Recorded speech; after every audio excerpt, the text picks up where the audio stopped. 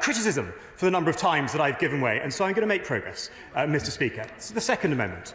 Speaking to the Amendment 10F, as I and my noble friend Lord Sharp have said previously, this government greatly values the contribution of those who have supported us and our armed forces overseas. And that is why there are legal routes for them to come here to the United Kingdom.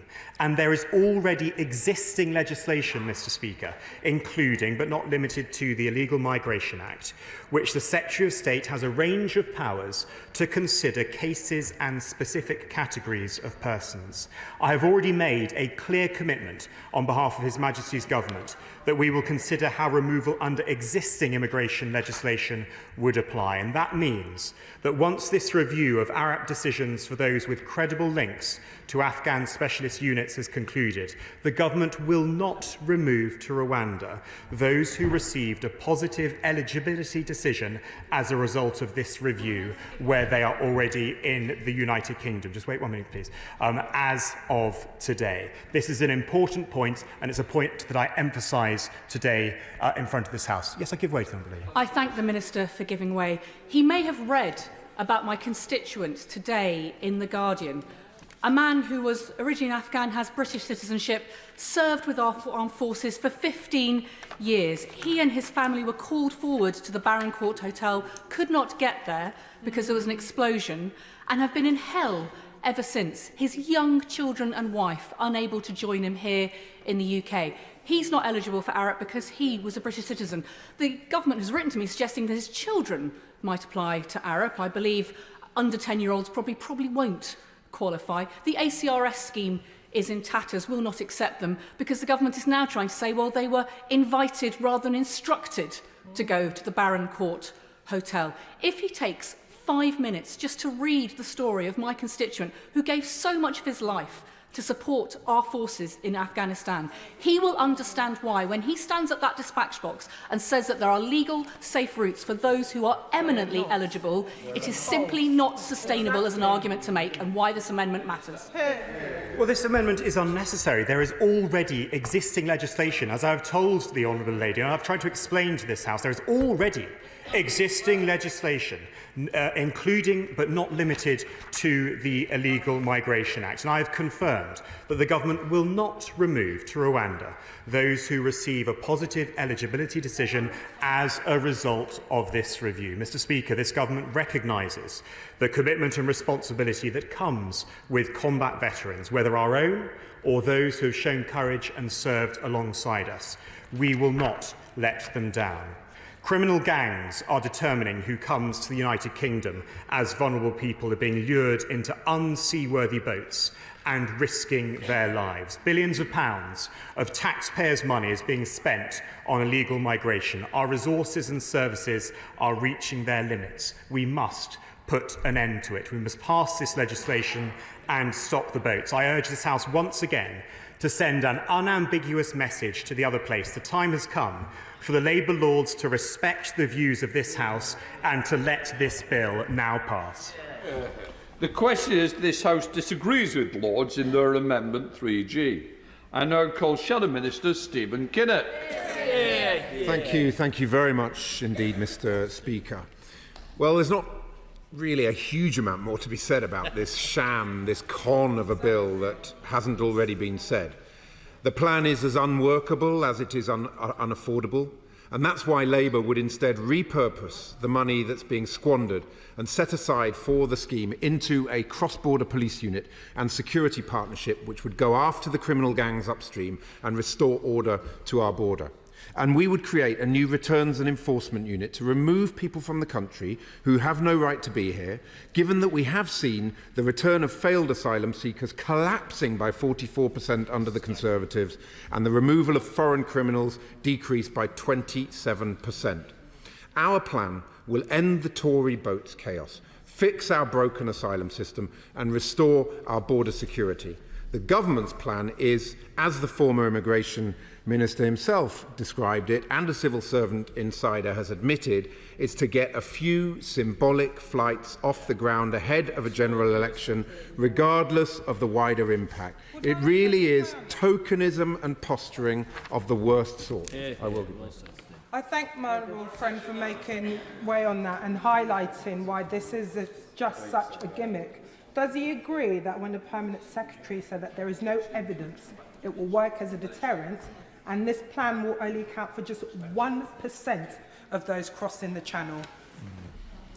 Well, she's absolutely right that the test of a policy like this is, will it work as a deterrent? But when you're dealing with people who have risked life and limb to cross continents, they are not going to be put off by a 1% chance of being sent to Rwanda. So the policy fails on its own terms, and the Permanent Secretary was absolutely right to put that red flag on it 2 years ago. It's quite extraordinary that we are where we are today.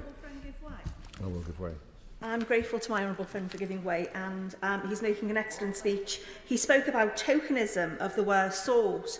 Does he agree with me that that was carried on by the Prime Minister's announcement, identifying 25 courtrooms and 150 judges will be available to deal with legal challenges from asylum seekers, giving our courts are struggling with backlogs, partly due to not enough barristers in court. Exactly. So it would be interesting to know how the government would achieve this. Would my honourable friend agree with me? Oh, she's absolutely right. I'd actually forgotten about that sort of chapter 562 in this never-ending story. And my recollection is that the Prime Minister was then slapped down, I think, by the judiciary, who said, well, we've got a huge amount of a backlog to get through, and this is not a priority. So I think we should thank my honourable friend for reminding the House of yet another sort of disastrous chapter in this story. I will be quick. In the unlikely event of a Labour government, is the Shadow Minister happy with the idea that in future the opposition parties that necessarily and usually dominate the House of Lords should frustrate a Labour government? So will he advise his friends up there to respect the will of the elected House? I will advise the other place to do what it is doing as a revising chamber, standing up for the constitutional obligations that it has to look at every piece of legislation that we send to them from this place, and to take the measures that they feel strongly about. What we are seeing is a set of amendments which in no way prevents this policy from being enacted, in no way prevents flights from taking off. It is simply those members of the other place doing their constitutional duty. But it's not only that the plan is completely unworkable, Mr. Speaker, it is also shockingly unaffordable. It is likely to cost a truly astonishing £2 million per deportee. And to add insult to injury, it puts the tens of thousands of asylum seekers who are deemed inadmissible and yet cannot be sent to Rwanda because of the lack of capacity there. They will be put into limbo in expensive hotels, stuck in a perma backlog at staggering cost to the taxpayer. Dreadful policy, shameful politics. Mr. Speaker, when this bill was first introduced, the Prime Minister described it as emergency legislation, and yet the government's management of the parliamentary timetable would suggest that the opposite is the case. Ministers had ample opportunity to schedule debates and votes on the 25th and 26th of March before Easter recess, but they chose not to do so. And indeed, last week there was also plenty of scope to accelerate this process. So you could be forgiven for concluding that the truth of the matter is that ministers have been deliberately stringing this out for two reasons. Firstly, because they thought that they could make some grubby political capital from the delay. And secondly, because they've been scrambling to get a flight organised and all the other logistics that are not in place. Indeed, the Prime Minister admitted this in his somewhat whinging and buck-passing press conference this morning, that the first flight to Rwanda won't take off until, checks notes, July. I mean, July, really. Today is the 22nd of April. We were initially told that this was emergency legislation, and yet we're now being told that there'll be a 10 to 12-week delay in getting the first flight off the ground.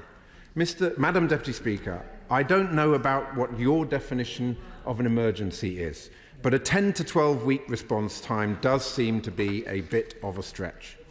And of course, given that none of the amendments to the bill could by any stretch of the imagination be seen as wrecking amendments, It really is quite difficult to see why the benches opposite couldn't just accept them and get on with it. Because the fundamental point is that not one of the amendments that have been coming to us from the other place would prevent planes from getting into the air. Turning first to the amendment in the name of the noble Lord Hope. Well, this amendment simply reflects what the government has already said, that court judgments are taken at a moment in time, and that a country may well be safe at a given point, but not at another. And that, if this bill passes unamended, then this House will, in essence, be asserting that Rwanda will be a safe country forevermore. But, Madam Deputy Speaker, surely the indisputable lesson of recent times is that we live in a dangerous and turbulent world, where authoritarians are on the march, and the rules-based order is under threat. So who knows what might happen in Rwanda in the future, or in any other country, for that matter. I'm very grateful to the Honourable Gentleman. And he will agree with me that, again, the Minister today made the point that just because we've entered into a treaty and we've been told it's safe, that suddenly should be treated as the way forward. Surely that's setting a very serious and dangerous precedent for the future, that we can work our way out of any unsafe country just because we have a treaty with them. I agree absolutely with my honourable friend, and I thank him for that intervention. I think one of the reasons that we are seeing such a strong pushback from the other place is precisely because they are deeply uncomfortable with trying to make something that is not true. The Supreme Court has ruled unanimously that Rwanda is not a safe country, and yet we are being asked to legislate to say that it is. Now we can legislate to say that the sky is green and the grass is blue, but that does not make it so, and that is why we have such an important point of principle in this bill. I thank my honourable friend. Just before the Honourable Lady makes another intervention, I must draw to the attention of the House that we only have till 5:15 to debate this matter. I have 8 people on the back benches who wish to speak. Their speeches at the moment will be limited to 3 minutes, and it might not be entirely fair for the Honourable Lady to keep meeting.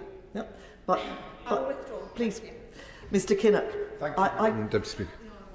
Courtesy. Mr. Kinnock. Thank you, Madam Deputy Speaker. Thank you. Therefore, the amendment in the name of the noble Lord Hope simply requires the Home Secretary to lay a statement before Parliament confirming that the Rwanda Treaty has been implemented and that the country is safe. And prior to issuing his statement, the Home Secretary would presumably be taking account of advice provided by the government's hand-picked monitoring committee as specified in the treaty.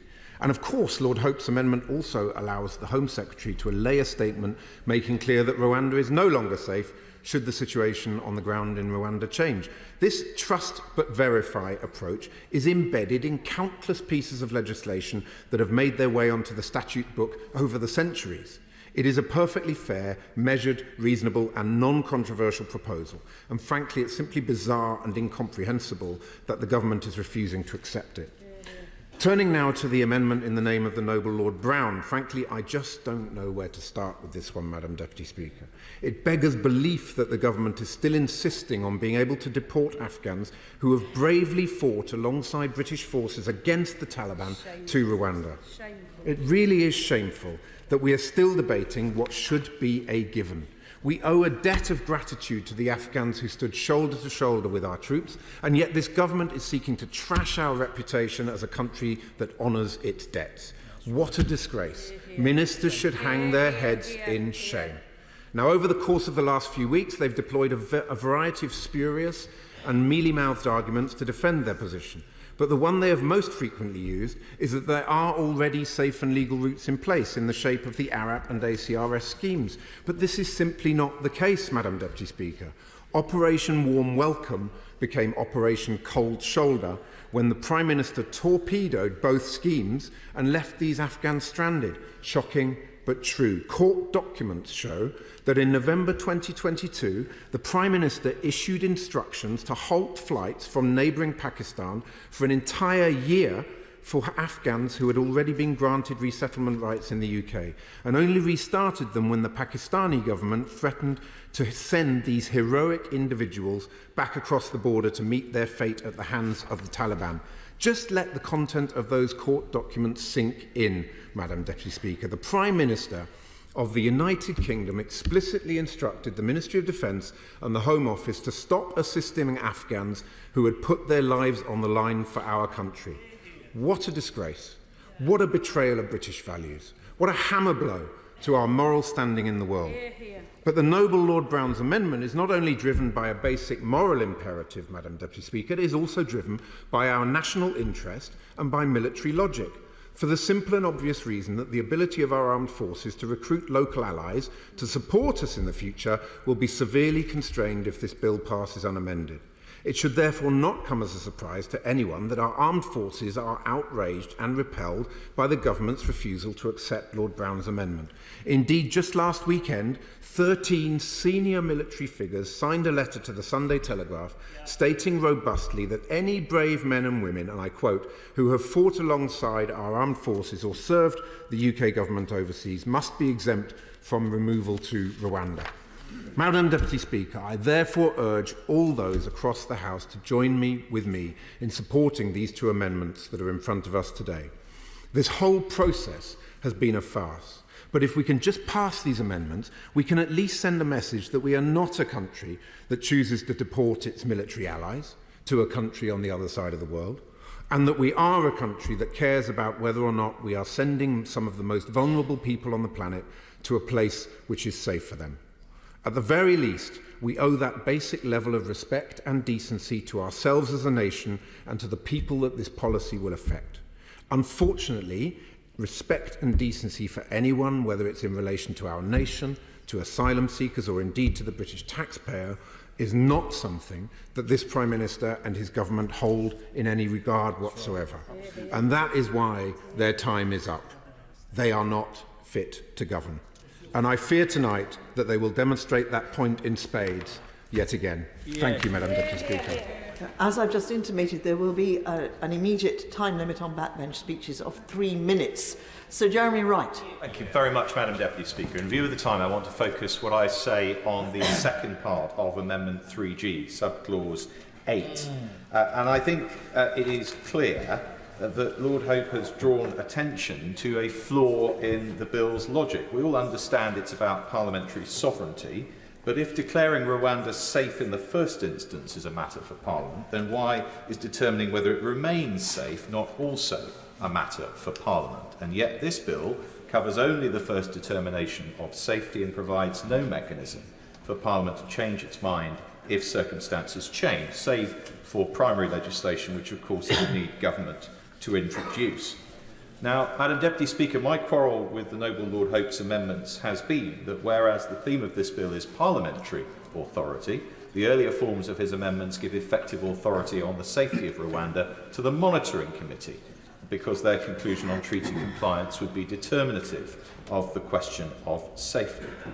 But the later versions of his amendments have transferred authority to ministers to determine, on the advice presumably of the Monitoring Committee, that Rwanda is no longer safe and make a statement to that effect. And I have to say, I think that is not perfect either. I still think that for the bill to have inherent and logical consistency, it should be Parliament's decision on whether Rwanda remains safe in changed circumstances, not a monitoring committee's and not a minister's. But how much latitude Parliament would have in deciding whether Rwanda remains safe in changes of circumstances rather depends on the point I raised in intervention with my right honourable and learned friend. If adherence to the treaty is evidence contributing to an assessment of whether Rwanda remains safe, but is not wholly determinative of the question of safety, then it remains possible, if unlikely, that Parliament would consider non-compliance, but nonetheless decide that Rwanda remains safe for the purposes of the bill. But if its only consideration on safety is the question of compliance with the treaty, then Rwanda cannot remain safe if it is in breach of the treaty. And I think, Madam Deputy Speaker, we need to be clear which of the two it is. But either way, determinative or not, if Parliament is to be the sovereign decision maker, it must know of non-adherence to the treaty. And directly or indirectly, the Monitoring Committee is the body which can tell us. So it seems to me we must look at Amendment 3G in the light of the late stage in proceedings we are at. We cannot keep batting this bill backwards and forwards across the building. And as I've said, I do not think this amendment is the best way to solve the problem that Parliament has no mechanism available to it to change its mind if the facts change. But I have to say, with all due respect to the Minister for whom I have high regard, the government hasn't come up with a better alternative. In those circumstances, he leaves me little place to go other than to support this amendment if my right honourable friend can't propose a better way of resolving this deficiency. Thank you, Madam Deputy Speaker. Well, the Minister opened by saying that he had looked forward last week to not debating this bill. Well, I wish indeed that the bill had never been brought to this House in the first place and that we wouldn't have to debate this bill. I wish that it had never seen the light of day. And if he never wanted to debate it again, he could have, of course, accepted the Lord's amendments last week instead of stringing this out for even longer, because these are perfectly legitimate amendments that the Lords have brought. But I see that the members on the benches opposite are seeking to get around the tedium of voting on amendments to render vulnerable people overseas. There's a text message circulating on X in the name of the Government Chief Whip saying, "Dear colleagues, with a potentially long and historic night ahead, on behalf of the Prime Minister, I would like you to invite you to drinks this evening from 9:30. These will take place in the Prime Minister's office in the House of Commons. I look forward to seeing you there." How absolutely heartless and despicable that the members in the opposite benches are quaffing drinks while they're thinking about sending people to Rwanda. How utterly without any kind of moral background whatsoever. And should the Lords send back further amendments tonight, should they carry out the procedural, unusual procedural matter of double insistence, I would certainly support them very much in that endeavour. Any mechanism that we can use in this place to stop this bill is what we should do. I will. I thank the honourable friend for giving way, and I congratulate her on using every procedure that is available to her to state the SNP's opposition, not least, Madam Deputy Speaker, by moving amendments in the Reasons Committee last week, because we in the SNP will take every single opportunity to express our opposition to this outrageous plan. I thank him for his intervention and would note on the record that Labour did not vote on any of the reasons that I sought to amend in the Reasons Committee, and I've yet to have any explanation as to why they wouldn't use any mechanism available to them to oppose this bill. And Madam Deputy Speaker, we had yet another press conference this afternoon where the Prime Minister didn't come to this House to talk about his gurning and his greeting that those mean old Lords wouldn't let him have his way. And I would point out that the Conservatives have over 100 more Lords than Labour, and perhaps a lack of enthusiasm from their own Lords is reflective of the fact that many of them didn't even show up to vote last week. Because this is not in the Conservative Party manifesto. They have no mandate for the Rwanda plan whatsoever. And indeed, what manifesto would they put in front of people which would say we're going to set out to breach our international commitments and engage in state-sponsored people trafficking? What manifesto indeed would that be? And just to mention very briefly, Madam Deputy Speaker, some of the things that the Prime Minister mentioned in his statement, suddenly conjuring up a whole load of judges to determine these cases, when they could be better served, perhaps, looking at the appeals backlog that his incompetent bulk processing of asylum claims has created. He mentioned charter flights being booked. Well, many commercial companies had refused to be involved in the charter flights at all, including the Rwandan state carrier. So which companies have been engaged to do this, and at which cost? We still don't know. He said that the first flight will leave in 10 to 12 weeks. Will this be before or after we reach summer recess? Because we know already how far the timescale has slipped for the government on this, and what scrutiny will occur should these flights take off during recess. Madam Deputy Speaker, if they do indeed manage to send anybody to Rwanda, where are they going to put them? Because we know that the Rwandans have sold off the housing that they set up to place people in. Will they be piling them up in tents? I wouldn't put it past this government, but it would be useful to know. Moving to the Lords' amendments themselves, Madam Deputy Speaker, we fully support these Lords' amendments, which do their very best to mitigate an absolutely dreadful piece of legislation. And I cannot see what the government's objection really ought to be in Amendment 3G. They were all about taking back control, but yet they want absolutely no parliamentary scrutiny whatsoever of whether Rwanda remains a safe country. And the honourable member from Kenilworth and Southam quite rightly pointed out, we have no means in this place of declaring Rwanda unsafe. We say it's safe for in perpetuity, forever and ever and ever. We can't declare it unsafe should something happen. That is just not logical. And I would note also that the Irish High Court ruled last month that the UK, in fact, is not a safe country to send asylum seekers to in light of these plans. I fully support also the new Amendment 10F from the Lords regarding Afghans. And I've mentioned it many times before, my support for those Afghans who served and supported UK objectives in Afghanistan, and how woeful the government's response to the need of those people has been. And I would point... I will briefly, yes. I'm grateful to her for giving way. Would she agree with me that rather than spending £11,000 per person to deport them to Rwanda, that money could be used right now to rescue my constituent and his wife who got out of Afghanistan into Pakistan and are now stuck there waiting for the UK government to rescue them? I wholeheartedly agree, and I know of many such cases of people who have been sorely let down by this government.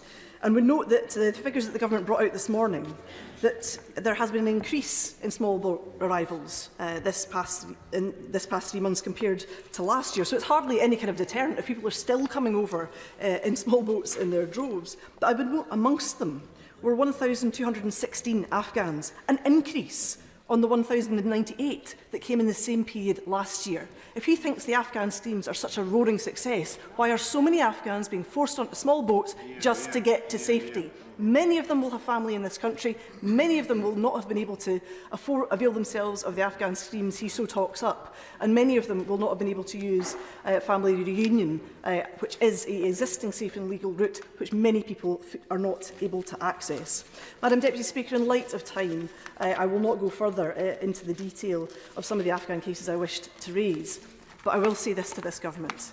This legislation is utterly despicable. It is state-sponsored people trafficking. It is against our obligations in international law, and Scotland wants no part of it. We will oppose it every step of the way.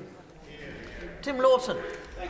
Speaker, can I start by agreeing with the opposition spokesman when he said that there's nothing new to say? The trouble is that he then spent 14 minutes saying nothing new. And to say that these amendments do nothing to stop flights getting off the ground. The fact that we are still having to debate amendments is preventing the legislation going through which would allow the scheme literally to get off the ground. So now it's time to get the Rwanda legislation done. The remaining amendments, many people have had days, weeks and months to make their points. The government have given undertakings. We've heard further undertakings about the treatment of Afghan refugees here today. This bill does not oblige the government to return anybody from Afghan. There are explicit schemes particularly to protect them. And in terms of declaring Rwanda a safe country, the only reason the legislation has stated such is because a court declared it not to be based on limited and snapshot evidence. The government has a white list of countries which are not deemed to be safe. The FCDO issues guidance about where it's safe to travel. But what does constitute safe in the eyes of those courts? Is Spain safe if you're a Catalonian dissident who is in exile because they've taken issue with the Spanish government? Is it safe to go back to France? Some of the refugees I've met in the Napier barracks claim that they are beaten by French police and it's not safe for them to go back to France. Indeed, is London safe if you are openly Jewish in the eyes of some court judgments? There are plenty of safeguards that are given in this bill. It will bring people back to the UK if it's deemed not to be safe or appropriate. There's plenty of international legal scrutiny now added into this bill. The issue of refoulement, which was the major complaint about by the Supreme Court, has been dealt with. Legal assistance is available for those sent to Rwanda. And we know, and I'll say it again, when the Home Affairs Select Committee went to Calais last year, we were told by all of those in charge of the policing system on the beaches that when the government announced the Rwanda scheme in the previous May, there was a surge in migrants around Calais approaching the French authorities to try and regularise their position in France because they did not want to risk being sent to Rwanda. What is disgraceful, Madam Deputy Speaker, is time and time again, those behind these amendments, the Labour Party continuing this ping-pong, have not come up with a single solution to the really important question of what do you do with asylum seekers who have come to this country illegally, who have no credible case to be in the UK, but for whom it is practically impossible to return them to this country. And what's also absolutely disgraceful is just this morning the Shadow Home Secretary has made it quite clear that a Labour government would abolish the Rwanda scheme, whether it's working or not. What they are saying to people at the other side of the channel, just wait a few months, then you can come in your droves as much as you like. That is the truth of the matter. These amendments need to be beaten again. Dame Diana Johnson. Deputy Speaker, and whilst I agree with quite a lot of what the honourable gentleman says at times, that point that the honourable gentleman just made about Labour's policy is absolutely incorrect. Can I just say that I'm very pleased that the Minister has stated at the beginning of his remarks that the other place has absolutely the right to act as a revising chamber and to give their advice to this chamber. Lord's Amendment 3G is tabled by the Noble Lord Hope of Craighead, as we know, a former Deputy President of the Supreme Court, and it states that Rwanda cannot be considered a safe country for the purposes of the Act until the Secretary of State has obtained and laid before Parliament a statement from the Independent Monitoring Committee confirming the treaty provisions have been implemented. And it also allows for the Secretary of State to rescind the confirmation if the treaty stops being adhered to, rather than the nonsense position of claiming that Rwanda is safe forevermore. This is a sensible and measured amendment to deal with the facts and for allowing them to, when they change. And on the day that the Prime Minister has stated that some asylum decision makers and judges have been trained, the Joint Monitoring Committee set up and the President of the new appeal body selected, we still don't know whether all the other provisions of the treaty have been fully implemented or whether the number of officials in place is sufficient. So with the Prime Minister insisting that flights will begin in 10 to 12 weeks, Lord's Amendment 3G provides a vital safeguard ensuring everyone sent to Rwanda will be protected by the implementation of the treaty provisions. And I think this is entirely reasonable, and I agree with what the Right Honourable Member for Kenworth and Southam said. Just turning to Lord's Amendment 10F, tabled by the Noble Lord Brown of Ladyton, a former Secretary of State for Defence, it provides the exemption for people who supported the armed forces overseas or who have otherwise been agents or allies of the UK overseas. Anyone seeking to rely on the exemption would need to provide notice to the Secretary of State within 1 week of arrival in the UK. Now, ministers have sought to reassure members that they were reviewing the position and that they would consider and revisit how the Illegal Migration Act and removal under existing immigration legislation will apply to those who are determined ARAP eligible. But I must note that responding in the House of Lords, the Noble Lord Brown dubbed this assurance as worthless. And we should all be conscious of the strength of feeling amongst those former senior armed forces personnel who support this amendment. When individuals risk their lives to support British troops overseas, we must honour our commitment to providing sanctuary, not outsource it. And that is why I'm going to support the Lord's Amendment. Sir Robert Buckland. Thank you, Madam Deputy Speaker. I'm mindful of time as always. It's quite rightly being reduced as we deal with this bill rather similar to some sort of exotic recipe where the sauce is reduced and reduced on every occasion. We're now down to two important amendments, and I'm glad that in his tone and in his approach to this, my right honourable learned friend on the dispatch box has absolutely embraced this debate as he should, which is all about the detail, getting it right. He knows that I support this policy. We've heard a lot of rhetoric again in this chamber which is unfortunate and misleading. We are doing something genuinely innovative, and it is right that we should do so. However, I do think that the revised Amendment 3G in its form now particularly in light of the remarks of my right honourable learned friend, the member for Kenilworth and Southern, does actually strike an appropriate balance here, not only in terms of making sure that the reality of the position in Rwanda is met by the deeming provision in law, but that there is a mechanism by which we can deal with this as a parliament if indeed circumstances change. And I think with great respect to my right honourable learned friend, he did almost concede that if there was to be a change in the situation in Rwanda, then primary legislation would have to be at least considered by the government. It seems to me, Madam Deputy Speaker, that it would be far better to ensure against that, to avoid the need for further primary legislation by making sure that in this bill we can wrap it all up and make sure that we have a system that is not just strong when it comes to potential legal challenge, but which also gives this place, I think, its rightful role. So I do, alongside my right honourable learned friend, still commend and support that particular provision. Now, I noted with regard to Amendment 10F the comments that my right honourable learned friend made from the dispatch box, the assurances that he gave about the status of people who have had an assessment and are found therefore to have satisfied the requirements of the scheme. That's an important step forward.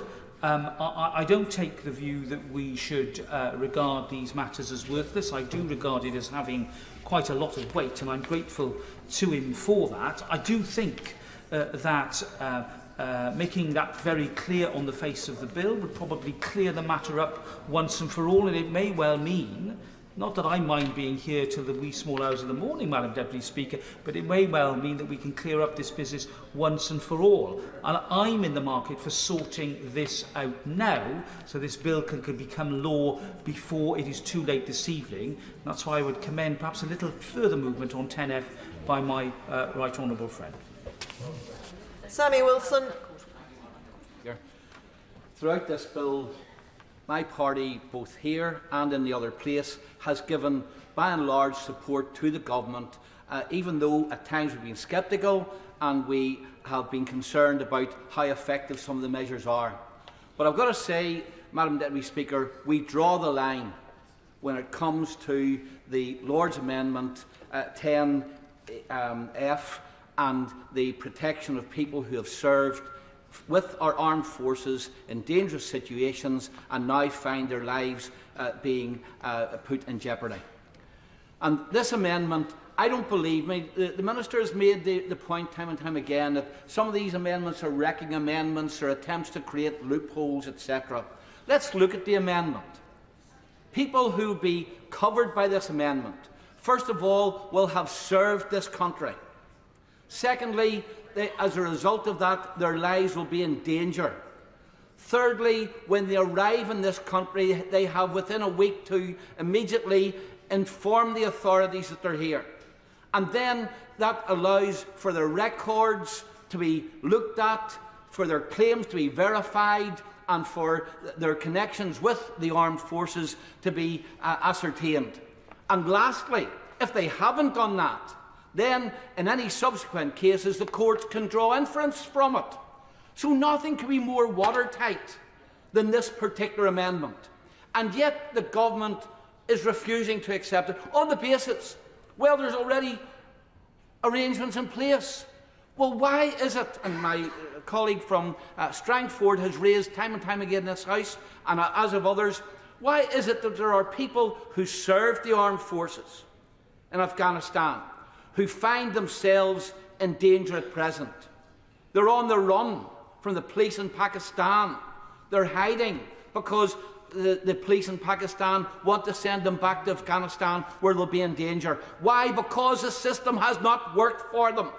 And that's why I think it is important that this amendment is accepted. We have a moral duty.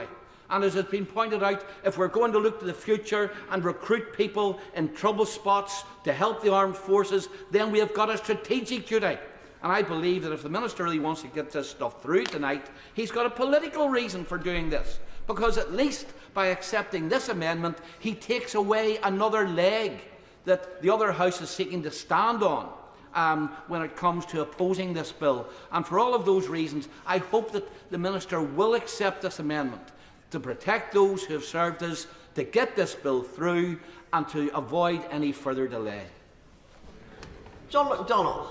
Just to follow on from the member for East Antrim, we get to the stage I think this is a disgraceful bill. I want to oppose at every opportunity, but you have to accept at some stage the bill will go through, and therefore it's the normal run of things in these matters that the government will compromise on a number of issues, and usually by this time.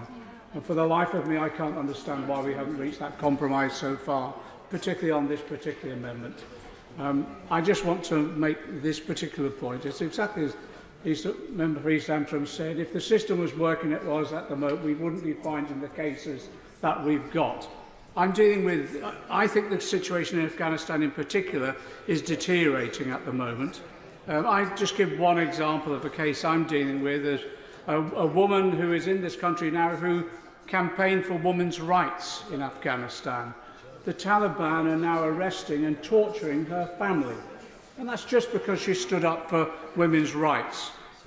If you're any way associated with the British government in any form, it makes matters even worse. I had another constituent in one of the hotels, an asylum seeker in one of the hotels, whose family simply rented out property to the BBC and some of the British authorities as well. The family got out, but they actually still had their connection with their video. And they showed me the videos of the Taliban turning up and beating up almost to pulp the staff of that family who were working in those premises then. The situation is deteriorating. The existing system is not working. People who are in any way associated with the British government and the British forces in particular are targeted, and their family are targeted, and they're not just abused, they're actually tortured. I just think we have a debt of honour, and the compromise has to be done tonight. This amendment cannot be seen as a wrecking amendment in any way. It's simply a logical conclusion of the debate that we've had in both our houses. And I urge the other place to stand firm on this one, because I actually do think the British public support this amendment as well as this. I actually do think maybe a majority in this House really want to support it too. So I urge the government to think again, because this has gone beyond the normal process. My honourable friend from the front bench said, what is there to gain from the government in continuing this process overall? If they think this is about demonstrating their own bravado, their commitment, trying to get some publicity out of this, I actually think it's going the other way. I think at the moment the general political mood and public mood is, for goodness sake, except when there's a compromise offered, you should seize it, particularly on this particular issue. Tim Farron. Deputy Speaker, I hear from the other side impatience and irritation that we're still here, still debating this. I would respectfully just point to them the impatience, irritation, even outrage on the part of my constituents at the fact that this government is wasting vast amounts of their money on something they know, and the government knows, will not work. That there's a 1 in 200 chance that an asylum seeker might be sent to Rwanda is clearly not going to be a disincentive. What could be a deterrent would be to process the applications that we have and remove that 25% of asylum seekers who turn out not to be genuine. You will never know that if you don't have the competence to process it. What also would be sensible is to actually set out safe routes, so you are able to bypass and therefore undermine the model of the evil people traffickers. That outrage from my constituents also goes to the knowledge that what could be done with the money that has been spent on this nonsense scheme so far. It's the equivalent, Madam Deputy Speaker, of 5.7 million GP appointments if the government had the priorities that the British people wants them to have. These two amendments are entirely sensible. I don't need to repeat all the arguments for them, but that we should have independent verification and not simply declare that a place is safe despite the lack of evidence is nonsense. Of course, as an aside, if Rwanda is a safe place, then why would it be a deterrent? And if it's not a safe place, why would any decent government send anybody there? But I support the Lords in pushing 3G with 10F. I'm not going to give way because we're about to finish. It's unfair on others. 10F guarantees that those who've risked everything to protect and serve our men and women in Afghanistan, our servicemen and women, to not be betrayed by this or future government, is a basically simple and decent thing to ask for. And whatever the motivations the government ascribes to those those moving this amendment, it's clearly a totally a reasonable one, and a reasonable government would accept it. But going back to finish, the government's, to address the government's irritation, the Conservative Party's irritation that we are still here, I want to just gently encourage Conservative members here present, right honourable and honourable members, to imagine a time, sometime in the future maybe, when they are not in government and they are in opposition. Let's imagine a time when a government of a different colour ignores the rule of law, bypasses the courts, thinks itself above the law, and then tries to use its numbers in Parliament to steamroller through something that was not in their manifesto and for which they have no mandate. An honest answer to that question would lead to this government yield. This is awful legislation, it is cruel, it is inept, it is expensive. We should vote the amendments through, the law should keep going, the government should concede. Minister Michael Tomlinson. Madam Deputy Speaker, with leave of the House, may I address very directly my right honourable and learned friend, the member for Kenilworth and Southam, and my right honourable and learned friend, the member for South Swindon, because they have both addressed Amendment 3G. This amendment does not do what my right honourable and learned friends are looking for. They are looking for a parliamentary moment. This amendment merely produces a statement. And I would invite them to imagine a scenario whereby what we have been discussing would not produce a statement in any event, would not produce an urgent question, would not produce a moment for a Secretary of State to have a statement in the chamber of the House of Commons in any event. And I repeat to my right honourable learned friend, this amendment does not meet the challenge that he has set, and I would encourage him to be with the government in a few short minutes' time. Madam Deputy Speaker, we must get on and put an end to this. We must pass this legislation and to stop the boats. Perhaps in the words of my honourable friend, the member for Stone, I urge this House once again to send a clear and unambiguous message to the other place, and I beg to move. The question is that this House disagrees with the Lords in their Amendment 3G. As mayors that opinion say aye. Aye. Of the contrary, no. No. Division. Clear the lobby.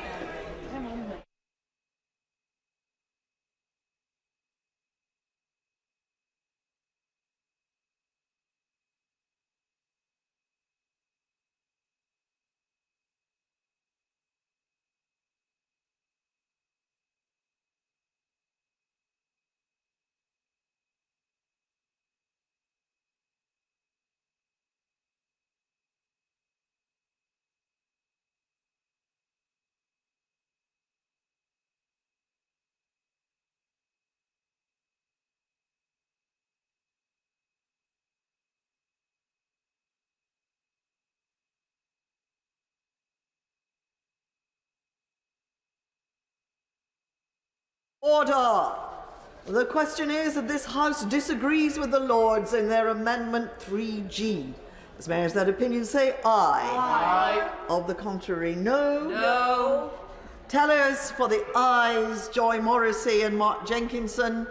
Tellers for the noes, Tonia Antoniazzi and Mary Glindon.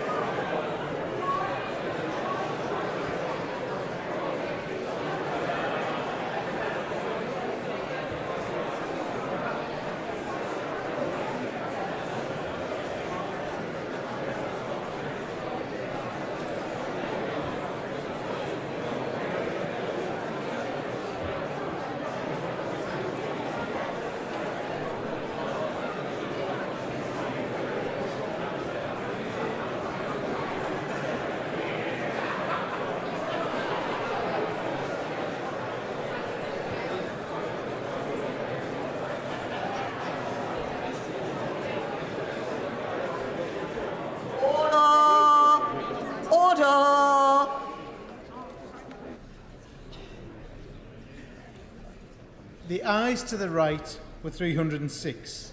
The noes to the left were 229.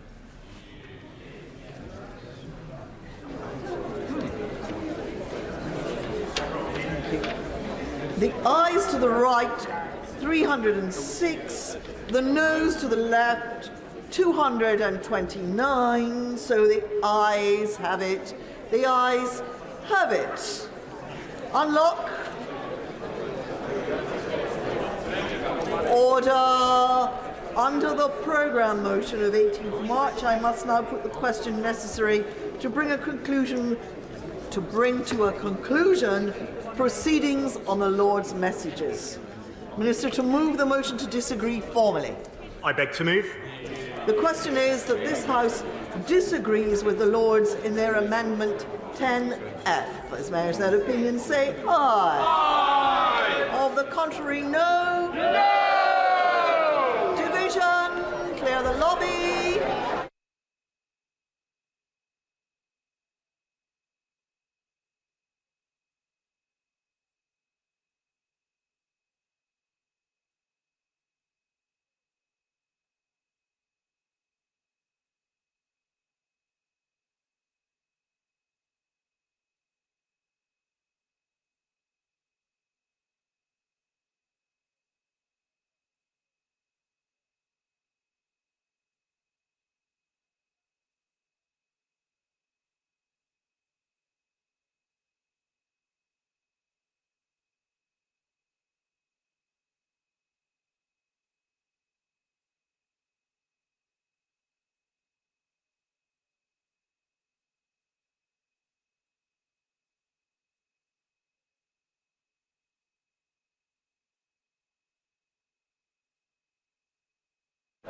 Order.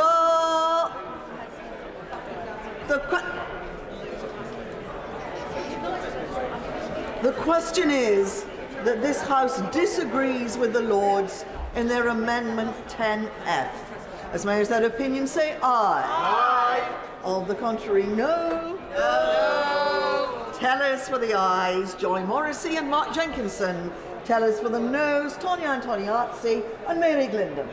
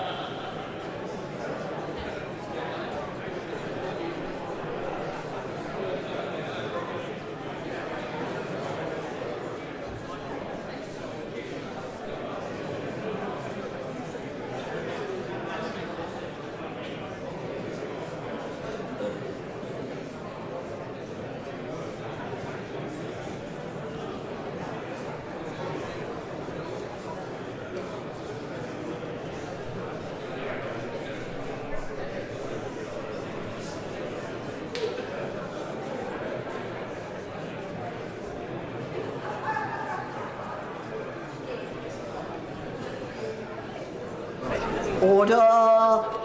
Order!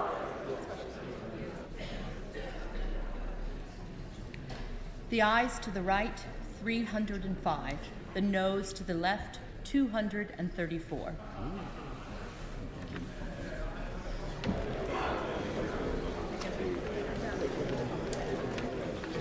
The ayes to the right, 305.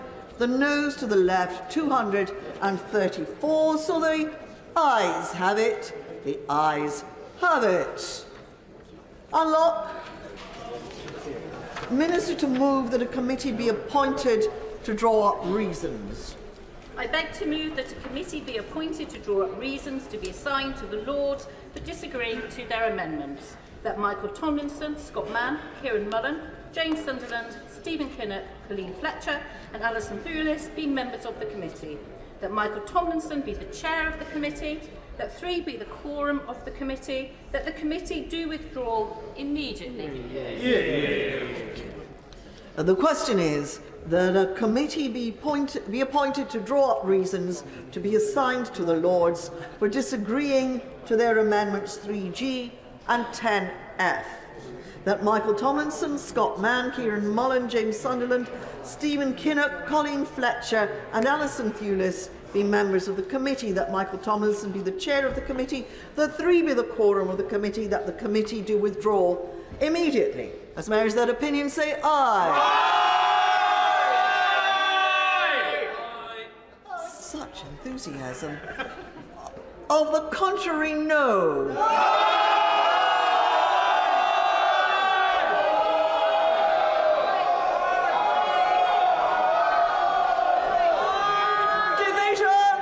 Clear the lobby.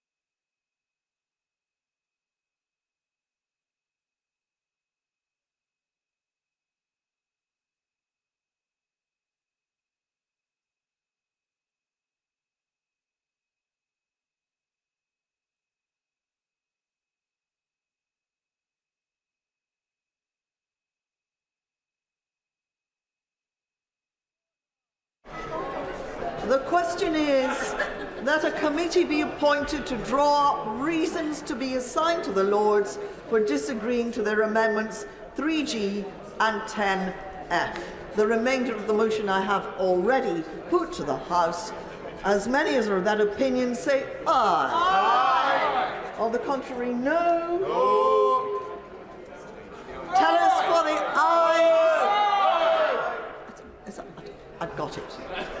And I can't take it on the voices. The no voices are pretty loud. Tell us for the ayes, Joy Morrissey and Mark Jenkinson. Tell us for the noes, Peter Grant and Stephen Bonner.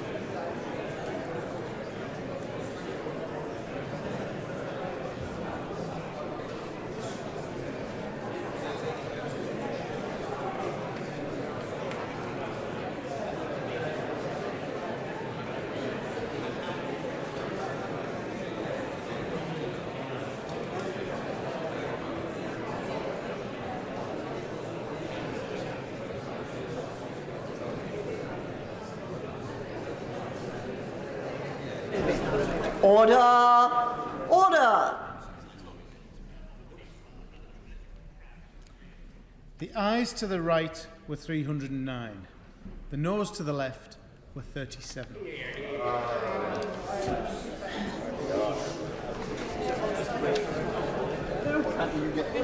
The ayes to the right, 309. The noes to the left, 37. So the ayes have it. The ayes have it. Unlock.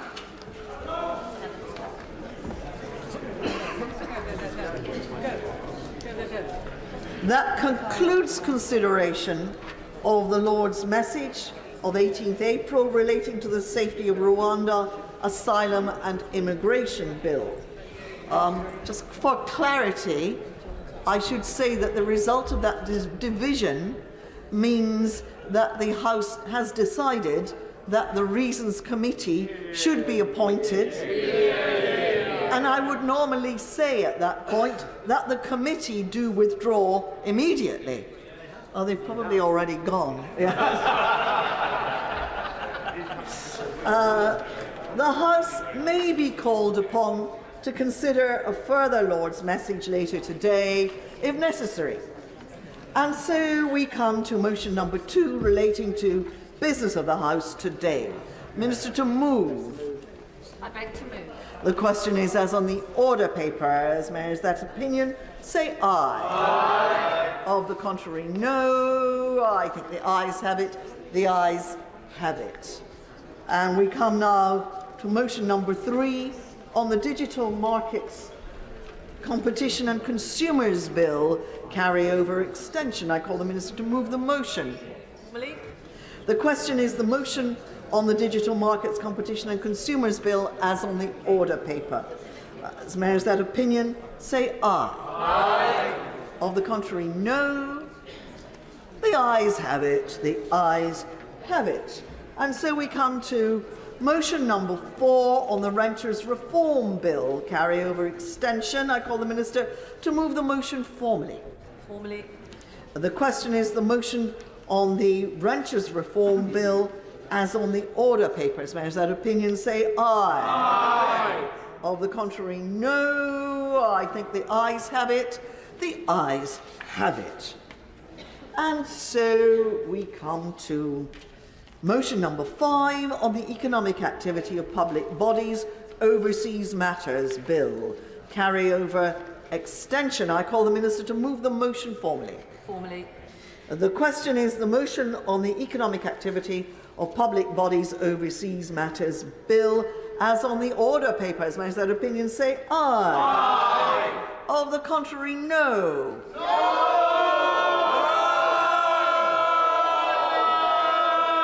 Division, clear the lobby.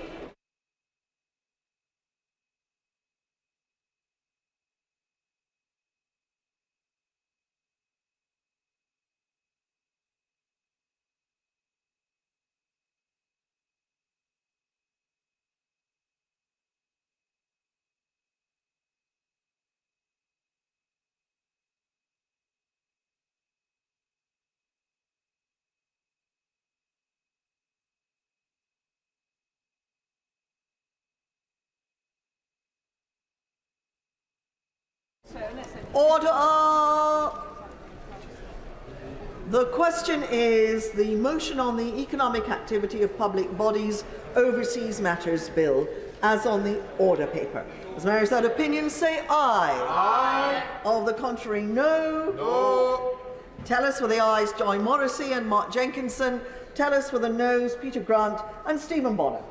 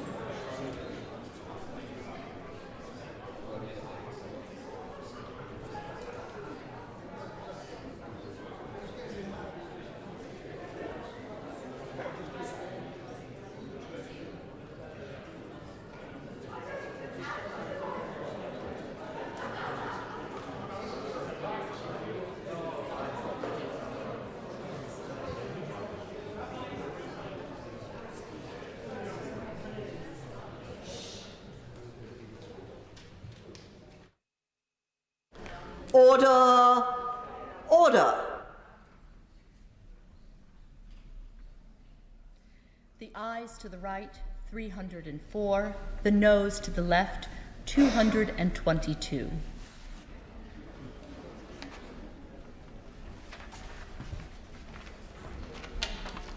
The ayes to the right, 304. The noes to the left, 222. So the ayes have it. The ayes have it. Unlock. We now come to the money resolution in respect of the pensions special rules for end of life bill. Minister to move. I beg to move. The question is, as on the order paper, as members that opinion say aye. Aye. Of the contrary, no. I think the ayes have it. The ayes have it. And we come to the money resolution in respect of the International Freedom of Religion or Belief Bill.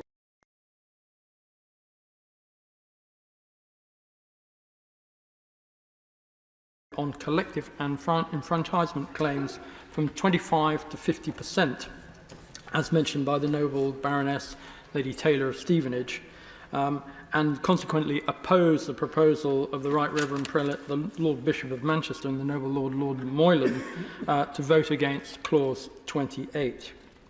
Your Lordships have heard how giving more say to leaseholders in mixed blocks of residence and commercial units would be a bad idea and negatively impact on investment and the effective running of these blocks. Reform would only help some foreign leaseholders and investors and would result in fewer homes being built, it has been said. My Lords, this is far from the case.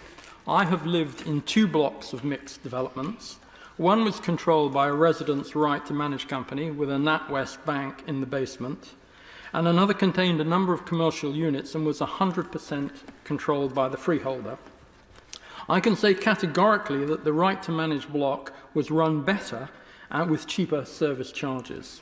The freeholder-run block exploited the residents, cross-subsidised the commercial units at the residents' expense, and gave them no effective say over how the block was run. The difference, I would point out to the noble Earl Lisson, was that the RTM block was actually run by the residents and they were managing their own money, whereas the freeholder block was run by a managing company and the freeholders were profligate with the use of residents' cash. So let us be frank, my lords, maintaining the 25% cap is about the freeholders retaining control and nothing about fairness or efficiency. If anyone lives in or invests in a flat in a block, they should have a say over how it's run. For that reason, I oppose the amendments in the names of the noble Lord Thurlow and the noble and Lord Sandhurst, which would have the effect of restricting enfranchisement and further strengthen the position of freeholders by limiting the number of leaseholders who could vote to manage their own blocks of residence. And I must say that also RTM directors are perfectly capable of managing mixed blocks of developments. Freeholders, of course, are keen to take leaseholders' money, but don't want to relinquish control. This can result in a situation where leaseholders represent 95 to 99% of the investment in a building, but have no control. Whereas the freeholder, who has an investment of just 1 to 5%, is deemed to own the building and run it for their own profit, while appointing a property management company which proceeds to rip off the leaseholders via excessive service charges and insurance commissions. And as I said, because it's not the freeholders' money, they don't care. That's the difference, my lords. Any leaseholder's attempt to challenge this is fraught with risk and a potentially ruinous cost, so this aspect needs reforming too. My lords, I'm aware of a major lobbying effort by the great estates to protect their feudal privileges built up over hundreds of years. I was invited to dinner by one of them, but didn't go. And My Lords, I must say, following the intervention of the Right Reverend Prelate, the Bishop of Derby, I would like to refer to the amendment in the name of the Right Reverend Prelate, the Lord Bishop of Manchester, who was refreshingly frank at second reading. He said, yes, the system could be described as feudal, and some of the church property dealt with dated back to the 11th century. In the Church of England's case, their property portfolio is valued at £2 billion. It's a business. They have assets of at least 6.7 billion. And of course, the Church of England, as we all know, does a lot of work with charities and work with the poor. But some have already questioned whether the Church of England's 105,000 acres could be better used, in part at least, to provide the social housing so badly needed by the needy and homeless. And with the great estates, the story is also about retaining their wealth, not about losing it. I have no problem with that. I just don't think it should be at the expense of leaseholders. They need to move with the times. The old ways of fleecing leaseholders is increasingly untenable. Sorry. I was a bit thrown actually by the Bishop of Manchester not being here, and we were going to later talk about marriage value, but that's another part of the debate. But we in Parliament, I believe, have a greater duty than just to the freeholders and their interest, to their over 5 million leaseholders, to reform the leasehold system and preferably abolish it altogether. We heard again at the second reading how some freeholders are seeking to hide behind property rights and the European Convention of Human Rights. But leaseholders have rights too, and these are being deliberately suppressed. On ground rents, as again mentioned at second reading, the Competition and Markets Authority said there was no legal or commercial reason justifying ground rents. And I just had a bill for £300 for my ground rent, and for which I receive absolutely no service. Everyone knows that ground rents provide no service, they're purely rent-seeking, they are a legalised scam, and everyone involved knows full well that that's the case. And if pension funds are invested in ground rents, as some of them are, they should find a better use for their money, for example, investing in British companies. Our pension companies invest less in our own country's companies and stock market than any of their international competitors. And I say, my lords, shame on them.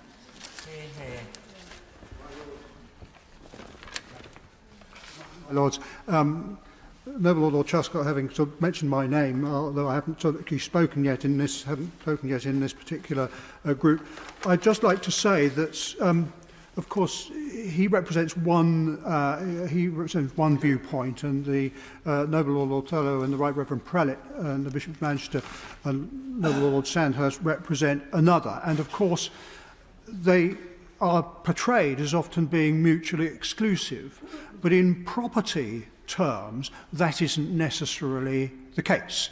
There clearly are perfectly good managers who really look after not only their residential tenants but their commercial tenants as well, and there are some rotten managers, and some of them are good corporates or rotten corporates, and some of them are good resident management operations, and some of them are really pretty poor ones. So it's very difficult to make a standard distinction, a standard rule for all of these. What I would say is I think that it is fairly evident from, if one looks at the large urban estates across London, there is a clear sense of purpose in sense of trying to preserve value, the appearance and the general amenity that is represented by the running of that estate.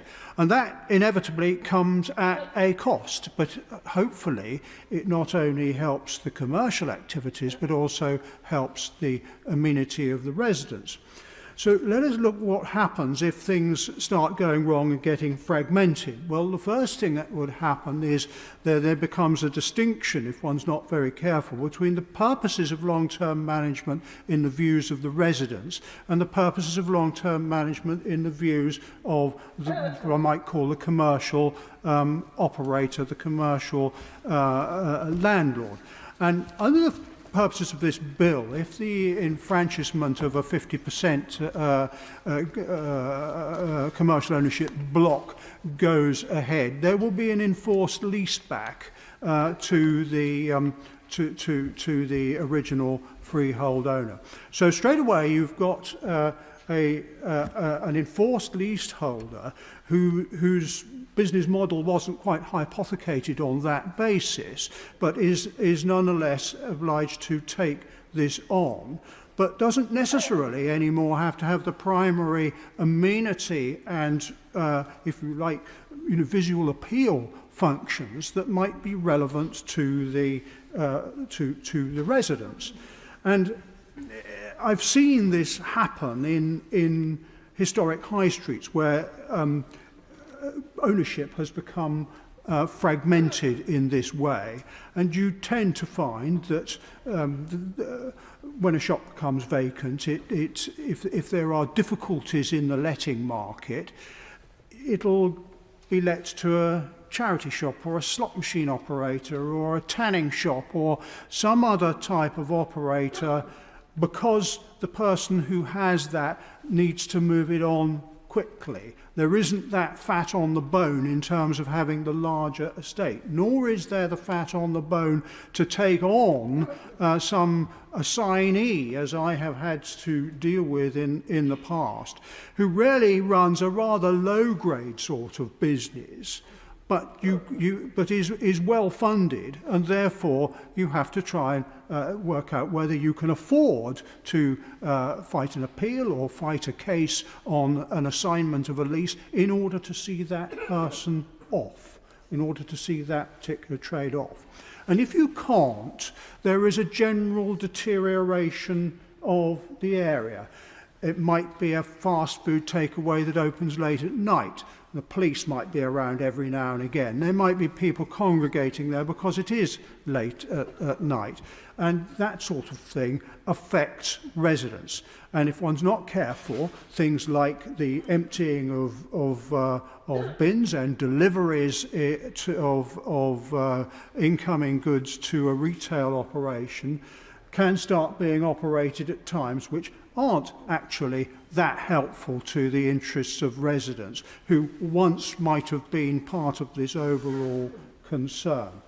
And so I can see both sides of this, and I think we do have to be very careful that not to make standard rules about things where the decision actually is much more nuanced and much more difficult a decision to pick. It really does depend where one is starting from, the circumstances and everything else.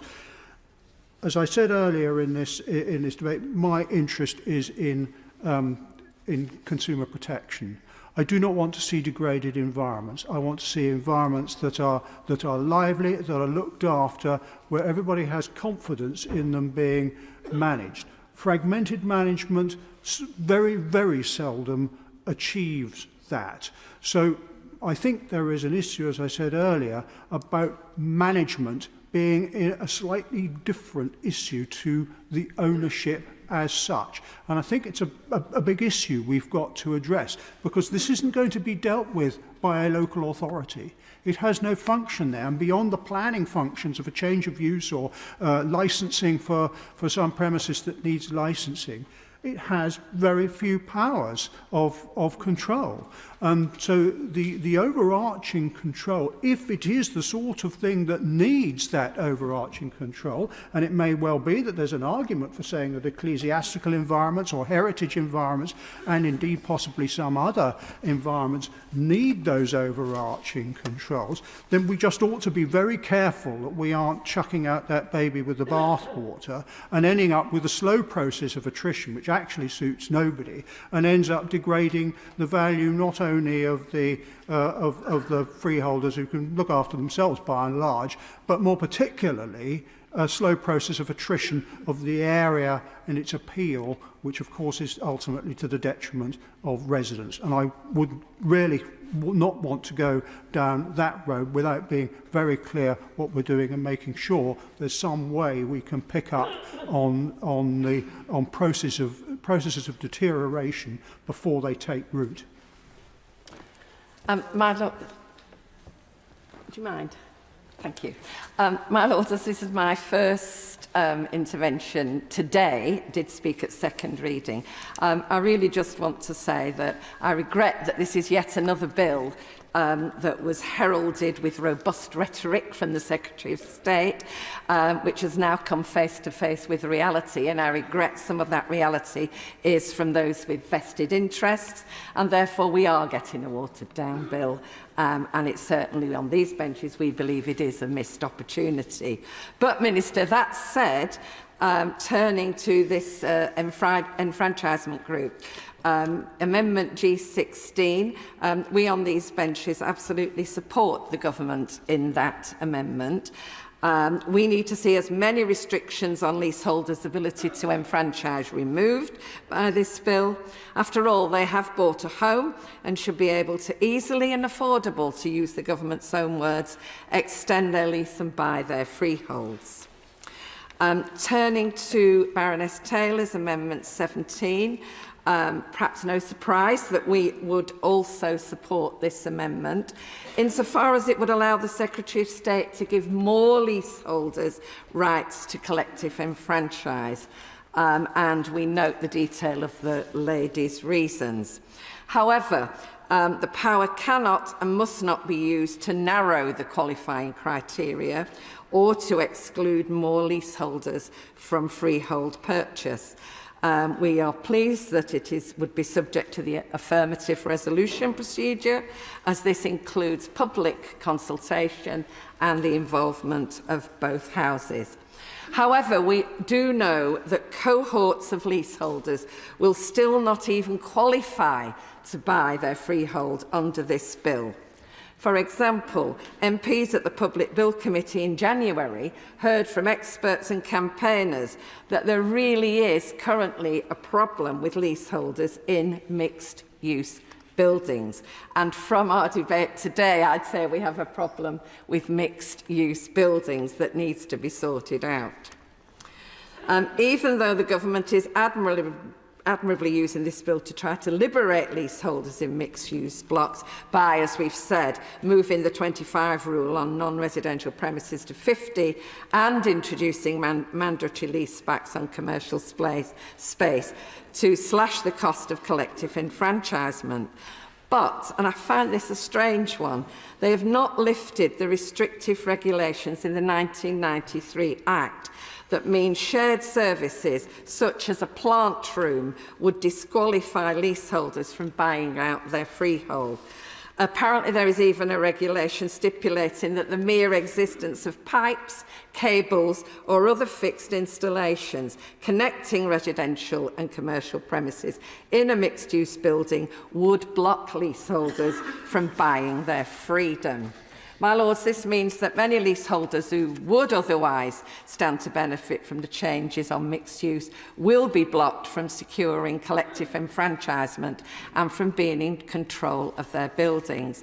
Perhaps the noble lady, I could ask if we could discuss this particular aspect before we go into report stage.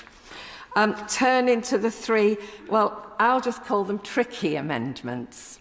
I noted that the noble lady Baroness Taylor kind of hedged her bets on these very wisely, I think. I suspect it's because, like me, she absolutely knows that the intentions of the Honourable Lords who are speaking are based on really good experience and a genuine wish to see this, but actually worry whether, in fact, this is just another means of putting commercial interests before residential interests. And not getting that balance right. So instinctively, as the Noble Lord Truscott stood, and I was really relieved when you stood up and made your comments, that we would instinctively oppose these three amendments, because in our view, they do seek to row back. But it has to be said that, you know, I have listened attentively to what's been said, and I'm completely changing what I was going to say to actually say that I genuinely believe that there are some serious areas that do need looking at. There is much experience in the House, but I am concerned that we're being subject to special pleadings And in particular, Lord Santos, you're pleading with regard to overseas owners. I don't see why we should be bending over backwards to placate overseas owners who are absent and aren't going to do their duty and are hard to contact, and lots of phrases that you all use. I don't see why we should be pandering to that. Surely we should be trying to solve the problem, to bring them into the fold. And phrases such as management difficulties, I think we should be able to solve that. But clearly there are issues. I'd just like to say it's worth saying that the rest of the world managed just fine under resident-controlled common hall systems, and they do so with some truly remarkable mixed-use developments, with cinemas, shopping centres, train stations, and all sorts of facilities and infrastructure. They are not asking to adopt our leasehold arrangement. So whilst I would accept from the noble lords the debate that there are issues that need to be probed further and spoken about and listened to, perhaps in a round table discussion before we get on to report stage. But our instincts are that these are shoring up the interests of commercial leaseholders, because let's face it, freeholders, that's where the money is. Mm-hmm. Well said. My Lords, very briefly, in the descriptions that have been put forward, the Right Reverend Prelate of these kind of thriving communities, and I mean, it sounded idyllic and so on. The way that the noble Lord Earl of Lytton talked about, making sure that we understood that there might be some bad players, but there are also some very enlightened players. It made it sound as though, that really this is just a question of having the right people in charge. Whereas I actually think it's a systemic problem. And one of the reasons why I'm anxious about this is because I don't really mind myself. I mean, it's always nicer to have friendly, non-rip-off freeholders. That's genuinely a positive thing. But I don't think that we should be grateful that we're not being ripped off in the homes that we live in. And the system problem is that people lack autonomy and control and over their homes, over where they live and of their destiny. And I just wanted to throw in that actually a successful community depends on people retaining their autonomy, and rather than being grateful that they're being looked after. I also think that it's incredibly important what the noble Baroness Thornhill pointed out. And I think it was really, Lord Truscott's really made an excellent speech, by the way, laying some of this out, which is there are thriving communities with mixed-use abilities all over the world that do not use leasehold. This idea that we're now getting to a point where we're saying, oh, well, what if we don't have leasehold here? We'll never have a local swimming pool, and there'll be no community centres. What's going to happen to all the shops? I mean, this is actually mythological. So I just wanted to point out that although I agree that one needs to look at the complexities, and I, for one, am actually all for nuance in relation to this and not just blustering away, I also think we should stop myth building about the wonders of the system, when in fact inherent in it is and why we want enfranchisement in the first place is because our citizens, when they buy a house, should have control over it, and they should not have that's their home, and then they can work collectively on building the community. At the moment, they denied that, which is why we're trying to tackle the problem of leasehold in the first instance. Okay.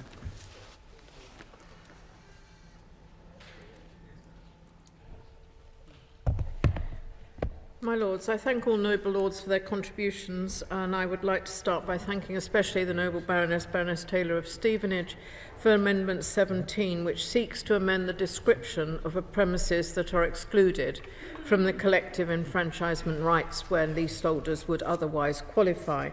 I know the amendment is well-intentioned so that there is flexibility to amend the description of exceptions without new primary legislation.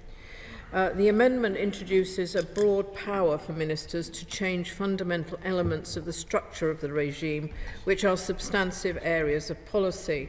And the government is already making changes to primary legislation by increasing the non-residential limit from 25% to 50%, following extensive consultations, which is right and proper.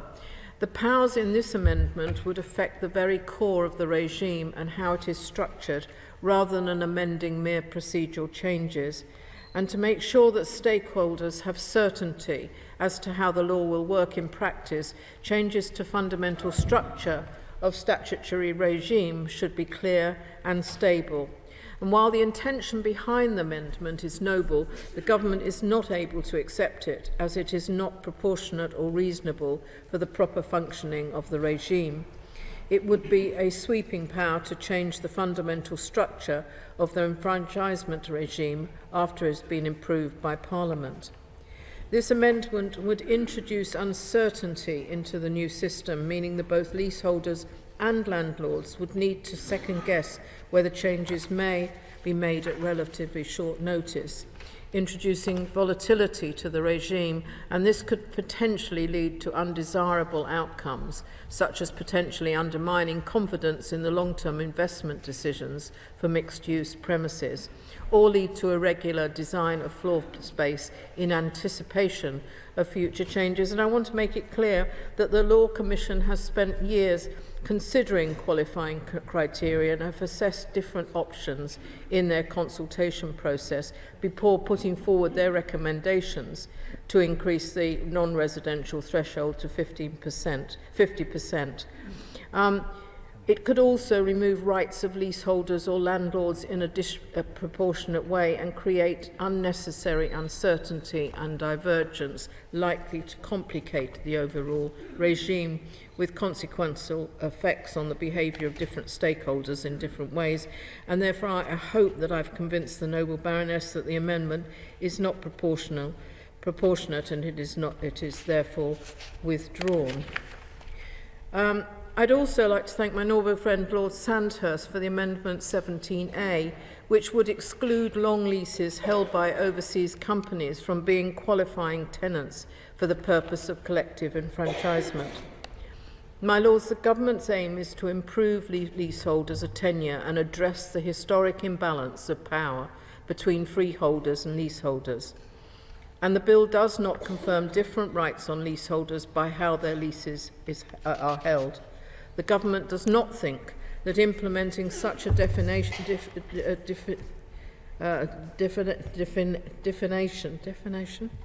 yes, in respect of which leaseholders have rights and which do not is workable or desirable. Amending the definition of a qualifying tenant for the collective enfranchisement will make it harder for other leaseholders in a building to meet the numbers required to enfranchise, should they so wish. And attempting to restrict some leaseholders may well disenfranchise others, meaning that many leaseholders up and down the country could lose the opportunity to exercise their rights. Furthermore, it would remove the existing rights of some leaseholders and complicate the system overall, contrary to the aims of the government. I understand the intention of the amendment may be to safeguard against circumstances where non-residents or overseas companies do not take an active interest in the management of a building or who are slow to respond. However, we expect most multi-occupancy buildings will be managed by professional management companies on behalf of freeholders, as they are now. And I would like to thank my noble friend again for the amendment, but I cannot accept it because it runs contrary to the aims of the government and may restrict leaseholders' rights. I therefore ask that I hope my noble friend is content to withdraw his amendment. My Lords, I'd also like to thank the Lord Bishop, or the Right Reverend Lord Bishop of Derby, for speaking on behalf of the Lord Bishop of Manchester, who I have had a number of meetings with about this issue. And I'm very happy if the Right Reverend Prelate takes back the fact that I will continue that discussion if the Lord Bishop of Manchester so wishes. But also my noble friend Lord Moylan for notice of their intention to oppose the question that Clause 28 stands part of the bill. Clause 28 increases the non-residential limit for the collective enfranchisement claims to proceed in mixed-use buildings from 25 to 50%. The clause implements the Law Commission recommendation, which has been subject to comprehensive consultation by the Law Commission and the Department. I note the Right Reverend Prelate and my noble friend's concerns, which have been raised through various consultations and with freeholders and with landlords. The bill's impact assessment considers the impact of increasing the non-residential limit for collective enfranchisement claims, including the potential impact on freeholders, high streets and businesses. The increase to 50% strikes a fair and proportionate balance and will ensure that leaseholders are not unfairly prevented from claiming the right to manage in respect of buildings that are majority residential, and protects the freeholders and commercial leaseholders in buildings that are majority commercial. Freeholders can also protect their commercial interests by taking back a lease back of the commercial unit by securing their interests with a 999-year lease back at a peppercorn rent. And we recognise the importance of the responsibility of building management, and would expect those, as I've said, who do exercise their right to take over their buildings will employ the use of professional managing agents, ensuring the building is managed with the appropriate expertise, as we've heard from Lord Truscott about the issues that he is aware of. So I would ask that the increase, I would say that the government considers that this increase is proportionate, and I would ask the Right Reverend Prelate and my noble friend to support Clause 28 and that it stands part of the bill. I'd also like to thank the noble Lord Thurlow for Amendment 18, which seeks to apply residency tests to the collective enfranchisement claims in buildings with more than 25% non-residential floor space. As we've discussed, Clause 28 of this bill amends the Leasehold Reform, Housing and Urban Regeneration Act 1993 to increase the non-residential limit for collective enfranchisement claims from 25 to 50%. Clause 28 implements a Law Commission recommendation that seeks to broaden access to collective enfranchisement for leaseholders living in mixed-use buildings where the non-residential elements can constitute up to 50% of the floor space. The existing qualifying criteria requires leaseholders representing at least 50% of the flats in a building to participate in a collective enfranchisement claim. When compliant with this existing criteria, the Noble Lord's amendment would only allow claims in mixed-use buildings with more than 25% non-residential floor space, where at least 25% of the flats are owner-occupied. For leaseholders in mixed-use buildings where less than 25% of the flats are owner-occupied, but more than 25% of the floor space is non-residential, this new clause would have the effect of removing all the benefit of Clause 28. This would leave leaseholders unable to collectively buy the freehold of their building because of how their neighbours choose to use their properties. It would also complicate all claims in buildings over 25% non-residential floor space, as participating leaseholders would be required to demonstrate that they are owner-occupiers. This could lead to claims taking longer, costing more, and would provide freeholders with another opportunity to frustrate leaseholders' right to buy their freehold. And this is counter to the government's aims in this area to broaden access to collective freehold ownership for all leaseholders and simplify and not complicate the system leaseholders use to do so. Lord Thurlow asked about why we weren't introducing it. And the government is committed, as I've said, to broadening this access to collective enfranchisement and making it cheaper and easier for leaseholders to buy their freehold. And as I've said, any residency test would complicate this system, my lords. Lord Thurlow also asked about compensation, and our reforms to enfranchisement valuation ensures that sufficient compensation is paid to landlords to reflect their legitimate property interests. And for these reasons, my lords, I would ask the noble lord to withdraw his amendment and move my amendment, my lords. Clause 27, Amendment 16. Question is that amendment be agreed to. As many of that people say content. To the contrary, not content. The contents have it. The question is that clause 27 as amended stand part of the bill. As many of that people say content. Contrary, not content. Contents have it. Amendment 17, Baroness Taylor, not moved. Amendment 17A, Lord Sandhurst, not moved. The question is that clause 28 stand part of the bill. As many of that people say content. Contrary, not content. The contents have it. After clause 28, Amendment 18, Lord Thurlow, not moved. Schedule 3, Amendment 19, Baroness Scott.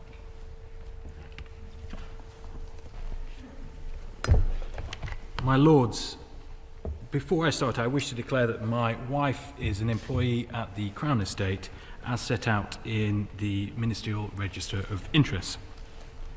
I beg to move Government Amendments 19, 20, 21 and 22 in my noble friend Baroness Scott's name. These amendments are consequential to the repeal of the right for public authorities to block freehold acquisition and lease extension claims of houses for purposes of redevelopment. This relates to Section 28 of the Leasehold Reform Act 1967.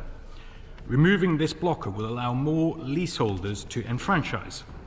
The power to block enfranchisement was given to authorities named on a list in the same section of the Act. The list of authorities is, however, used for wider purposes. For example, the list may be used by separate legislation when a lease has reached its end and expired.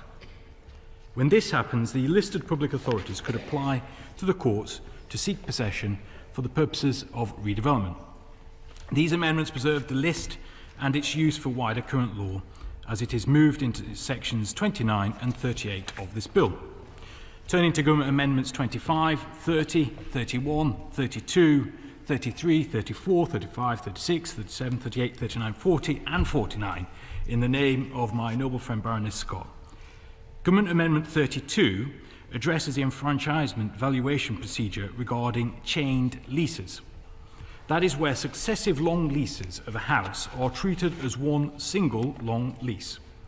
The amendment makes it clear that the exception for market rack rent leases will apply only where the leaseholder's current lease is a market rack rent lease. It will not matter whether a previous lease was a market rent lease. This will protect leaseholders and mean that in the case of chained leases, where a previous lease might have been granted for no or low premium, freeholders will be prevented from unfairly gaining through the new valuation scheme. Government Amendment 39 clarifies the rules on which lease to consider when valuing a lease comprised of a chain of leases, treated as one single lease, where one of them was granted for high rent and low or no premium. The amendment states that it is the most recent lease that should be looked at. This will determine whether the ground rent cap should apply in the enfranchisement valuation. This will protect leaseholders and mean that in the case of chained leases, where a previous lease might have been granted for a high ground rent, but for little or no premium, freeholders will be prevented from unfairly gaining through the new valuation scheme. Government Amendments 25, 31, 33, 34, 35, 36, 37 and 38 and 40 are minor amendments that will tidy up the bill by aligning two different sets of terminology used to mean the same thing across the bill. This will help to avoid any potential for confusion and has no material impact on the valuation provisions in this bill. Government Amendment 30 is a minor amendment to Schedule 4. As currently drafted, the bill would incorrectly require valuation of a freehold for a lease extension. We are fixing this to align with the new valuation scheme so that a lease extension will require evaluation of a notional lease. This will ensure that the provision works for lease extensions as intended. This amendment does not change the scope or effect of Assumption 3 in Schedule 4. It simply makes sure that it is phrased correctly. Government Amendment 49 is a minor correctment of a grammatical error in Clause 41, so that it refers to the appropriate tribunal. In this case, the appropriate tribunal can make orders regarding the new right for intermediate landlords to commute, that is, reduce, the rent that they pay following lease extensions and ground rent buyout claims by their tenants. Turning to Government Amendments 50, 51, 52 and 56 in my noble friend Baroness Scott's name, as noble lords are aware, whenever making new legislation, it is of the utmost importance that we review any consequential amendments required to be made, including to other Acts of Parliament. We have therefore conducted a thorough review of how the reforms brought forward in this bill will require necessary changes. The following amendments focus specifically on consequential changes resulting from Part 2 of this bill.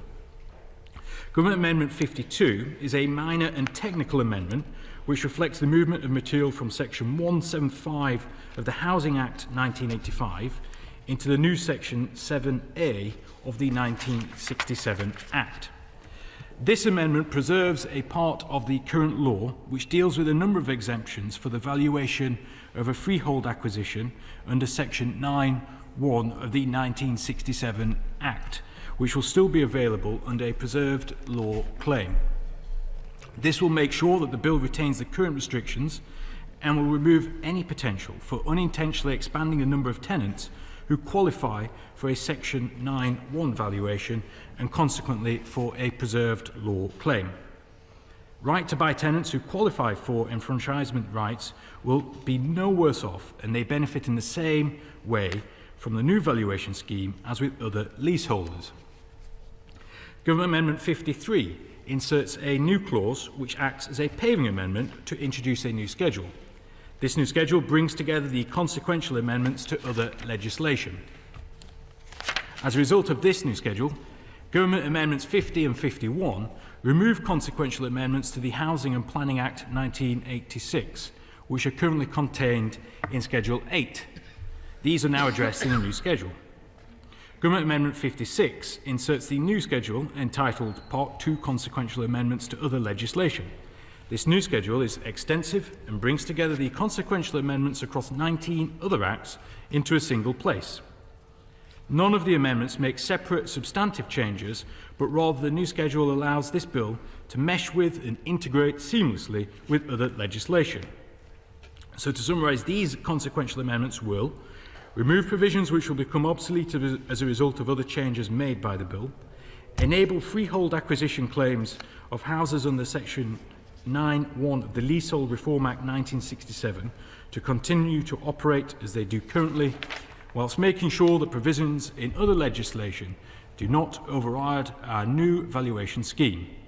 Make clear how to treat the valuation of freehold acquisitions for right to buy tenants, preserve the current law so that non-litigation costs payable on enfranchisement do not attract stamp duty land tax, allowing the operations of stamp duty land tax to continue as intended, and make sure that provisions of other acts governing shared ownership leases will still function properly following the repeal of some shared ownership provisions in the 1967 Act.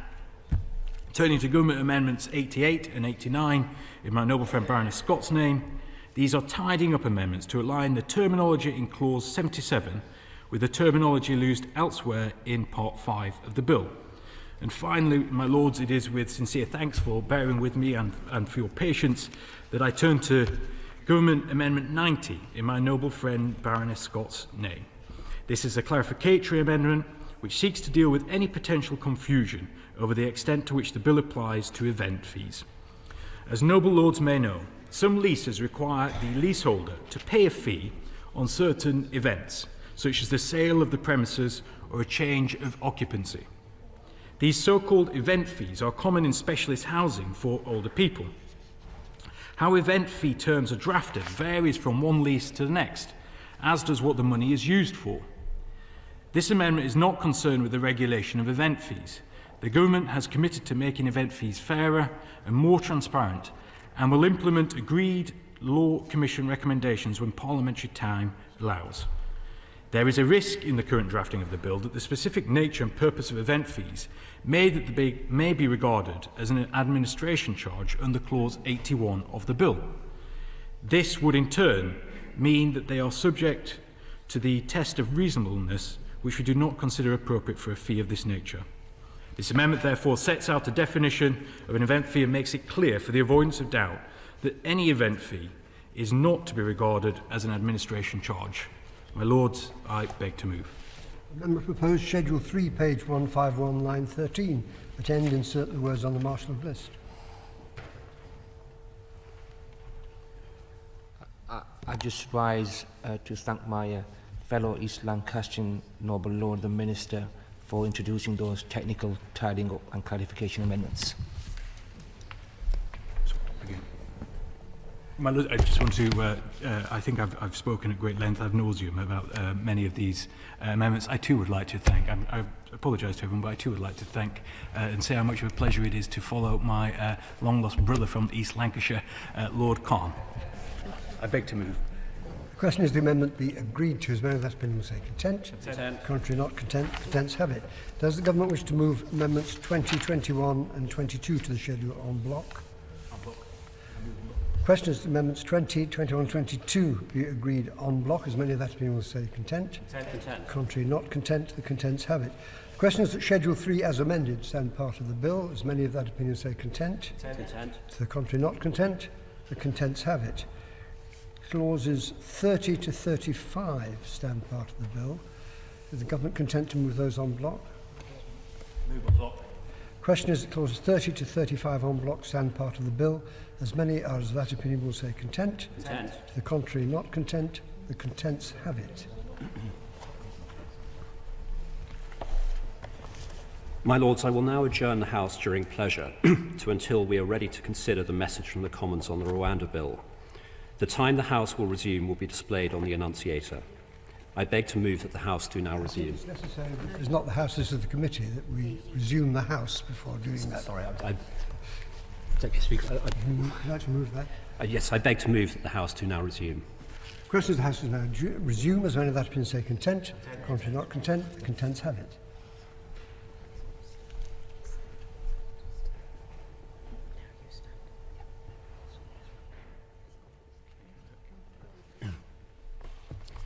I beg to move that the House do now adjourn during pleasure. Question is the House do now adjourn during pleasure. As many of that opinion say content. Contrary not content. The contents have it.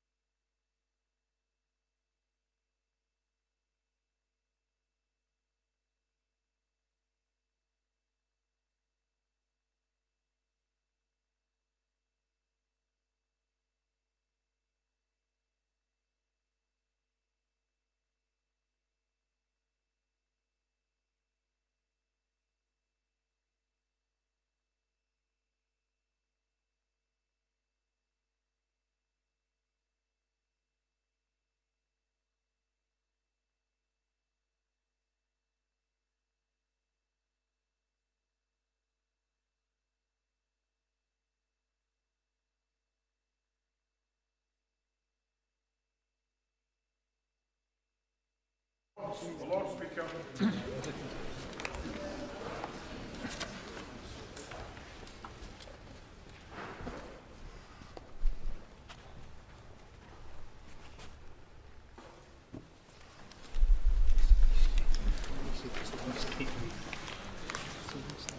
Message from the Commons that they disagree to the amendments made by the Lords to the Safety of Rwanda Asylum and Immigration Bill, for which they assign reasons. My Lords, consideration of Commons reasons on the Safety of Rwanda Asylum and Immigration Bill. Lord Sharp of Epsom. My Lords, I beg to move that the Commons reasons be considered forthwith. The question is that the Commons reasons be considered forthwith. As many as are of that opinion will say content. Contrary not content, the contents have it. Motion A, Lord Sharp of Epsom. My Lords, I beg to move motion A that this House do not insist on its amendment 3G, to which the Commons have disagreed for their reason 3H. I will also speak to motions B and B1. My Lords, I'm very grateful to noble Lords on all sides of the House for the careful consideration of this bill. It is important that we have such detailed debates, and the bill has been scrutinised to the extent it has, but we must now accept that the will of the elected House and get this bill onto the statute book. My Lords, turning to the amendment in the name of the noble Lord Hope. Having now debated this issue on so many occasions, I will not repeat the same arguments, but I will remind your Lordship's House of a key point, of which I'm sure by now you are fully aware. The bill's provisions come into force when the treaty enters into force. And the treaty enters into force when the parties have completed their internal procedures. My Lords, we will only ratify the treaty in the UK once we agree with Rwanda that all necessary implementation is in place for both countries to comply with the obligations under the treaty. And I refer to the noble and learned Lord Hope's remarks during our debate on the 20th of March, where the noble Lord set out, I want to make it plain that I do not for a moment question the good faith of the government of Rwanda when they entered into the agreement or when they seek to give effect to what the treaty says. I do not for a moment question their determination to fulfil the obligations that they are undertaking. My Lords, the government entirely agrees with this sentiment. The noble Lord was right not to question the determination of the Rwandan government to fulfil the obligations that they are undertaking. Their commitment to the partnership and their obligations under the treaty have been demonstrated by the progress they are making towards implementation. And I set out last week the recent steps that have been taken to implement the treaty, and I don't intend to repeat those again, but I am pleased to be able to confirm further progress. On the 19th of April, the Rwandan Parliament passed their domestic legislation to implement their new asylum system. The new Rwandan asylum law will strengthen and streamline key aspects of the end-to-end asylum system, in particular decision-making processes and associated appeals processes. I will also remind noble Lords of the role of the Independent Monitoring Committee, which, as you will now by all be aware, has been enhanced under the terms of treaty to ensure compliance in practice with the obligations under the treaty. The Monitoring Committee will have the power to set its own priority areas for monitoring. It will have unfettered access for the purposes of completing assessments and reports, and the ability to publish these reports as it sees fit. They will monitor the entire relocation process from the beginning, including initial screening, to relocation and settlement in Rwanda. Crucially, the Monitoring Committee will undertake daily monitoring of the partnership for at least the first 3 months to ensure rapid identification of and response to any shortcomings. And as we have made clear, if the Monitoring Committee were to raise or escalate any issues to the Joint Committee, where standing members of the Joint Committee are senior officials of the Government of the UK and the Government of the Republic of Rwanda, with responsibility for areas related to the partnership, or areas with a strong interest and relevance in this activity, the government will, of course, listen. And I will remind noble Lords that it is up to the Independent Monitoring Committee to raise any issues at any point. My Lords, the government is satisfied that Rwanda is safe. I cannot, of course, predict what will happen in the future, but as I've set out, I can assure this House that we have already established the right mechanisms, so should a situation ever arise, the government will respond as necessary. And this would include a range of options to respond to the circumstances, including any primary legislation as required. Therefore, my Lords, this amendment is not necessary. Turning to the motion in the name of the noble Lord Brown. As I have said previously, the Government greatly values the contribution of those who have supported us and our armed forces overseas, and that is why there are legal routes for them to come to the UK. On the 1st of February, the Ministry of Defence updated Parliament on developments relating to the Afghan Relocations and Assistance Policy, ARAP scheme, announcing a reassessment of decisions made on applications with credible links to Afghan specialist units. This followed the Ministry of Defence's review of processes around eligibility decisions for applicants claiming service in Afghan specialist units that demonstrated instances of inconsistent application of ARAP criteria in certain cases. We are taking necessary steps to ensure that ARAP criteria are applied consistently. As such, the Ministry of Defence has decided to undertake a reassessment of all eligibility decisions made on ineligible applications, with credible claims of links to Afghan specialist units. This reassessment is being done by a team which is independent of those who conducted the original casework. They will review each application thoroughly on a case-by-case basis. In existing legislation, including but not limited to the Illegal Migration Act, the Secretary of State has a range of powers to consider cases and specific categories of persons. I've already made clear and a clear commitment on behalf of His Majesty's Government that we will consider how removal under existing immigration legislation would apply. That means that once this review of ARAP decisions for those with credible links to Afghan specialist units has concluded, the Government will not remove to Rwanda those who have received a positive eligibility decision as a result of this review, where they are already in the UK as of today. The Government recognises the commitment and responsibility that comes with combat veterans, whether our own or those who showed courage by serving alongside us, and we will not let them down. My Lords, the Commons have considered and rejected these amendments 4 times. For the reasons I've set out, they are not necessary. We will only ratify the treaty once we agree with Rwanda that all necessary implementation is in place for both countries to comply with the obligations under the treaty. We will not relocate people to Rwanda, and if circumstances change which impact upon the safety of the country, and we will not turn our backs on those who have supported our armed forces and the UK Government. My Lords, illegal migration is costing billions of pounds and innocent lives are being lost. Bold, novel solutions are required, and our partnership with Rwanda offers just that. Rwanda is a safe country that has proven time and again its ability to offer asylum seekers a safe haven and a chance to build a new life. And I beg to move. Is that motion A be agreed to? Motion A1, Lord Anderson of Ipswich. My Lords, I beg to move motion A1 as an amendment to motion A at end insert, and do propose amendment 3J as an amendment in lieu. I do so in the unavoidable absence of the noble and learned Lord Hope of Craighead, who tabled the previous versions of Amendment 3 and who has been good enough to approve this one. We are in the end game now.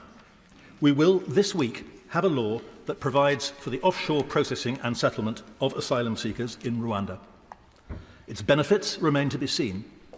Its costs will be measured not only in money, but in principles debased, disregard for our international commitments, avoiding statutory protections for the vulnerable, and the removal of judicial scrutiny over the core issue of the safety of Rwanda.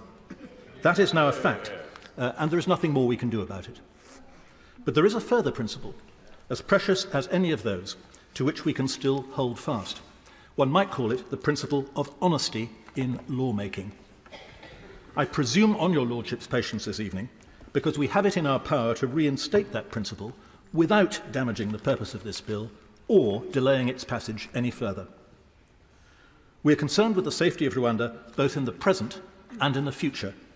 This bill is honest about neither. The present position is governed by Clause 1.2 of the bill, which, and I quote, gives effect to the judgment of Parliament that Rwanda is a safe country. Yet there has been no statement, even by the government, that Rwanda is currently a safe country, as defined in Clause 1.5. The noble Lord the Minister said just now, and I noted his words, they're the same words he used last Wednesday, we will only ratify the treaty once we agree with Rwanda that all necessary implementation is in place for both countries to comply with the obligations under the treaty. My Lords, this has not yet happened. Against the background of what the Supreme Court described on the evidence before it as, and I quote, the past and continuing practice of refoulement, Those obligations include, by Article 10.3 of the treaty, the agreement of an effective system to ensure that refoulement no longer occurs. The Minister has repeatedly declined the invitations of the Noble Lord Kerr to confirm that this system, a precondition for the safety of Rwanda, is fully set up and ready to go. Neither have we heard anything from the Monitoring Committee. So while the Minister's confidence is comforting up to a point, we are simply not in a position to make the judgment that this bill imputes to us. The bill's treatment of the future is still further from reality. Parliament is asked to declare that Rwanda will always be a safe country, even if the progress made since the genocide of the 1990s, and one can only commend Rwanda for that, should ever falter or go into reverse. Decision makers, immigration officials, courts, even the Secretary of State are bound by Clause 2 to treat Rwanda conclusively as safe in perpetuity. So bluntly, we are asked to be complicit in a present-day untruth and a future fantasy by making a factual judgment not backed by evidence, then by declaring that this judgment must stand for all time, irrespective of the true facts. This in the context not of some technical deeming provision in the tax code, but of a factual determination on a matter of huge controversy on which the safety of human beings will depend. This is a post-truth bill.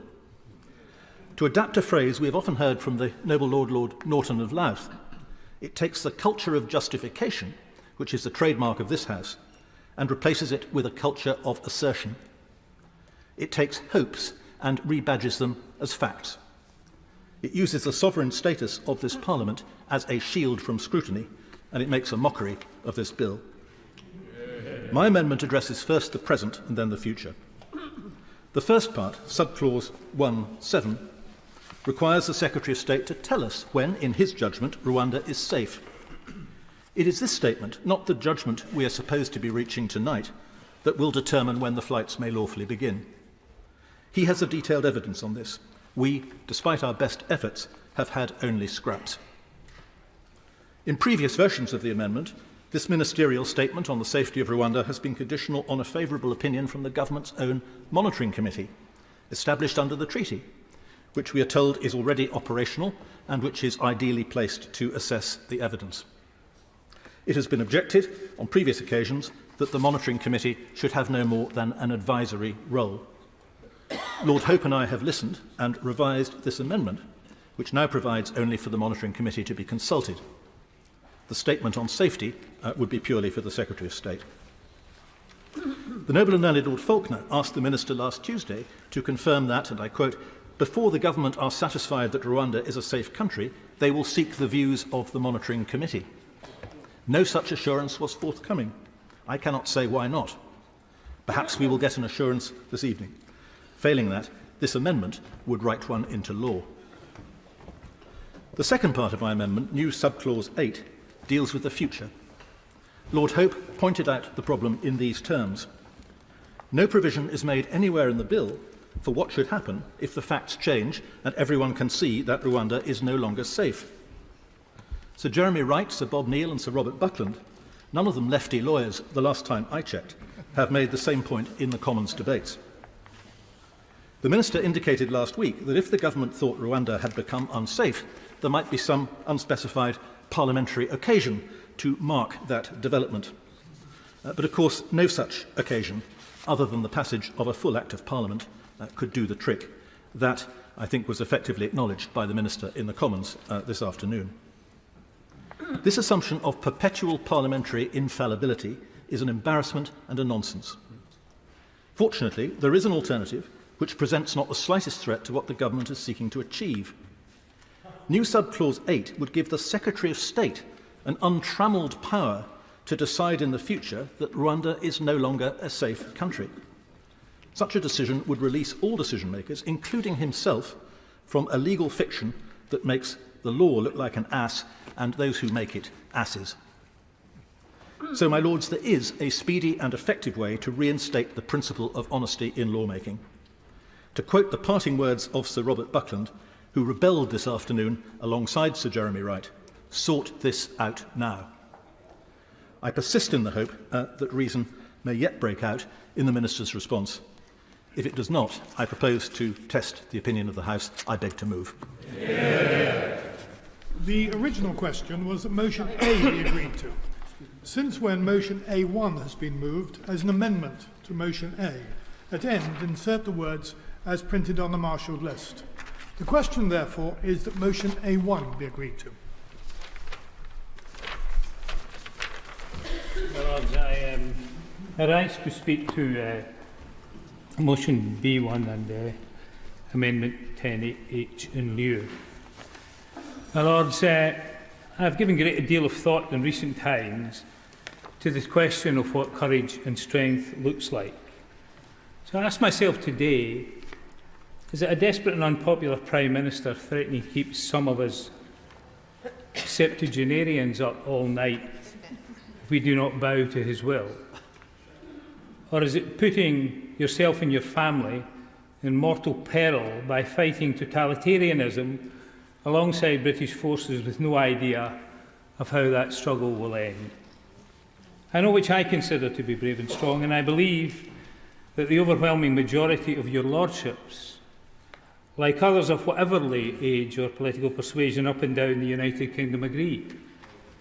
For weeks, ministers have toured the TV and radio studios saying that to repay our debt of honour to those who served the Crown in Afghanistan in particular would let some floodgates of application open.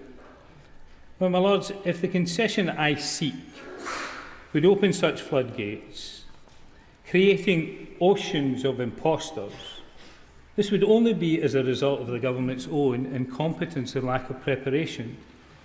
And it's incompetence as well as dishonour that has brought us here this evening. Yeah.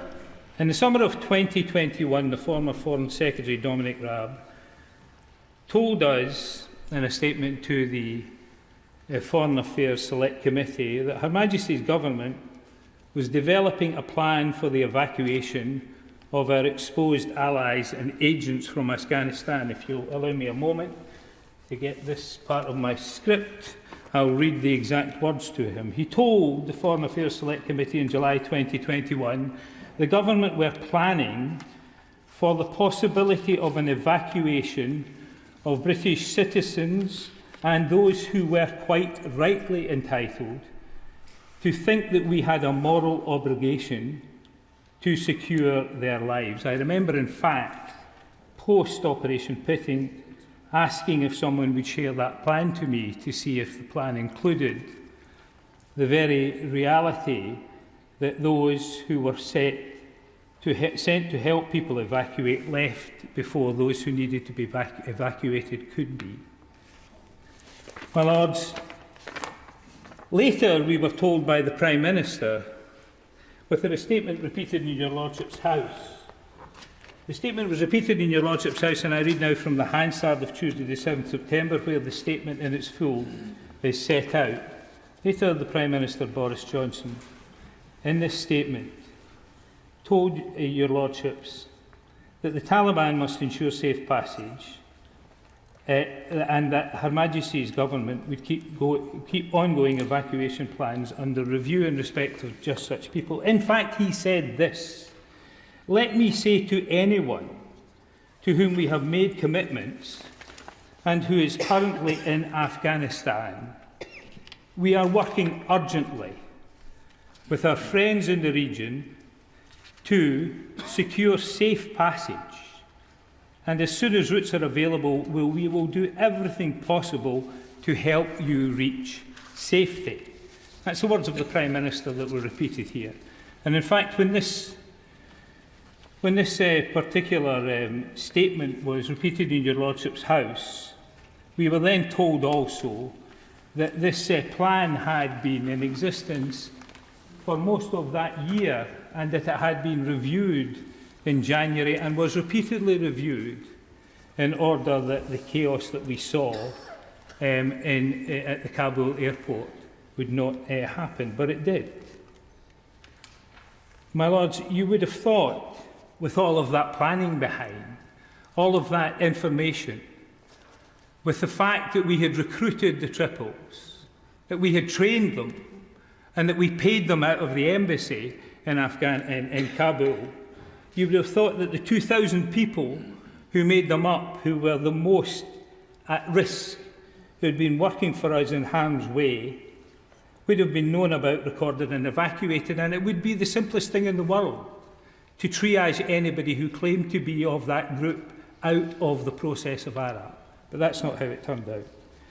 Instead, a great many were left behind, and so the disastrous evacuation plan of 2021 continues.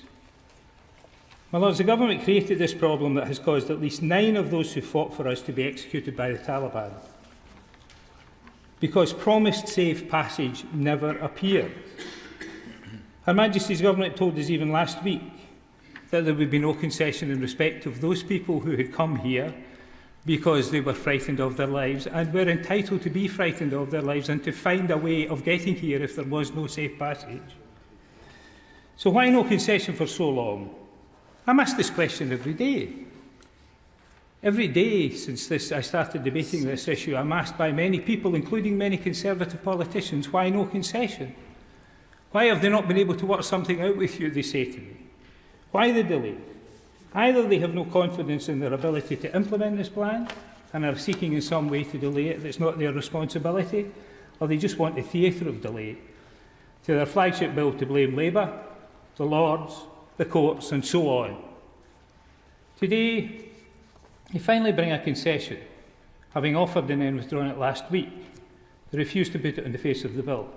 And I break away now because, my Lords, I'm going to ask the Noble Lord the Minister if he will either reread the passage of his speech that I call a concession. I know he doesn't, but that I call a concession, and he will read it a bit more slowly to your Lordship's House so that you can understand what the implications of it are. If not, if he has a printed copy, I'll read it slowly. I invite him to read it again, please. Would you do it now? Because it's important to the rest of my speech. I will. With the leave of the House, I will read it very slowly. That means that once this review of Arab decisions for those with credible links to Afghan specialist units has concluded, the government will not remove to Rwanda those who received a positive eligibility decision as a result of this review, where they are already in the UK as of today. Already in the UK. Well, you cannot be removed and deported to Rwanda unless you are here by what the government call illegal means, but what I call irregular means. So, my Lords, those words are important for this reason. The Noble Lord, the Minister, does not believe this to be a concession. It is to him a restatement of what he has been telling us for some time, but in a different form. It is, my Lords, quite clearly, in my view, a concession, although I guarantee you now that the media out there are being briefed that it's not, because there can be no concessions with this bill. But let me tell you why it's a concession. In the report stage of the debates in your Lordship's House on this bill, on the 4th of March, at column 1421, I asked this question of the Noble Lord the Minister. Will the Minister answer the question I asked in February when this review was announced, meaning the Triples review of eligibility to Iraq? Will anyone who is eligible but was told they were ineligible and acted in a way in which a small number of them did in extremis to protect themselves from possible death be disqualified from being allowed to become eligible on review? Will they be excluded from the requirement of the Illegal Migration Act and this bill, if it becomes law, that they must be deported to Rwanda? The Noble Lord answered for the first time he was in a position to do so. I think he said, I understand they will be deported to Rwanda. Now they will not be. Now that is a concession in anybody's language. Until then. And it is an extremely important concession, because these are the small number of people that in every speech I have made in support of my amendment, I have said that are the target of my ambition, that they will not be deported. So today they finally bring a concession, having offered and then withdrawn. So should I trust them at their word? They left these people behind. They messed up any subsequent evacuation plan.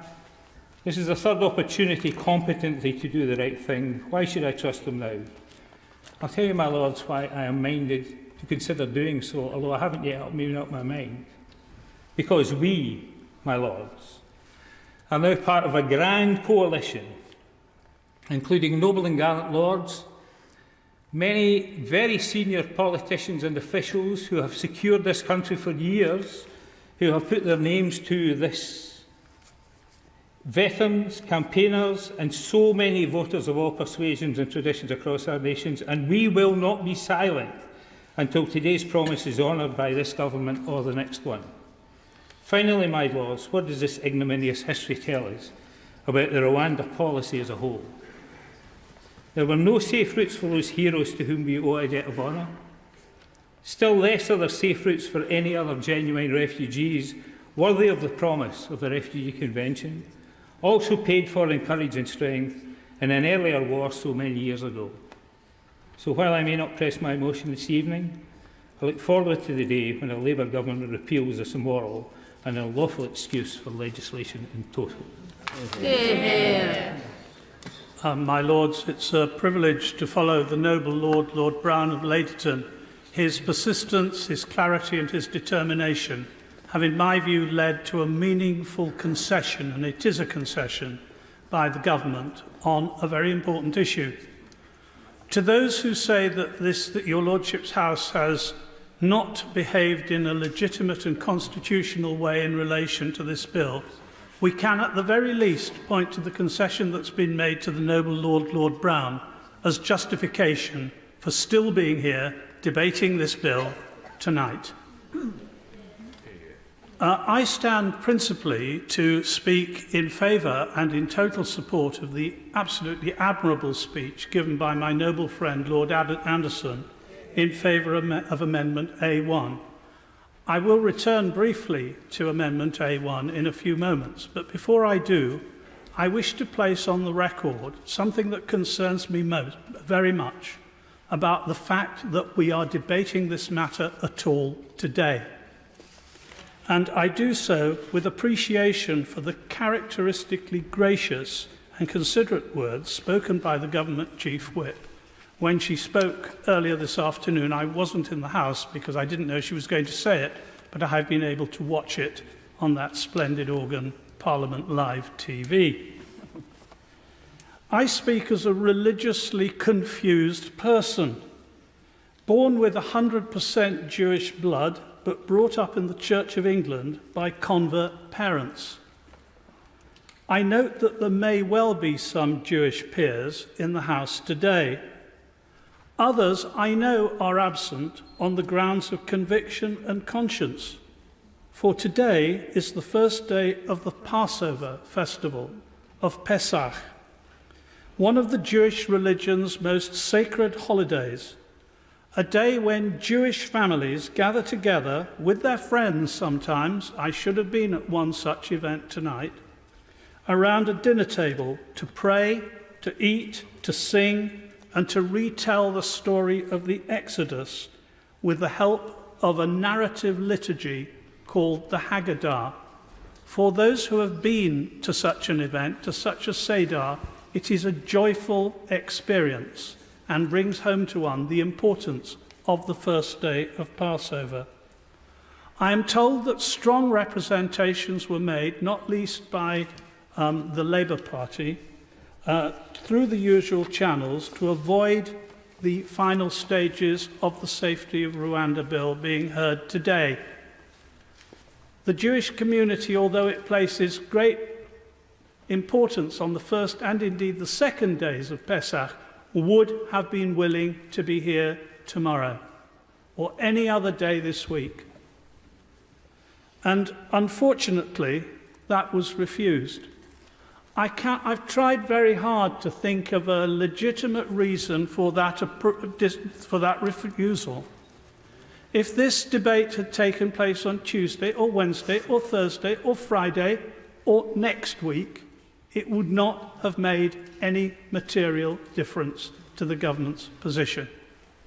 and nothing that was said by the Prime Minister, who on the 11th of November displayed properly and rightly his devotion to his own religion in public, has justified choosing today for this debate. And I take it as an offence to our ambitions for diversity in this country. Sermon over.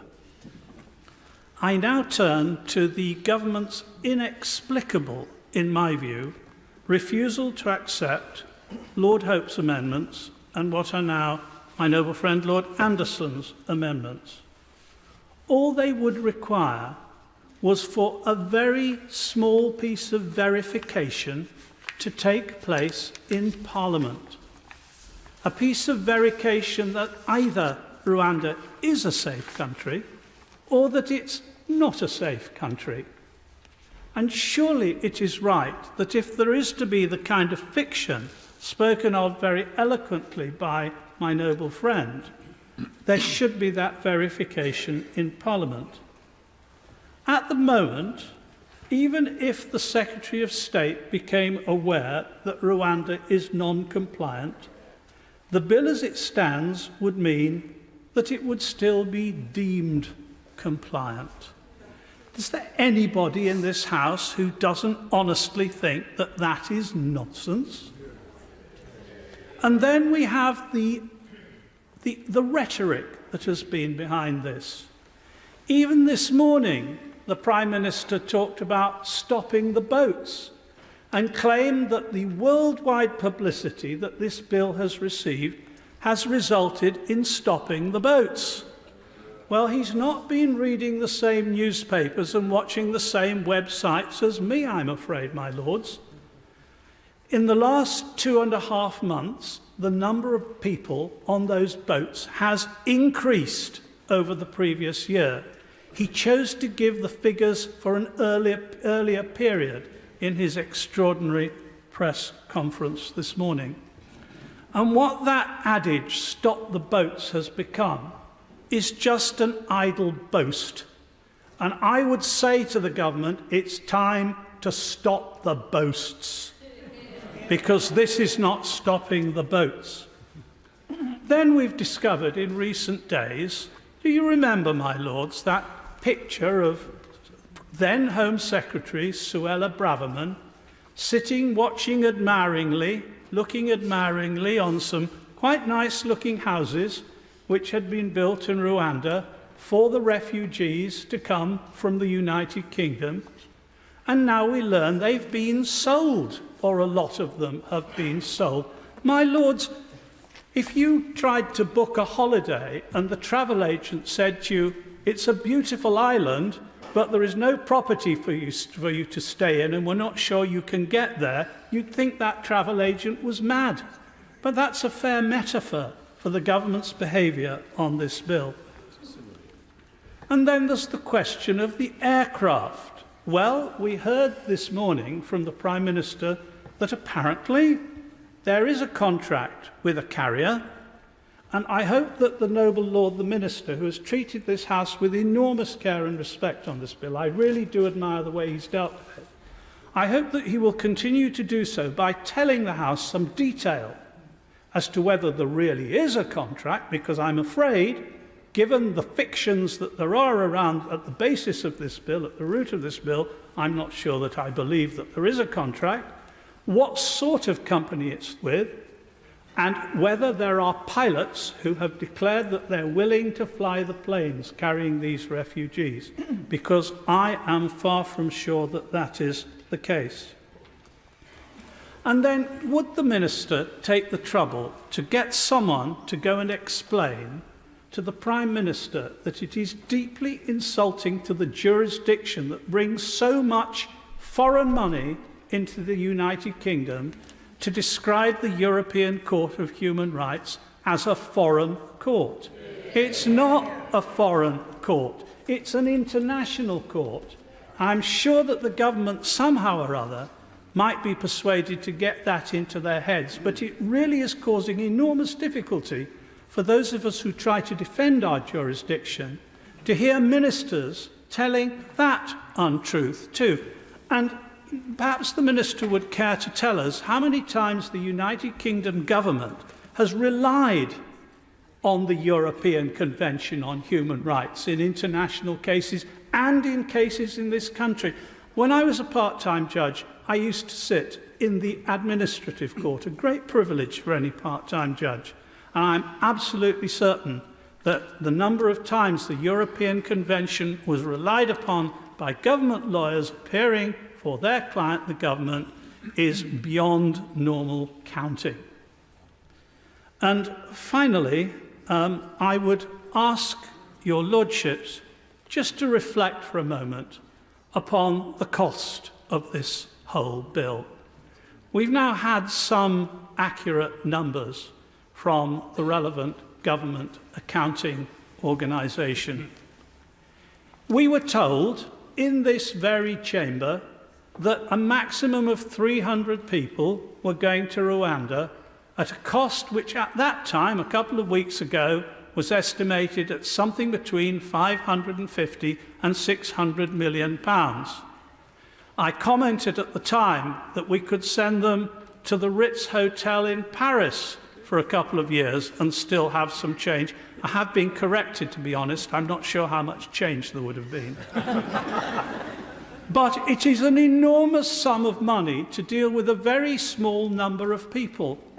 And the government has suddenly decided to do something it should have done years ago, which is to appoint more judges to deal with asylum and immigration cases, to have more civil servants who are specialised in dealing with these cases and dealing with the problem that they have brought upon themselves. So I am very disappointed that by the end of tonight, this bill will pass. I think it's an awful bill. I think it's the worst bill I've seen in my 38 years in one or other House of Parliament. But I will certainly vote in favour of Amendment A1. My Lords, I just wanted to say a few words after that bravura performance from the Noble Lord Anderson of Ipswich and Noble Lord Carlisle of Berry. I take a slightly different view, and I think before we get into the detail, we need to remember the purpose behind the bill. The purpose behind the bill as seen across the country. The bill is designed to stop the boats. And the Noble Lord Carlisle just pointed out that, in fact, at the moment, the number of people crossing on the boats is increasing. Well, that is probably because they realise that if it is stopped up, they better get here before the... Secondly, the second thing we need to remember is that in doing that, we are seeking to stop people drowning, dying in the Channel. Thirdly, we are trying to break the economic model of the people smugglers. And fourthly, and most importantly, we are trying to ensure that people do not jump the queue, either because they are coming from countries which are safe, or because they are economic migrants and they are not themselves in any way asylum seekers or refugees. Now, whether the bill will meet its objectives, of course I don't know. Of course I don't know. It may well be that "I told you so" will be a very frequent refrain a year from now. But I do know two things. The first is that it cannot make the situation worse. People will not go down to the beaches in Calais to come here because we passed this bill. And secondly, at present, it is the only game in town. So when we turn to the amendments of the Noble Lord Anderson, of course, he has very persuasive arguments, honeyed words, which we have heard, and I've heard him many times, congratulated on them on Radio 4 and other times, that this is going to be a small amendment, doesn't really make a difference. And I entirely accept what he says. But, my Lords, I think anybody who's going to vote for this tonight does need to think in their heart whether they're really seeking to improve the bill, or whether what they're really seeking to do is to impede it, but not wreck it. They want to impede it, but not wreck it. They are engaged in what I might describe as a game of dragon's teeth. The House will recall that the mythological tale of Cadman, the foundation of Thebes, killed the dragon and planted the teeth in the ground. And they had the fortunate aspect of springing up into fully fledged warriors, and each time they were struck down, more warriors came up in their place. And that sometimes, my lords, when I hear speeches around your lordship's house, behind all the obvious belief that comes, I think, hang on, behind this is actually not a wish to let this bill through at all. We don't like the bill, but we don't want to be put in a position where we are going to kill it. And it is particularly revolved around the issue of the judgment of the Supreme Court, of whether Rwanda is a safe country. And safe, of course, as a word, my lords, is a big word, and particularly a big word with the weight that is being placed on it in this regard. It is, of course, entirely true, my lords, in very few cases are we entirely safe. So I find myself wondering whether the judgment is the right word, or whether what the Supreme Court undertook was a risk assessment, which is a different case, a different category, a different approach. And members of your lordship's house will probably be aware of the concept of assessor bias. That is, we are much more ready to put low risks onto aspects of problems with which we're familiar compared to those where we are unfamiliar. And so in that sense, my lords, what we're doing here is maybe because we have a situation where we are familiar with the government and legal systems of, say, France or Germany or Western Europe, and not with an African country, maybe some additional risk has been placed, and we need to consider that very carefully. Let it be clear, my lords, I'm not in any way impugning the good faith of the Supreme Court, but what I'm saying in that their risk assessment needs to be weighed and balanced against the other assessments and indeed the undertakings being given by my noble friend on the front bench, for which, by the way, the government will be held responsible by Parliament, and also third-party assessments such as the Ibrahim Index of African Governments, which rates Rwanda 12th out of 54 African countries, and I have said in past speeches, other third-party assessments, third-party risk assessments, which give confidence to my support for this bill. So, my lords, my last question then is for His Majesty's Royal Opposition. And we have heard from the noble Lord Brown of Legislation that he's looking forward to some commitments for them if they were to form the next government. I've said to some noble lords that when I'm sitting here in a long, perhaps rather tedious committee stage, I think what great stars of stage or screen would be best portrayed by the great men and women who cover our front benches. And the noble Lord Coker is, for me, Harrison Ford, slashing his way through parliamentary undergrowth, and very effective too. But it can't disguise the lacuna at the centre of the opposition's position. Of course, now, with the polling, they will clearly be expecting. Order. I'm so grateful to the noble lord for momentarily giving way. I think I speak for most of us on this side that we understand that his comments are sincere and in no way a filibuster. But would he consider whether now casting everyone in their Hollywood guises is an appropriate use of the House's time this evening, and whether he might just focus on the noble Lord Anderson's amendment, which very briefly and very simply just requires the Secretary of State to lay before Parliament a report from a treaty and a monitoring committee of his own making. That is the amendment that I believe the Noble Lord is addressing, and does addressing that really require the honeyed words and technicolor that we're currently listening to. Well, my Lords, I'm sorry if I wasn't clear, but I think I have spent some time discussing the issue of risk assessment and the way that the risk is being weighed by various parties and various people and various bodies. And this is the point that the Noble Lord Anderson has arrived at, is his assessment of where we are on the risk profile. And I have said that I fully accept his position as being entirely genuine. Now, as far as the last point, we are now standing on the edge of a period of possible political change. I'm sure the party obviously is hoping they'll be here next year, we'll be over there.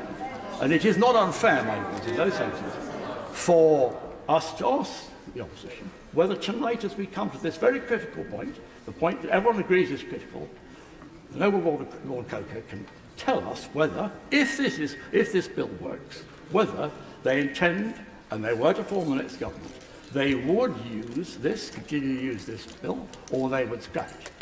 If they would scrap it, the country is entitled to know. If they would continue to use it, then let's stop the dragon's teeth, let's stop playing games, and let's get on, pass this bill into law, and make sure that what happens, happens. My Lords, I will dwell on the amendments before us, and watch. I well love to stray into the almost second reading speeches that we hear about the state of the bill as a whole. I think the issue here before us are the very specific amendments that have been put down. And I want to say something about what the House of Commons has been doing.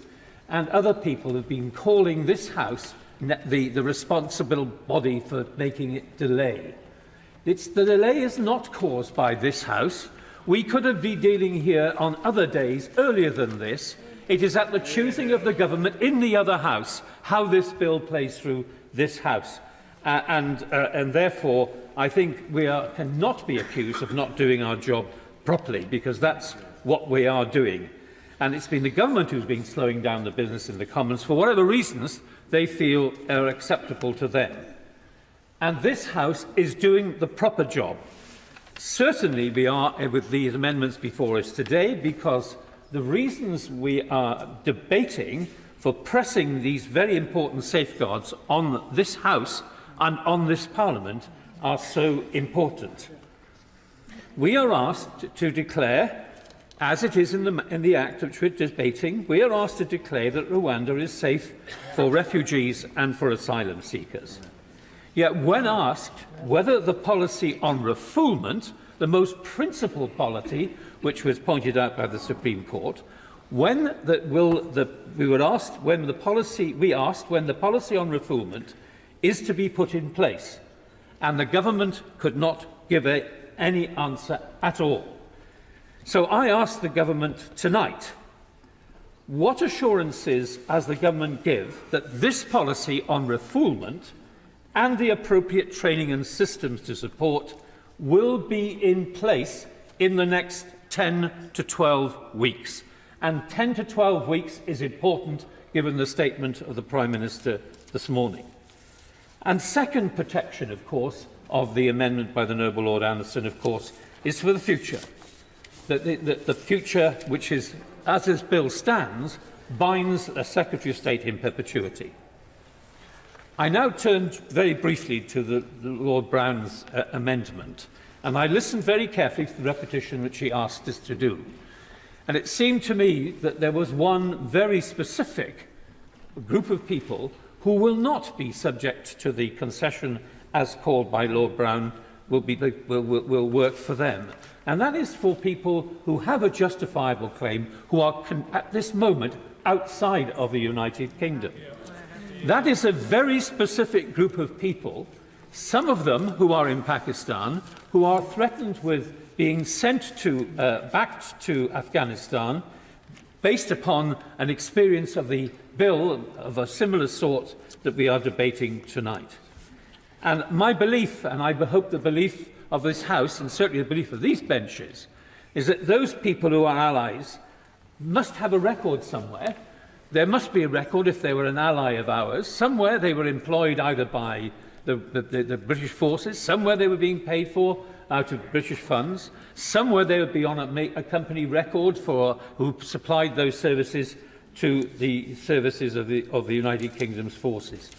So it is the government who will know who these people are, and they will know when an application comes before them whether there is a prospect of success for them. And what I did not hear tonight, and this House did not hear tonight, was a copper-bottom guarantee that those people seeking applications to come from outside the United Kingdom will not be sent to Rwanda either. And that guarantee was not given, and I do hope that the Noble Lord Brown will reflect on that matter when he comes to put this matter or discuss this matter at the conclusion of this debate. In conclusion, my Lords, it seems to us on these benches that despite what we feel about this bill, and I echo many of in fact all of the criticisms made by the Noble Lord Carlisle, because we made them. We made them right at the beginning of the bill, at the appropriate time. But now is the time for seeking amendments which actually safeguard critical groups of people and, most importantly, the critical role that this Parliament plays, and we're being asked to make a judgment, and the motion by the Lord Anderson does actually helps this Parliament makes a brave and right choice to be able to tell the truth about matters rather than leaving it to fiction. Yeah.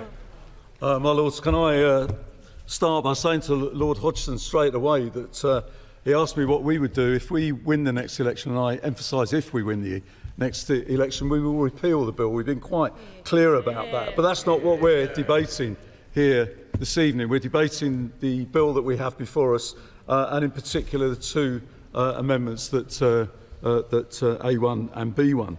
But I wanted to just start by because I think it's important that we dispel some of the myths around the debate that has taken place today, started by the Prime Minister this morning in his press conference, who seemed to imply that the debate in this chamber is between those who want to stop the boats and those who don't. Whereas I've made the case continually, as every member across this chamber has done, but we all agree that we need to stop the boats. The dispute in this place is to exactly the right way to go about that and the way to do that. And that's the important distinction that lies between us. We believe that the bill as it stands is inconsistent with the principles and traditions of our country, and as such that's why we oppose it, and various arguments have been made. The argument has never been about, never have I stood at this dispatch box and at any time said to the Noble Lord, Lord Sharp or Lord Stewart, or indeed to the Government Chief Whip, or indeed the Leader of the House, that we will block the bill. That has never been the policy of His Majesty's opposition, never been something that we have said from this dispatch box. And indeed we voted against a motion that was put before it some weeks ago to do that. But what we've also said is that we will stand up for the proper position of this House, the proper role of this chamber, to argue, to debate, to revise, to suggest amendments, and to put forward that case. And I would just say to the Noble Lord Sharp, I hope he's in a position in a few months' time where he stood here doing exactly the same as I am, being as frustrating, as challenging as I'm trying to be to him, because that's the proper role of the House of Lords. And therefore it's important that we do that. And it has been made, I can't remember which Noble Lord, if the government was as worried about delay as they say they would, why on earth didn't they sort all this out before Easter, when all their own side was whipped to be here on a Monday after we debated on the Wednesday, only to have a further email go out to say that is no longer the case and you will no longer be required. That's how much of an emergency legislation it was. The government could have cleared this before Easter, and yet they didn't, presumably because the Prime Minister couldn't guarantee that everything was in order for the bill to work. So let's not talk about this House of Lords delaying the legislation. Let's look at the government's timetabling of its own business and its inability to actually get that right. And even today, the government, in a press conference to the lobby, as I understand it, couldn't give any detail of the numbers it expects to be subject to the provisions of this treaty, the numbers of flights they expect, or indeed the exact date when it will take place.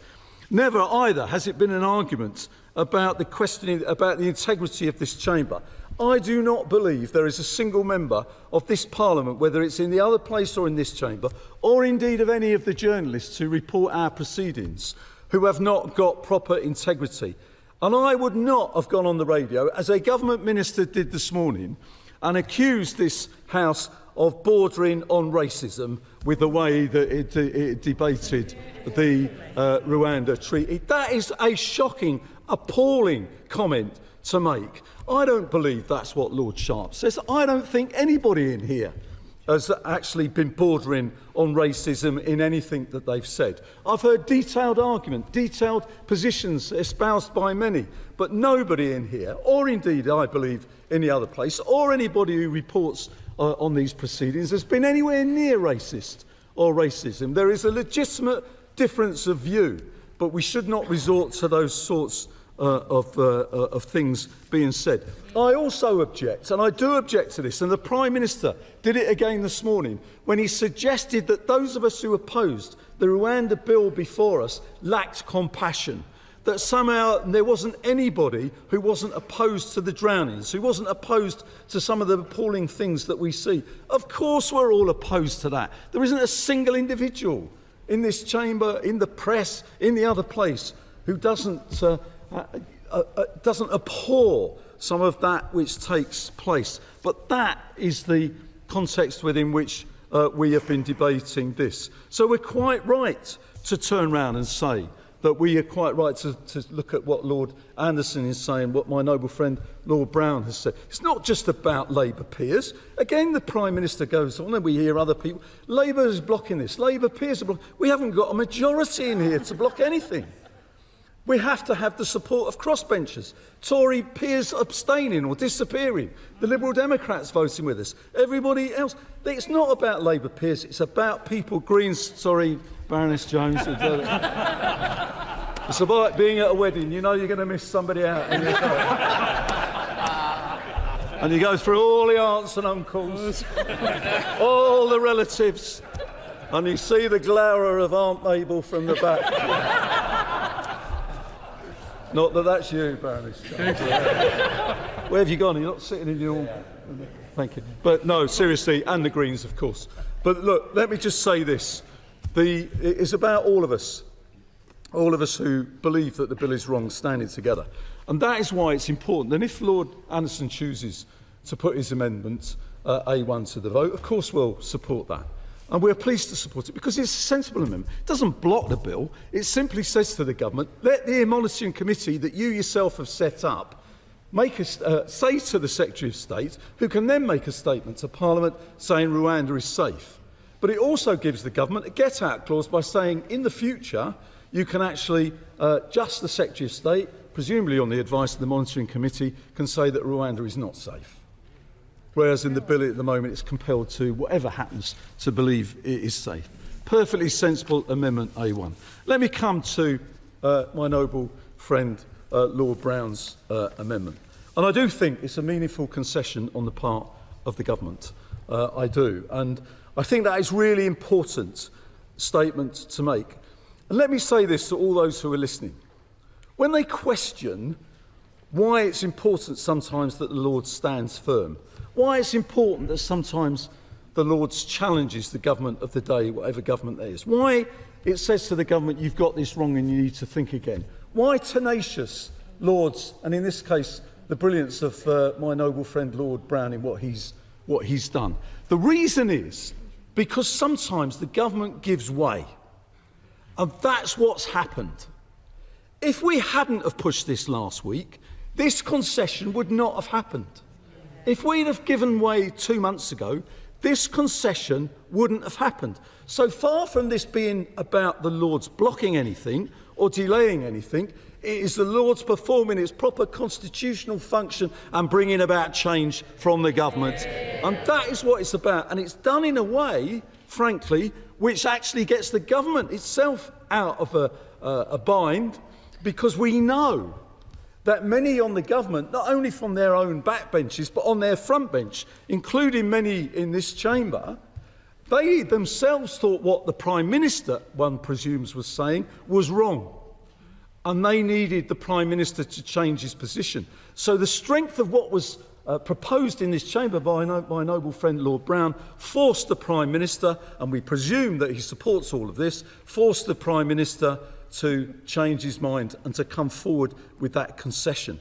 And the concession that the noble Lord Sharp is read out is significant, it's important, and is something that my noble friend Lord Brown can be proud of. It may not be everything that everybody would want, but sometimes in politics you have to do what you can and achieve what you can. And in the face of what my noble friend faced, where it was absolute refusal by the government to make any concession at all, the Prime Minister standing in Downing Street and saying he will not change a single word of this bill has now been proved to be false in the sense that Lord Brown and your lordships have changed the government. Let me just finish with this.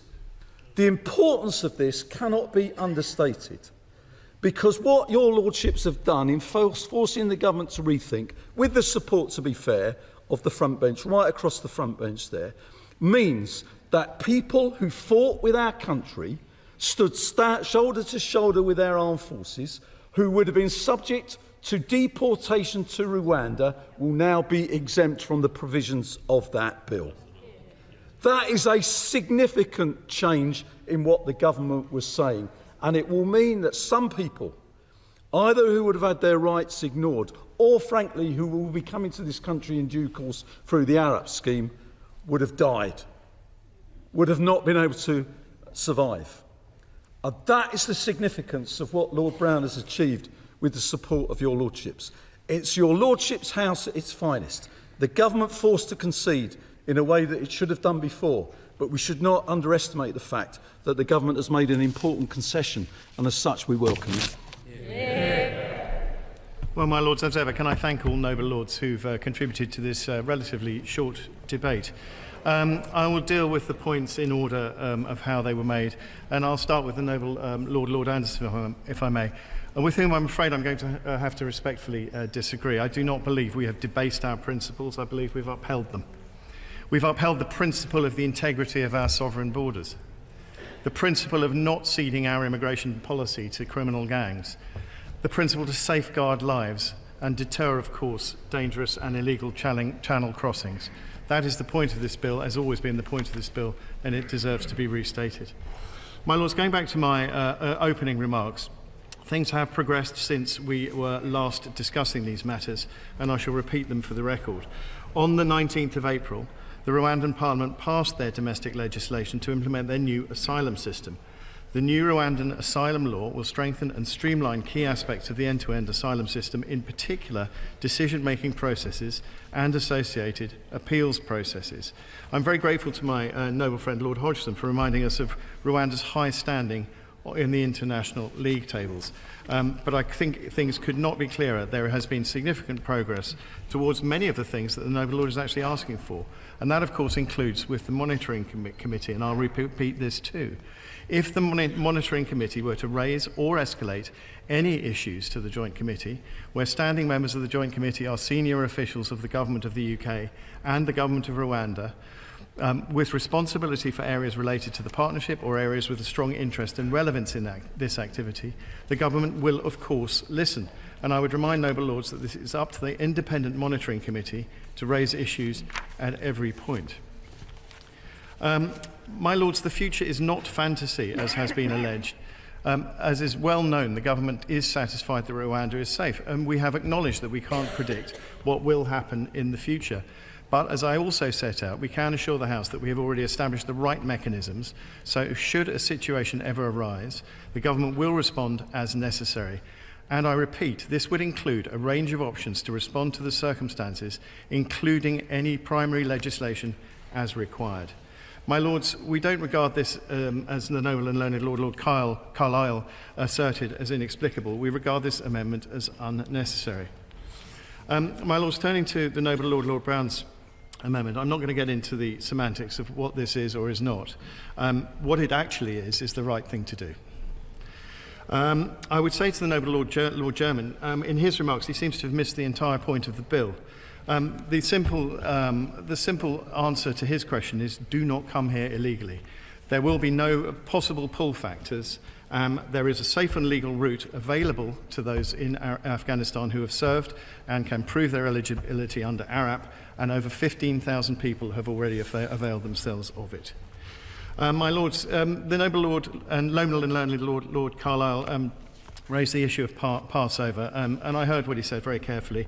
The start of Passover was considered and very much understood, and we completely understand the noble Lord's concerns, but ultimately scheduling decisions are made with a variety of different factors in mind. But I do hear what he said.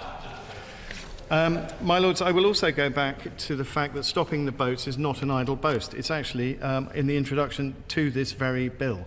And I repeat for the record, the purpose of this act is to prevent and deter unlawful migration, and in particular migration by unsafe and illegal routes, by enabling the removal of persons to the Republic of Rwanda under provision made by or under the Immigration Acts. The purpose is not an idle boast, it is on the face of the bill. My lords, also as regards refoulement, which again the noble Lord German referred to, no relocated, this is in the treaty, no relocated individual, even if they do not make an application for asylum or humanitarian protection, or whatever the outcome of their applications, shall be removed from Rwanda except to the United Kingdom in accordance with Article 11.1. That's Article 10.3 of the treaty. The treaty, when it is ratified, it needs to be ratified before the bill comes into effect. So I would say to the noble Lord, that is when we will see the provisions being acted upon. So, my lords, as I said earlier, the Commons have considered and rejected these amendments now 4 times. And for the reasons I've set out, they are not necessary. We will only ratify the treaty once we agree with Rwanda that all the necessary implementation is in place for both countries to comply with the obligations under the treaty, including refoulement. We will not relocate people to Rwanda if circumstances change which impact upon the safety of the country. We will not turn our backs on those who have supported our armed forces and the UK government. My lords, I would say to the noble Lord Coker, who I'm going to struggle not to think of as the Lord of Indiana Jones from now on, but I hope he is obviously not in his place in a few months' time. I'm not in his place in a few months' time.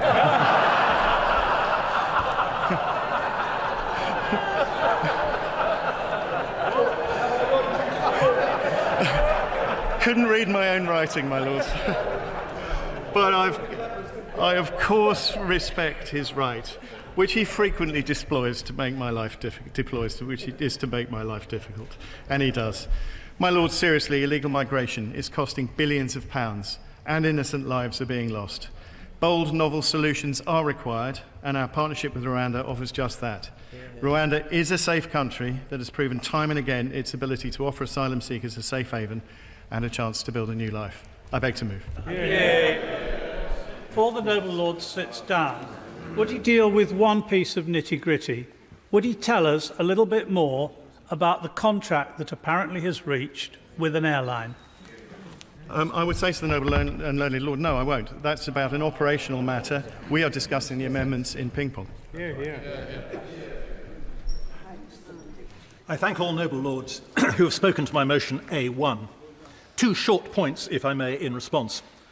First, to the noble Lord Hodgson of Astley Abbott, who knows how much I appreciate the work he does in this House and its committees. A vote for this amendment is not a vote for delay. It simply gives the Secretary of State a power to declare Rwanda safe, having consulted his monitoring committee. He could do that tomorrow if he had the evidence for it.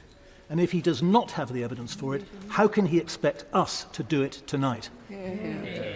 Secondly, to the noble Lord the Minister, I thank him for his measured response, not to mention the best laugh of the evening, and for the additional scrap of information concerning the Rwandan law, I assume the asylum law, that he says was passed on Friday. I'm afraid it's the first I've heard of that. I don't know how many of us in the House have had an opportunity to study that law.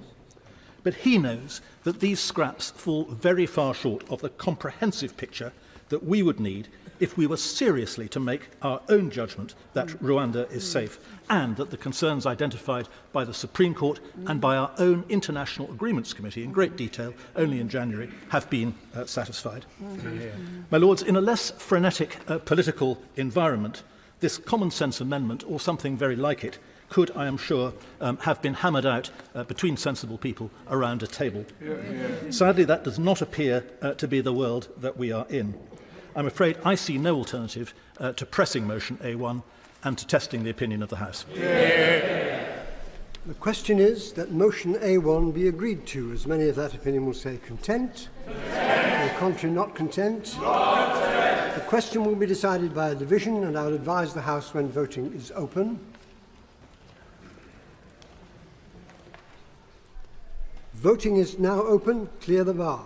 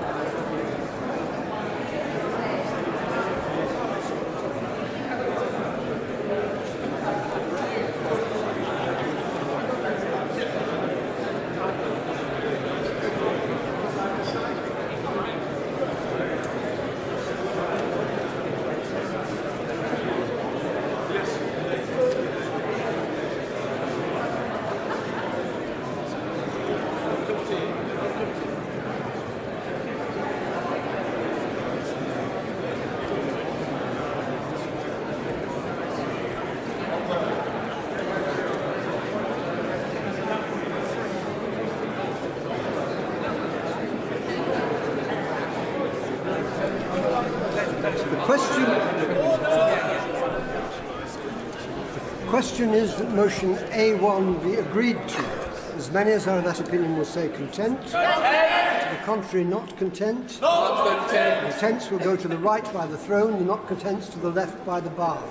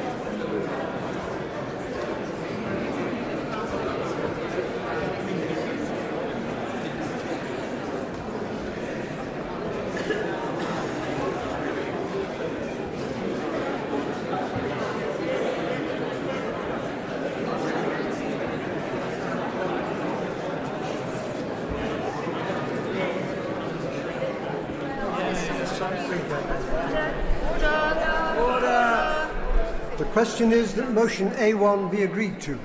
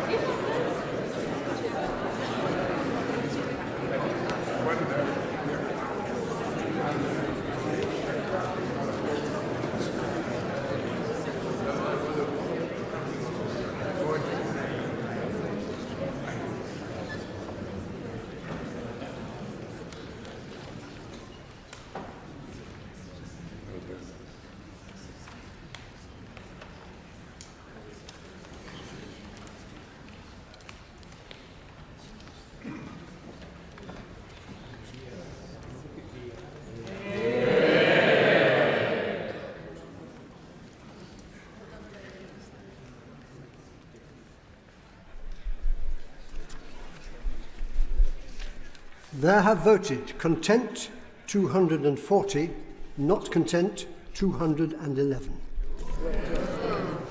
Speaking in English. Motion B, Lord Sharp. Spoke in English. I could understand it. Lords, I've already spoken to motion B that this House do not insist on its amendment 10F, to which the Commons have disagreed for their reason 10G. I beg to move. Lord Brown.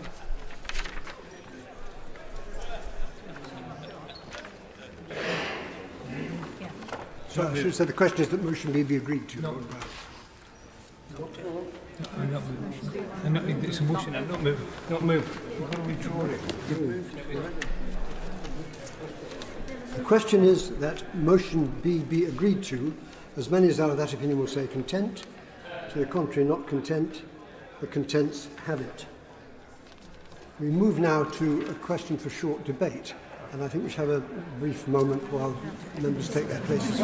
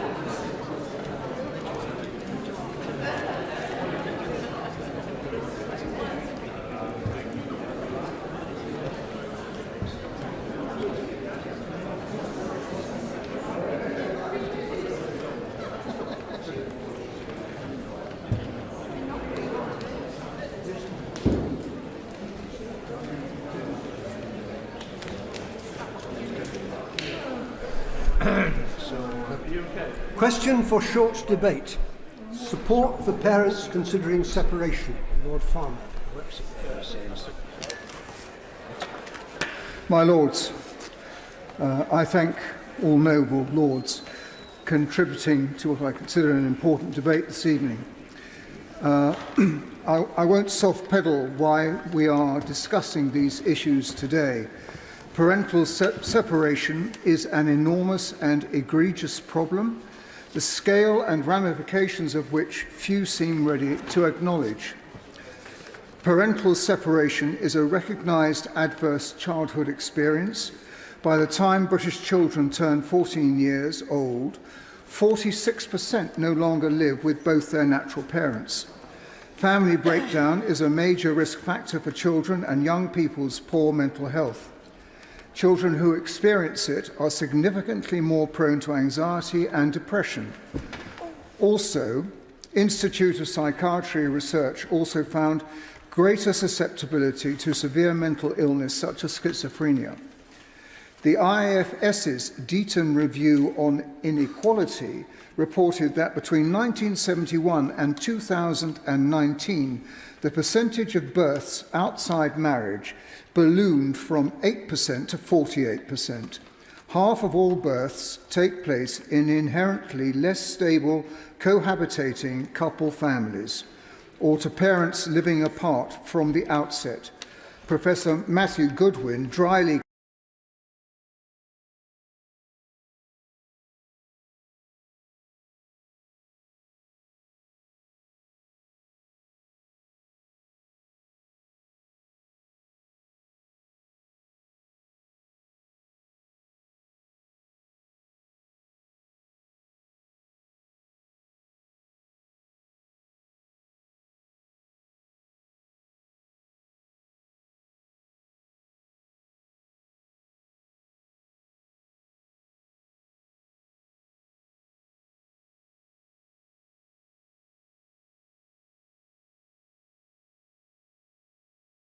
funding.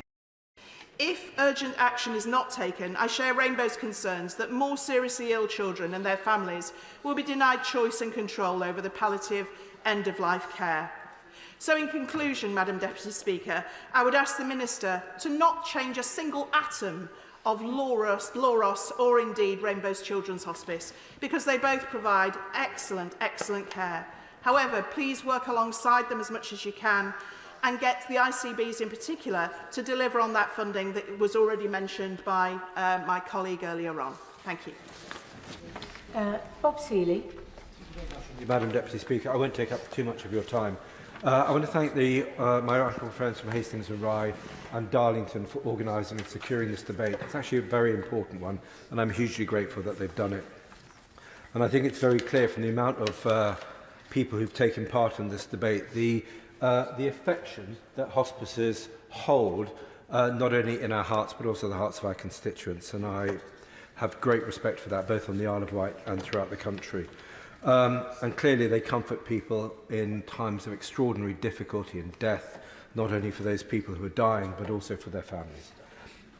These are very difficult times, and hospices provide both succour and professional support, and actually probably above all love and comfort. On the island we have the Mountbatten Hospice, and I know that my honourable friend from Eastleigh spoke earlier about the Mountbatten Hospice, and I want to develop some of the points that he makes and echo them.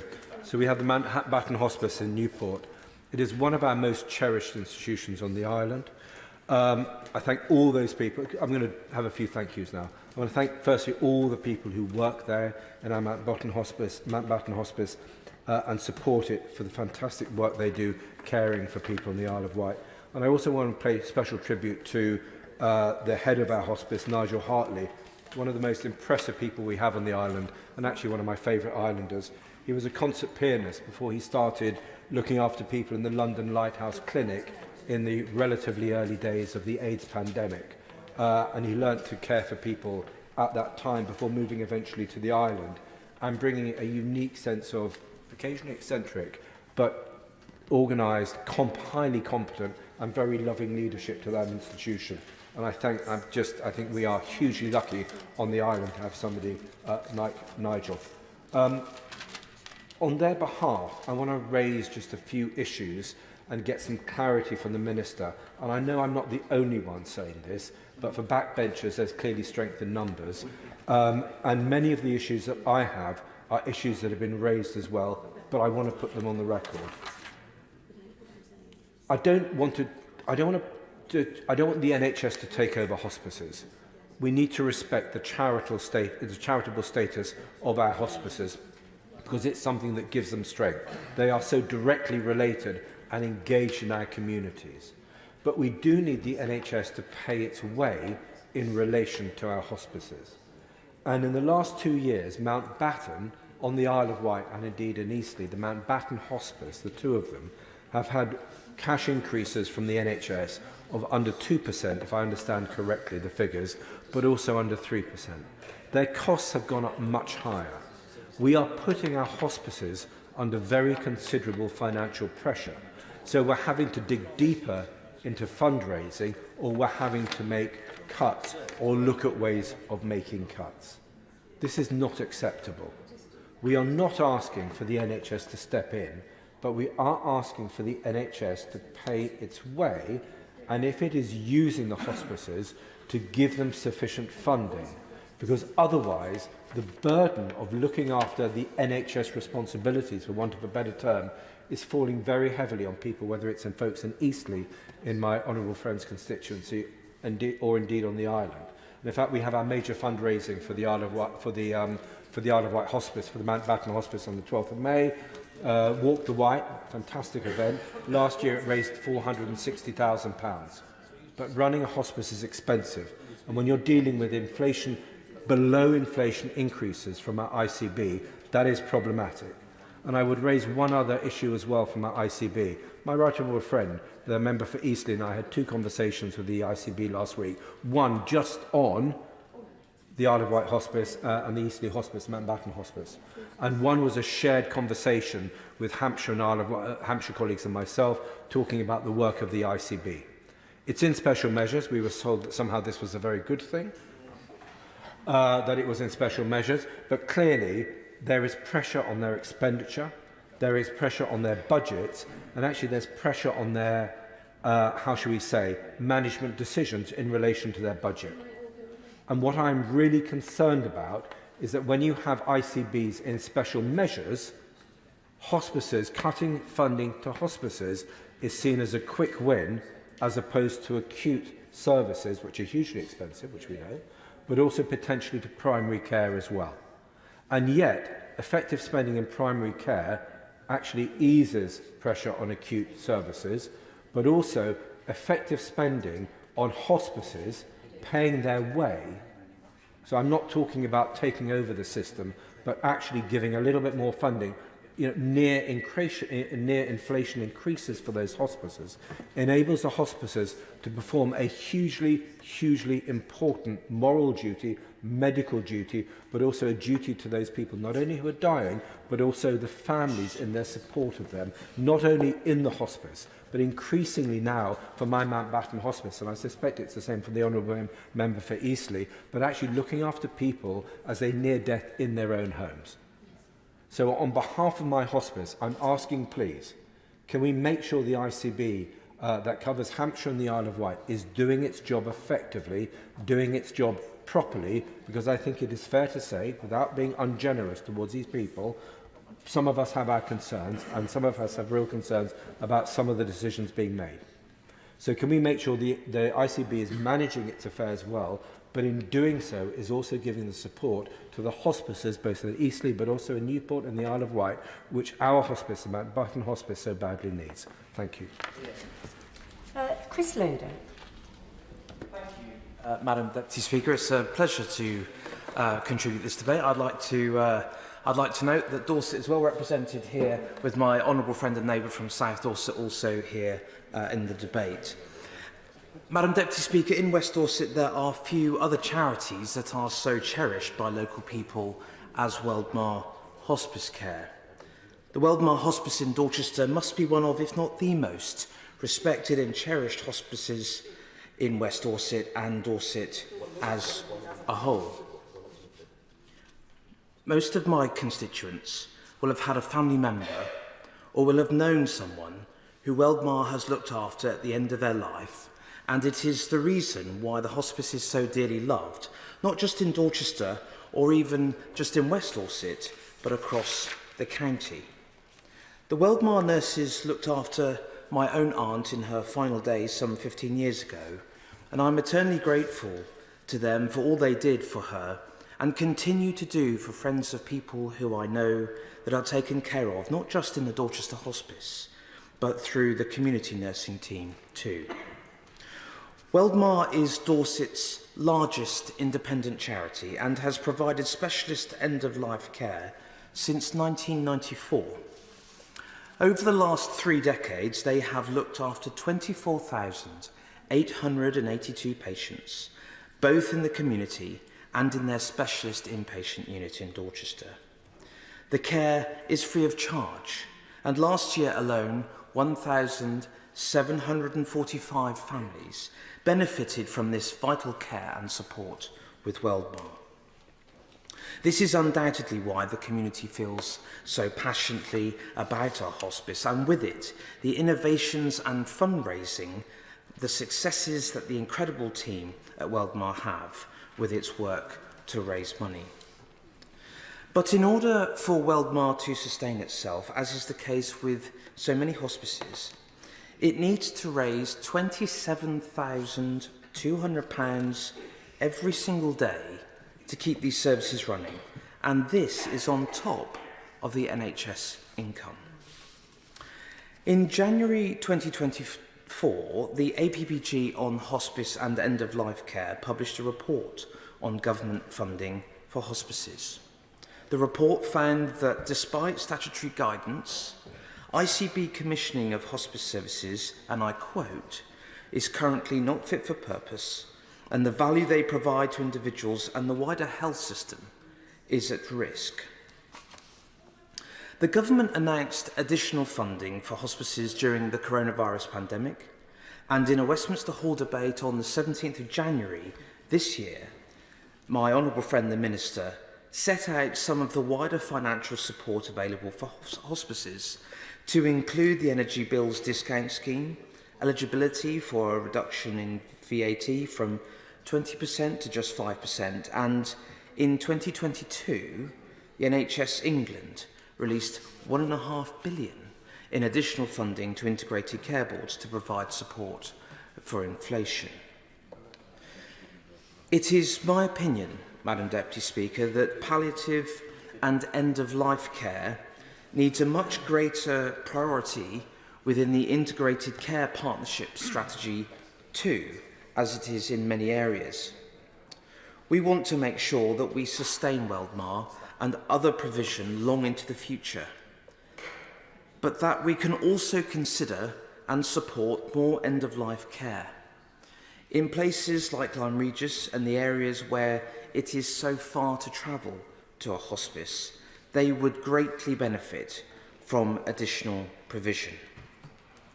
In summary, Madam Deputy Speaker, I'm contributing to this debate today in order that it be known and understood that in West Dorset we cannot speak highly enough of our hospice, that in West Dorset we value the Weldmar team so much, and I actively ask the Minister here and the Government to give consideration to these matters as we've been debating this evening.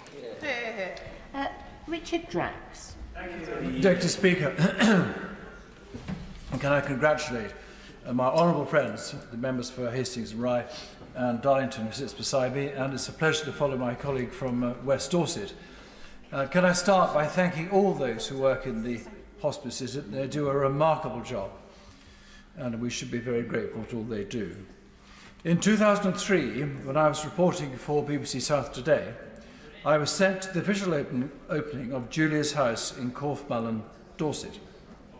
Little did I know that the first person I'd meet there was my mother, who sadly died in 2019. Her instinct for caring and compassion drew her to this remarkable hospice for children like a moth to a flame. I was immediately struck by the wonderful environment the dedicated staff had created, and a desperately needed service to provide practical and emotional support to families caring for a child with life-limiting or life-threatening condition was born.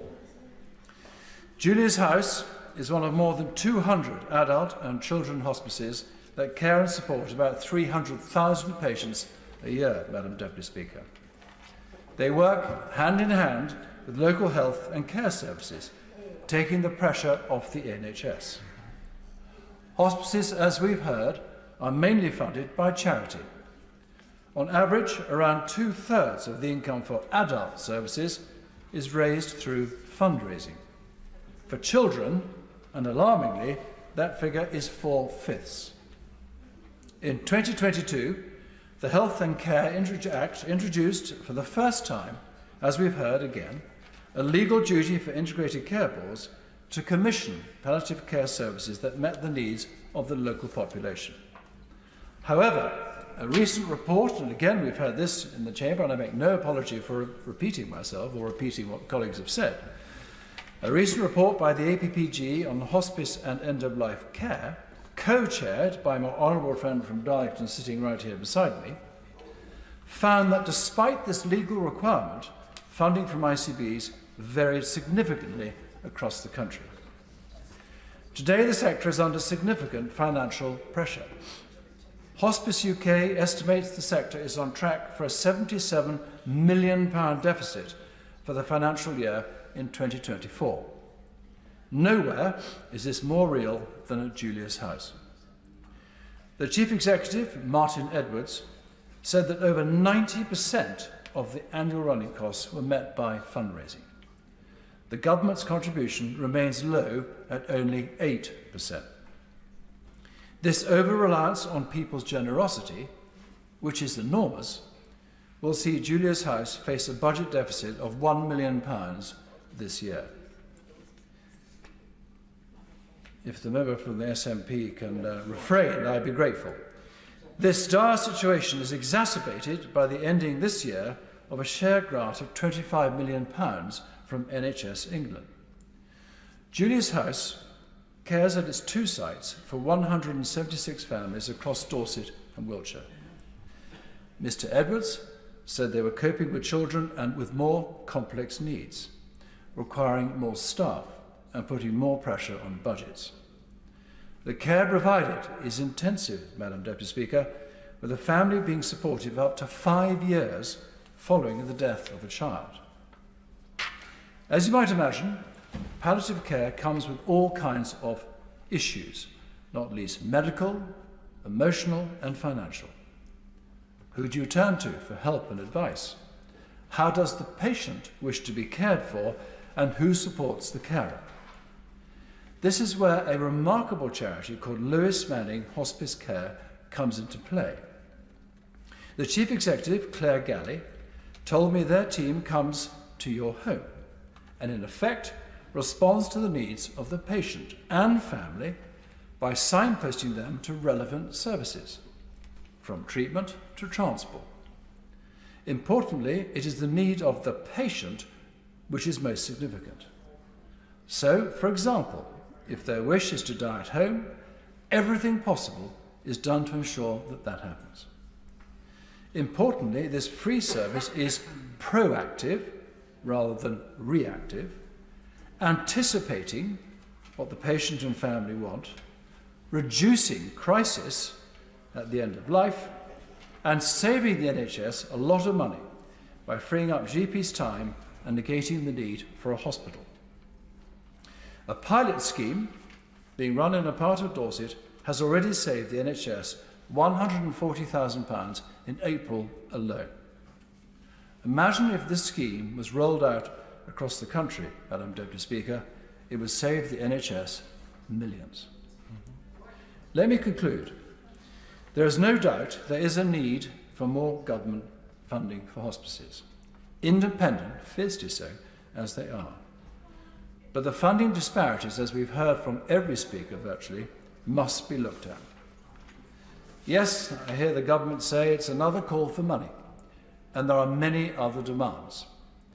But well-funded hospice care would safeguard this very effective and necessary sector, which can or not live on charity alone, and nor should it. Peter Alders. Thank you very much, Madam Deputy Speaker. I congratulate my honourable friends, the members for Hastings and Ryan Darlington, for so ably leading this debate and setting the scene. Whilst it's important to recognise the great work done across the eastern region by East Anglia's children's hospices, in the Great Yarmouth and in the Waveney area, as represented by my right honourable friend, the member for Great Yarmouth, and myself, there is at present a hospice vacuum. Throughout the rest of Suffolk and Norfolk, there are locally based hospices well embedded in and providing great services for their communities.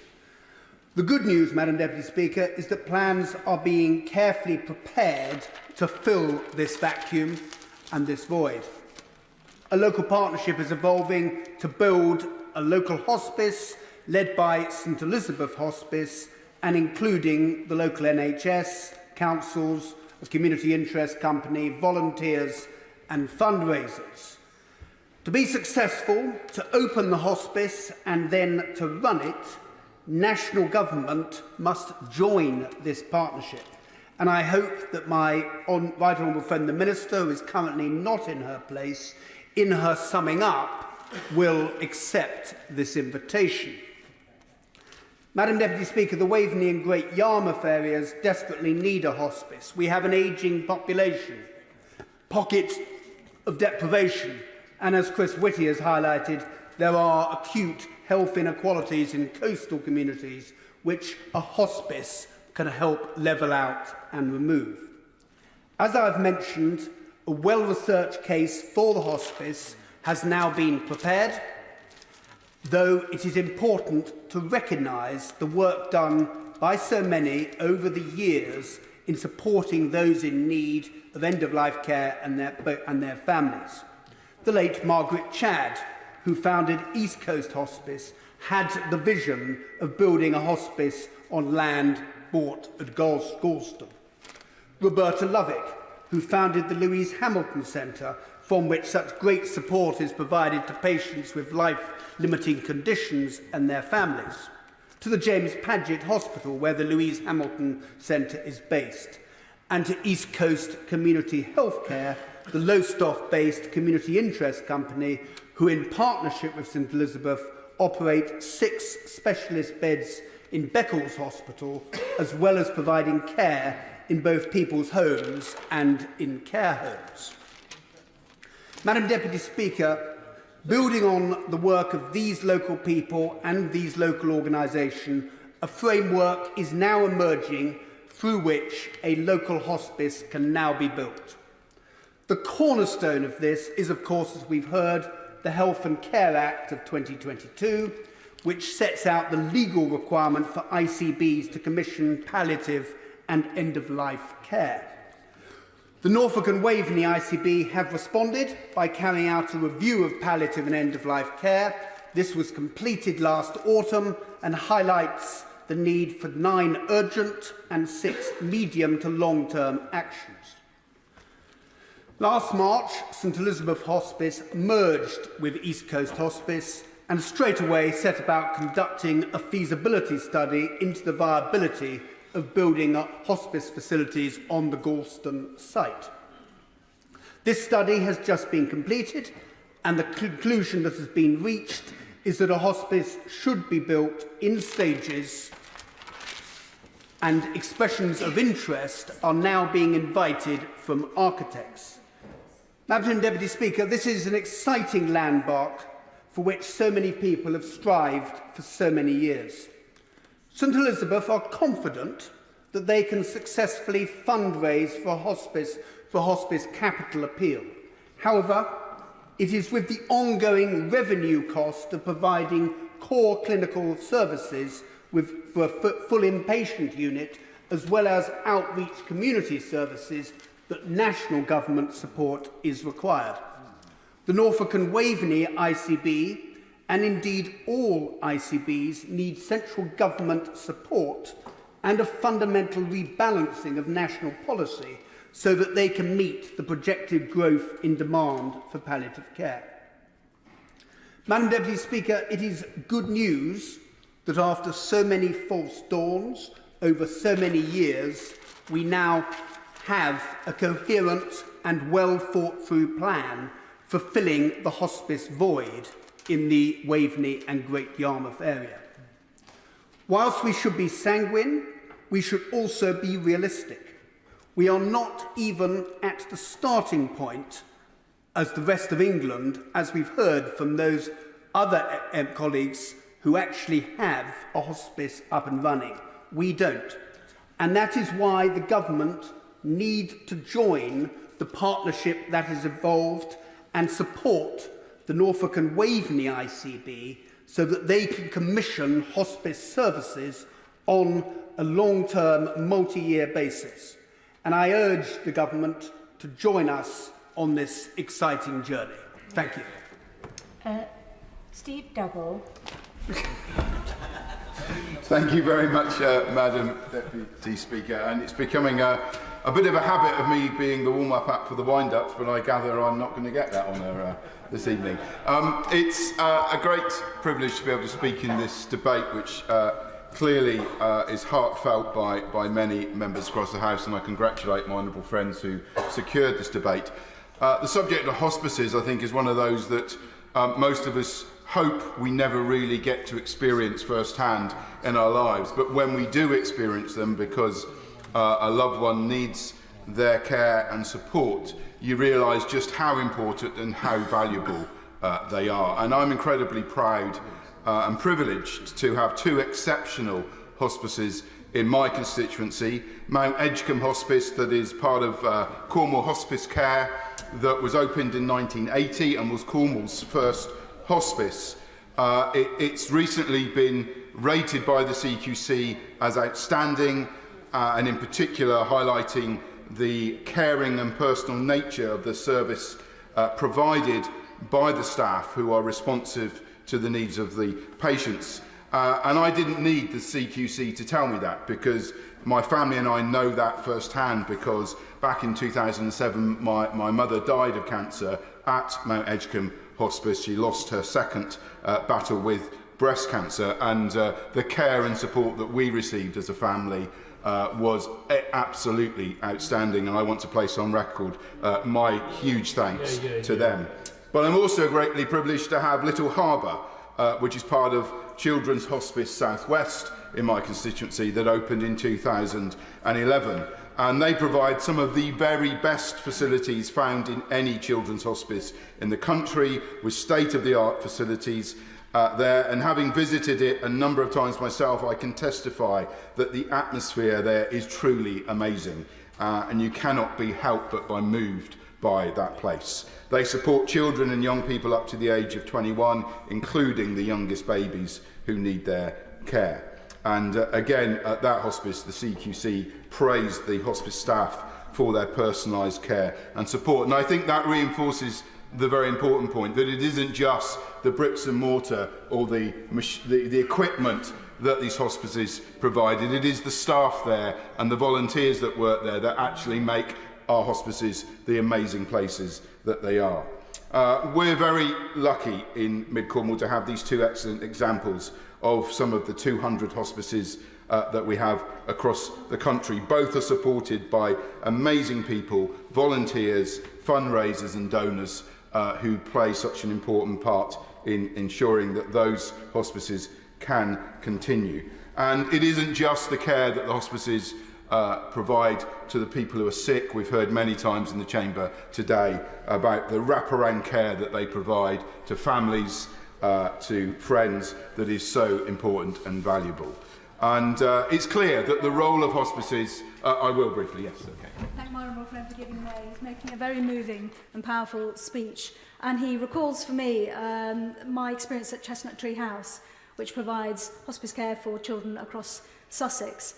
And although they are striving hard to meet all the demands on services, one of the groups that we haven't mentioned in the course of this debate is those that the hospice may yet reach. They know that there are very, very many more families who would benefit from their care, and they're working hard to do that. Is this something that he also has found in his constituency?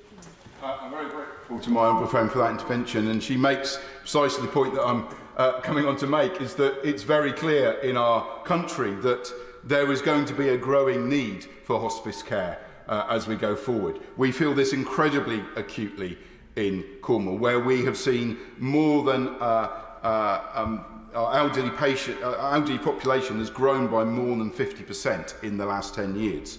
In Cornwall, we're now at the point where almost 1 in 4 of our population is over 70 years old, and that is only going to grow in the years ahead, and that is simply going to mean that there is more demand for hospice care in our country. And that is why it is so important that hospice care is properly funded. Now, I believe it is the best for our hospices to stay in the independent sector as charities. They gain most of their support from the public. This is seen time and time again, I think, in my experience of the two hospices in my constituency, that being independent from the NHS gives them a very special place in our communities. People feel a great connection to them. They feel they have a personal stake in the work that they do, particularly if they engage in fundraising towards them. And I fear that that may well be lost if they became nationalised effectively. And I believe that is so important for our hospices that we are able to continue that. However, I do believe that the government need to better recognise the important role that hospices play. We've heard several times about the postcode lottery there is for NHS funding towards our hospices, and I think that is something I would say to the Minister we really do need to look at addressing. Cornwall Hospice Care, I'm told, is the second lowest level of funding of any hospice charity in the country. Just 9% of their funding comes from the NHS. That means 91% of their funding is raised through fundraising, donations and legacies. And I don't think that can be right.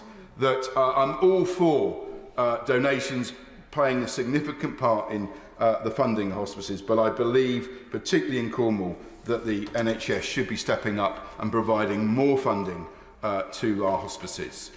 So we do need to look at the regional variations, and it really does need to be based on need and the need in those regions for the hospice facilities. And I would urge the Minister and the Government to look at what more can be done to provide a proper level playing field when it comes to NHS contributions to our hospices.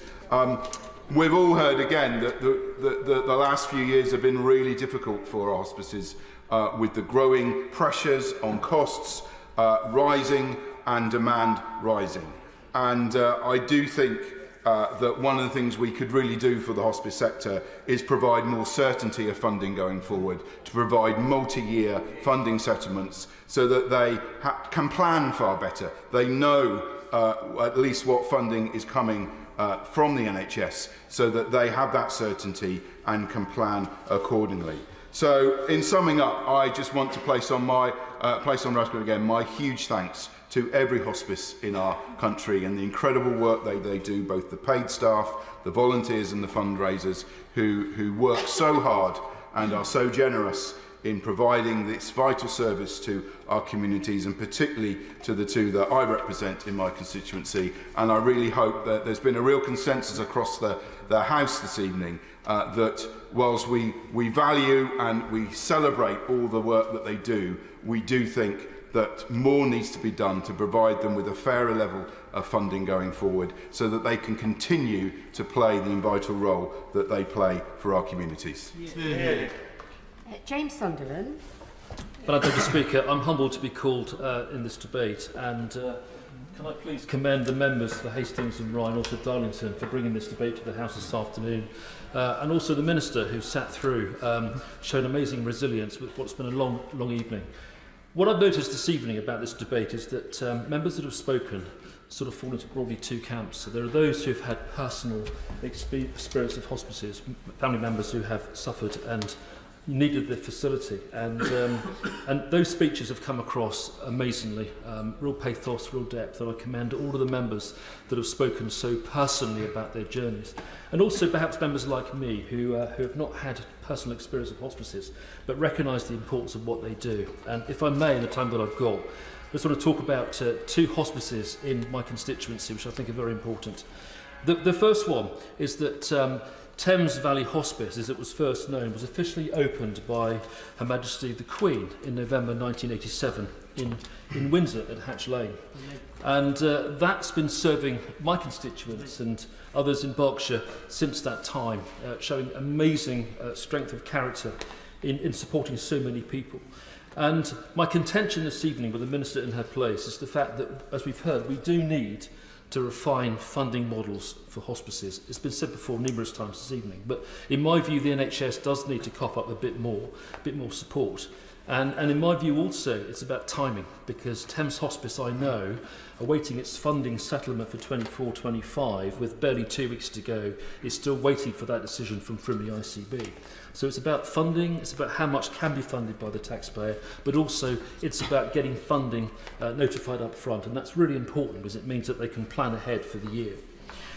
Thames Hospice in 2016, having provided so much care all that time, was granted planning permission to build a new 22 million state-of-the-art facility on a brand new 8-acre site by Bray Lake, which is just outside Maidenhead in the Royal Borough of Windsor and Maidenhead. And why is that important? Well, it's important because that serves Frimley ICB, it serves many constituents to the east of Berkshire, including Bracknell, and I know of many constituents that have had fantastic care there. And in January 2019, work began on the construction of that site. By 2023, with the new site being built, and I visited earlier last year, an absolutely incredible site with so many fantastic staff, a cafe, dedicated services. Thames Hospice has supported around 2,500 patients and their loved ones annually with high quality medical and emotional support. This is all about making people's lives easier and making sure that the remaining time on the earth is made as dignified as possible, and we can't underestimate that.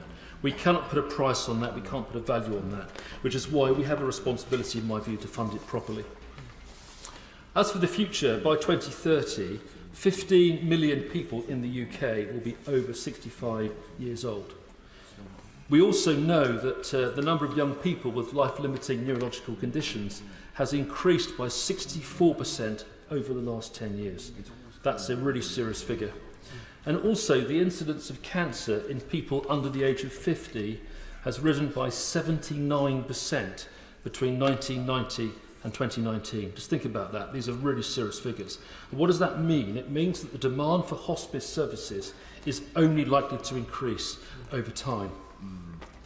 Also, costs have increased by 9% at Thames Hospice over the course of the past year, with no commensurate increase in government funding. And that's a very similar picture that we've heard from other speakers this evening. So to put a figure on it, every day at Thames Hospice, they've got to raise £38,000 to subsidise the costs of care. And without even considering investment to grow in the future, this will increase to over £50,000 per day by 2030, based upon a 4% increase year on year. It is a similar picture elsewhere. And to put it in perspective, Thames Hospital itself needs £18.5 million for 2,500 people every year. It's really, really stark. And as I mentioned earlier, Thames Hospice is the end-of-life care provider for the Frimley Health Integrated Care Board in East Berkshire. So it's of direct relevance to my constituents, and I can't thank the staff and the directors at Thames Hospice enough for what they do. Just before I finish, I want to just mention Sebastian's Action Trust as well in Crowthorne.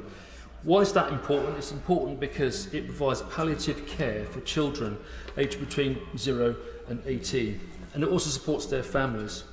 And a key part of the support that the brilliant Sebastian Actions Trust provides is that it provides memory-making support for the families that use the facility. And it also continues to support the families once a child goes to the end-of-life care. Losing a child is devastating anyway, but the fact that Sebastian Actions Trust does it so brilliantly in terms of the support that it provides to families, even after that life event, is really remarkable. Would my honourable friend give way? Please do. Thank you. I'd like to thank my honourable friend for giving way, and just on the issue of funding for children's palliative care, I'm very fortunate in my neck of the woods in West Yorkshire to have the Forget-Me-Not Children's Hospice. We also have the Kirkwood Hospice as well. But just bringing this backbench debate to an end and focusing on hospice funding, I just wanted to highlight the Together for Short Lives campaign ask. And I've just been looking again at their main campaign ask. I know he's mentioned this. It's not just sustainable funding, it's having the surety of that funding moving forward and a multi-year promise and confirmation of funding beyond 24-25 so that children's hospices can plan for the future and continue delivering and caring for children with life-limiting illnesses and for their families. Can I please thank my honourable friend for his intervention, and it's very, very timely because, as we know, palliative care is not formally funded by the NHS, it's privately funded, and it cannot be right that such an important function is hand-to-mouth in terms of the funding that they need. And to prove that point, Sebastian's Action Trust in Crowthorne is going to close their Crowthorne site later this year, called the Woodlands. And as sales expected in autumn 24, it physically cannot afford the care that it's giving to so many families, with the result that it's having to rationalise its own estate and move elsewhere. So in conclusion, in my humble view, with the Minister in place, the funding at the moment from the NHS is just not enough, both for our hospices and also for our palliative care. Please do. I thank my honourable friend for giving way in the powerful case he's making in favour of the hospice movement, indeed all colleagues, during this debate. Does he agree with me that every penny the government gives to the hospice movement takes pressure off the National Health Service? They're doing the job that otherwise the NHS would have to do. And will he join me in congratulating the St Francis Hospice in the village of Havering, Attybower in my constituency, established in 1975, many years of serving the local people in the London Borough of Havering and the surrounding area. It's a magnificent organisation. The hospice movement does a fantastic job for the people of the entire country, and really it's time for the government to do more. Once again, can I please thank my honourable friend for his intervention, and once again I completely commend everyone in Havering St Francis and hospice staff there for what they do. It sounds remarkable, and we've heard so many stories this evening of other hospices and palliative care providers right across the country. And the message is quite clear. We need more funding. We've got to establish better funding models for it. We can't rely so much upon charities and donations. We have to make sure also the funding is provided up front. And I just think this is such an important life and death issue. And the fact that also they take they take pressure off the NHS in terms of what they provide. If you go to Thames Hospice, for example, you look at the facilities there, they're so modern, they're state-of-the-art. I think we could sweat the asset an awful lot more. And perhaps it might even be that underutilised capacity of hospices could in some way be hired back to the NHS for the facilities they've got. But I think we can do more to sweat the assets. Please do. I'm very grateful to my honourable friend for giving it. I just want to put this one final point in the final backbench contribution to this debate. We've heard many people call for multi-year funding settlements. Now, that's not to make life easy for the hospices, but it makes life more sensible for them to be able to plan into the future. In order for them to sign leases, buy equipment, train, recruit and retrain staff, it's there in order. The request for multi-year funding settlements is in order to allow them to put the plans in place to provide the care that they need. Once again, thank you to the member for Darlington, and I agree completely. Nobody can plan in a vacuum. And therefore, this is about more money, this is about earlier money, this is also about the ability to plan so that we know what the delta is. Madam Deputy Speaker, I'm going to conclude now, but thank you for the opportunity of speaking this evening. We need more money, Minister, and I know you'll give it to us. SNP spokesperson Patrick Craig. Thank you, Madam Deputy Speaker. I congratulate the honourable members for Hastings and Rye and Darlington on securing the debate and being able to bring this vitally important issue to the floor of the House after a series of Westminster Hall and other debates in the context of the spring budget, at the start of the new financial year with a general election on the horizon. It's an incredibly timely debate, and of course it also coincides with the publication of Hospice UK's report, which estimates a deficit across the UK hospice sector of £77 million in the 23-24 financial year. The estimate in Scotland, that's around £16 million, perhaps the worst financial outturns for the sector in nearly 20 years. And the same report suggests an 11% increase in payroll costs to hospices, representing around £130 million, because of course people who work in hospices have every right to expect a decent competitive salary that allows them to make sure their own households are safe and warm. But that is a challenge being driven by the wider cost of living crisis, which is itself having an effect on the hospices, because the areas of heating, food and drink and other consumables are not discretionary expenditure. Hospices have to run 24 hours a day, 7 days a week. They have to maintain a comfortable temperature. They have to provide nutritious, high-quality food. And all of this comes at a time, as the member for Bracknell has just said, when the demand for such wonderful care has perhaps never been higher, because people are living longer, they're dying at later ages, and that means there's ever greater need for palliative care. The ONS estimates in Scotland an additional 10,000 people a year might be expected to seek access to palliative care by 2040. And we've heard some very moving individual testimonies from different members across the House today. The members for Coventry North East, for West Dorset, for Leeds East, all spoke of personal experiences of the hospice movement. The member for Birmingham Edrington, I thought, made some very worthwhile points about hospices being a place where people can really live the final days of their lives. And the member for Eastleigh has been very passionate about this for reasons that he explained about his former Chief of Staff. And we echo the condolences that have previously been paid. And I'm incredibly grateful for the love and care shown to my good friend Melanie, who passed away in the Highland Hospice just over a year ago. And I was proud to be one of the runners yesterday in the London Marathon in her memory and in aid of that hospice. And I equally congratulate the members for Walsall North and Enfield Southgate, who ran for their local hospices, and the members for Edinburgh and Colchester, who also took part in the debate and ran for other worthy causes. And I understand in a few weeks' time, the member for Lancaster and Fleetwood will take part in the 40-mile Keswick to Barrow walk through the Lake District in aid of St John's Hospice in Lancashire. I also want to pay tribute to the work of the Marie Curie Hospice in Glasgow, which has provided care at the end for other friends of mine, particularly some that I've known through the SNP. And in recent weeks, close friends have had reason to be grateful to everyone at St Vincent's Hospice in Renfrewshire in very sad and difficult times.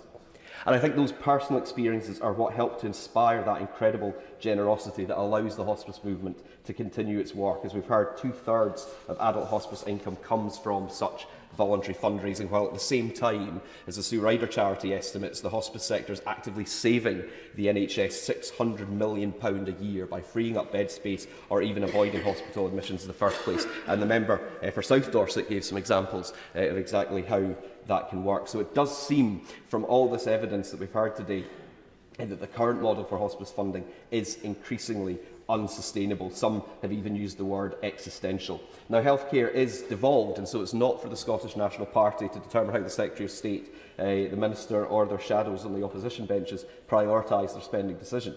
But if the UK Government did find new or additional funding for the hospice sector in England, that would have consequences for the budget available to Scotland's Government.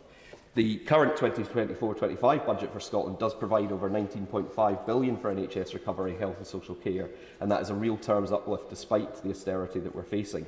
And the Scottish Government has also established a new strategy steering group to oversee the development and delivery of a new palliative and end-of-life care strategy and associated work programmes. And that work aims to ensure that everyone in Scotland receives well-coordinated, timely and high-quality palliative care, care around death, and bereavement support based on their needs and preferences, and that can include support for families and carers. And we want to ensure that Scotland is a place where people and communities can come together to support each other, take action and talk openly about planning ahead, serious illness, dying, death and bereavement. There are other actions that the UK Government could take that would continue to help hospices across the islands. Energy costs remain stubbornly high, and yet the Government is bringing many of its energy support schemes to an end. As I said earlier, energy is a fixed cost for hospices, not an area where savings can readily be made, and the member for Darlington spoke about the situation of Argowan in Inverclyde. So many of the reforms to the energy market and energy price support that the SNP and others have called for would make a difference in turn to the hospice sector, as in many other parts of the economy and society. And regrettably, the Government's approach to immigration is having an impact. How many nurses and doctors and other specialists have arrived in the UK, maybe some of them on small boats or other irregular means, but are being denied the opportunity to work? How many more are not even coming in the first place now because the Government has decided that they can't bring family members, or it's massively increasing the costs and thresholds for visa applicants? How many might have come from Europe or might have stayed if it wasn't for Brexit? Every country in the world is having to face up to the legacy of COVID and the impact of the conflict in Ukraine and elsewhere, but the UK Government has been making deliberate policy choices in many of these areas that are exacerbating these challenges, not mitigating them, and the impact of that can have long-term consequences. If the hospice sector does have to make radical savings and scaling back of service provision, the costs of palliative care and supporting people at the end of life will still have to be met. They'll just have to be met elsewhere. That could mean increased costs for the NHS, increased costs for social services, or worse still, for individual families and households, not just in financial terms, but in emotional and psychological terms if they're denied that support at the end. People will always want to raise and give funds for hospices, but if we collectively want to rely on them to be there for individuals and families when they're needed most, we can't expect the hospice movement simply to rely on the goodwill and efforts of voluntary fundraisers. I think there's been a number of important suggestions that have been made during this debate, in the motion and in the evidence given by hospices themselves and the all-party group, on how the Government can put the sector on a more sustainable footing going forward. So I hope that the Minister, in the spirit of consensus that we've heard this evening, can respond positively, work with its counterparts across the United Kingdom and service providers to ensure that the sector gets the support it needs, so that everyone who works for hospices can focus on what they do best and continue to provide love and care to those who need it most at the end of their lives. Shadow Minister Andrew Gwynne. Thank you, Madam Deputy Speaker. It's a pleasure to respond to this debate. We've had a very thorough debate over the course of the past few hours, and I want to start by not only thanking the Backbench Business Committee for granting the time for us to debate this important issue, albeit a week later than most of us had expected, but also want to thank and congratulate the honourable members for Hastings and Rye and for Darlington for securing the debate, as well as for their contributions. I'd also like to add my thanks to my honourable friends, the member for Enfield Southgate, for Coventry North East, for Birmingham Erdington, for Hammersmith, for York Central, the right honourable friend for Hayes and Harlington, and the honourable member, my honourable friend, the member for Leeds East. And on the government benches, the members for Colchester, Southport, Eastleigh, Eddisbury, Basingstoke, North Devon, Bolton West, South Swindon, Loughborough, Isle of Wight, West Dorset, South Dorset, Waveney, St Austell and Newquay and Bracknell, and of course not forgetting the honourable gentleman, the member for Strangford too, and also the contribution of the honourable member for Glasgow North. And can I congratulate all of those that took part in the London Marathon? I wasn't one of them. But anyway, back to the subject that we're here to debate. End-of-life care is a subject which has touched the lives of most of us. It's a time where our loved ones and the family and friends that surround them can be at their most vulnerable and also in the need of the greatest support. Managed well, end-of-life care can be a healing time for families to come together, but managed badly, it can leave deep and traumatic scars. I need only look at the experience of my family and the experience I had during the deaths of my parents to know how this bears out. It was 30 years ago that I lost my mum to ovarian cancer. I was 19. Her final hours were spent at the end of an old Victorian ward with the curtain pulled around her, and she was in immense pain and suffering, which I remember vividly to this day, and was incredibly hard for our family to manage. But more recently, in 2022, I lost my dad following his own battle with cancer. Unlike my mum, he died at home, with my wife and I taking him in for the last few months of his life, supported by a superb army of care staff. In fact, when the time came for my dad to decide whether he wanted to go to the local hospice, Willowwood Hospice, or stay at home with us, his final words that he communicated to me and my wife was, "Stay here." And I think it comes to the point that the honourable gentleman, the member for Colchester, makes in how we talk about death, how we deal with death and end of life, and how for many people they want dignified end of life services at home, and we should do all we can to help facilitate that. And in my dad's case, the whole system worked. It came together in a way that I know from my own constituency casework it rarely does.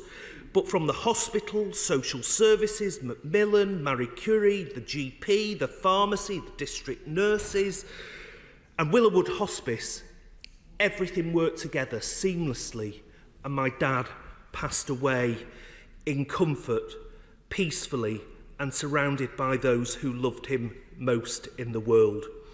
And I think that we've heard from the experiences of my honourable friend, the member for Coventry North East, and indeed of other members in the House today, of how we have to get that end-of-life choice right for people. And hospice at home plays an important role in that. Now, the sharp contrast between those two journeys emphasises to me in a deeply personal way just how impactful end-of-life care can be. Death is, for all of us, should be the choice that we want, and it should be, we should leave this planet with dignity. And we talk about the integrated care boards, and the clue is in the name. They should be integrated, both with social care but also with other services, including hospice services. And in my dad's case, that worked. But as we've heard from members across the House, in too many cases that integration just isn't there yet, and the ICBs are not spending the money that the government has rightly devolved to them for a specific purpose, not being spent as we would want it to be. Now, hospices play such an important part in that deeply personal journey for hundreds of thousands of people and their families every year right across the country.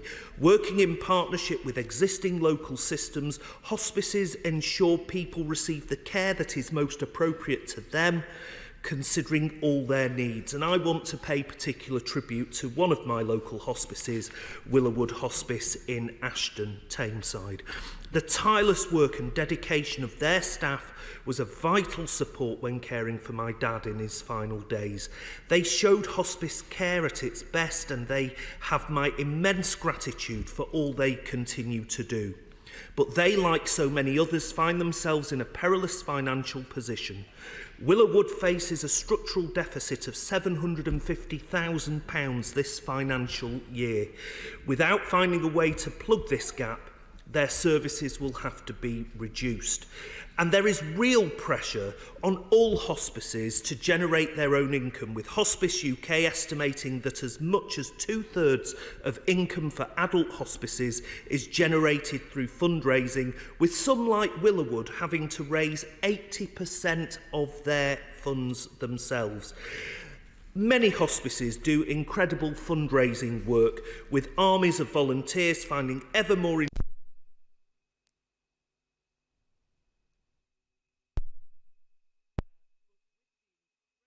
hostile economic climate hospices finding themselves in, including from energy costs, which obviously the House can't now afford.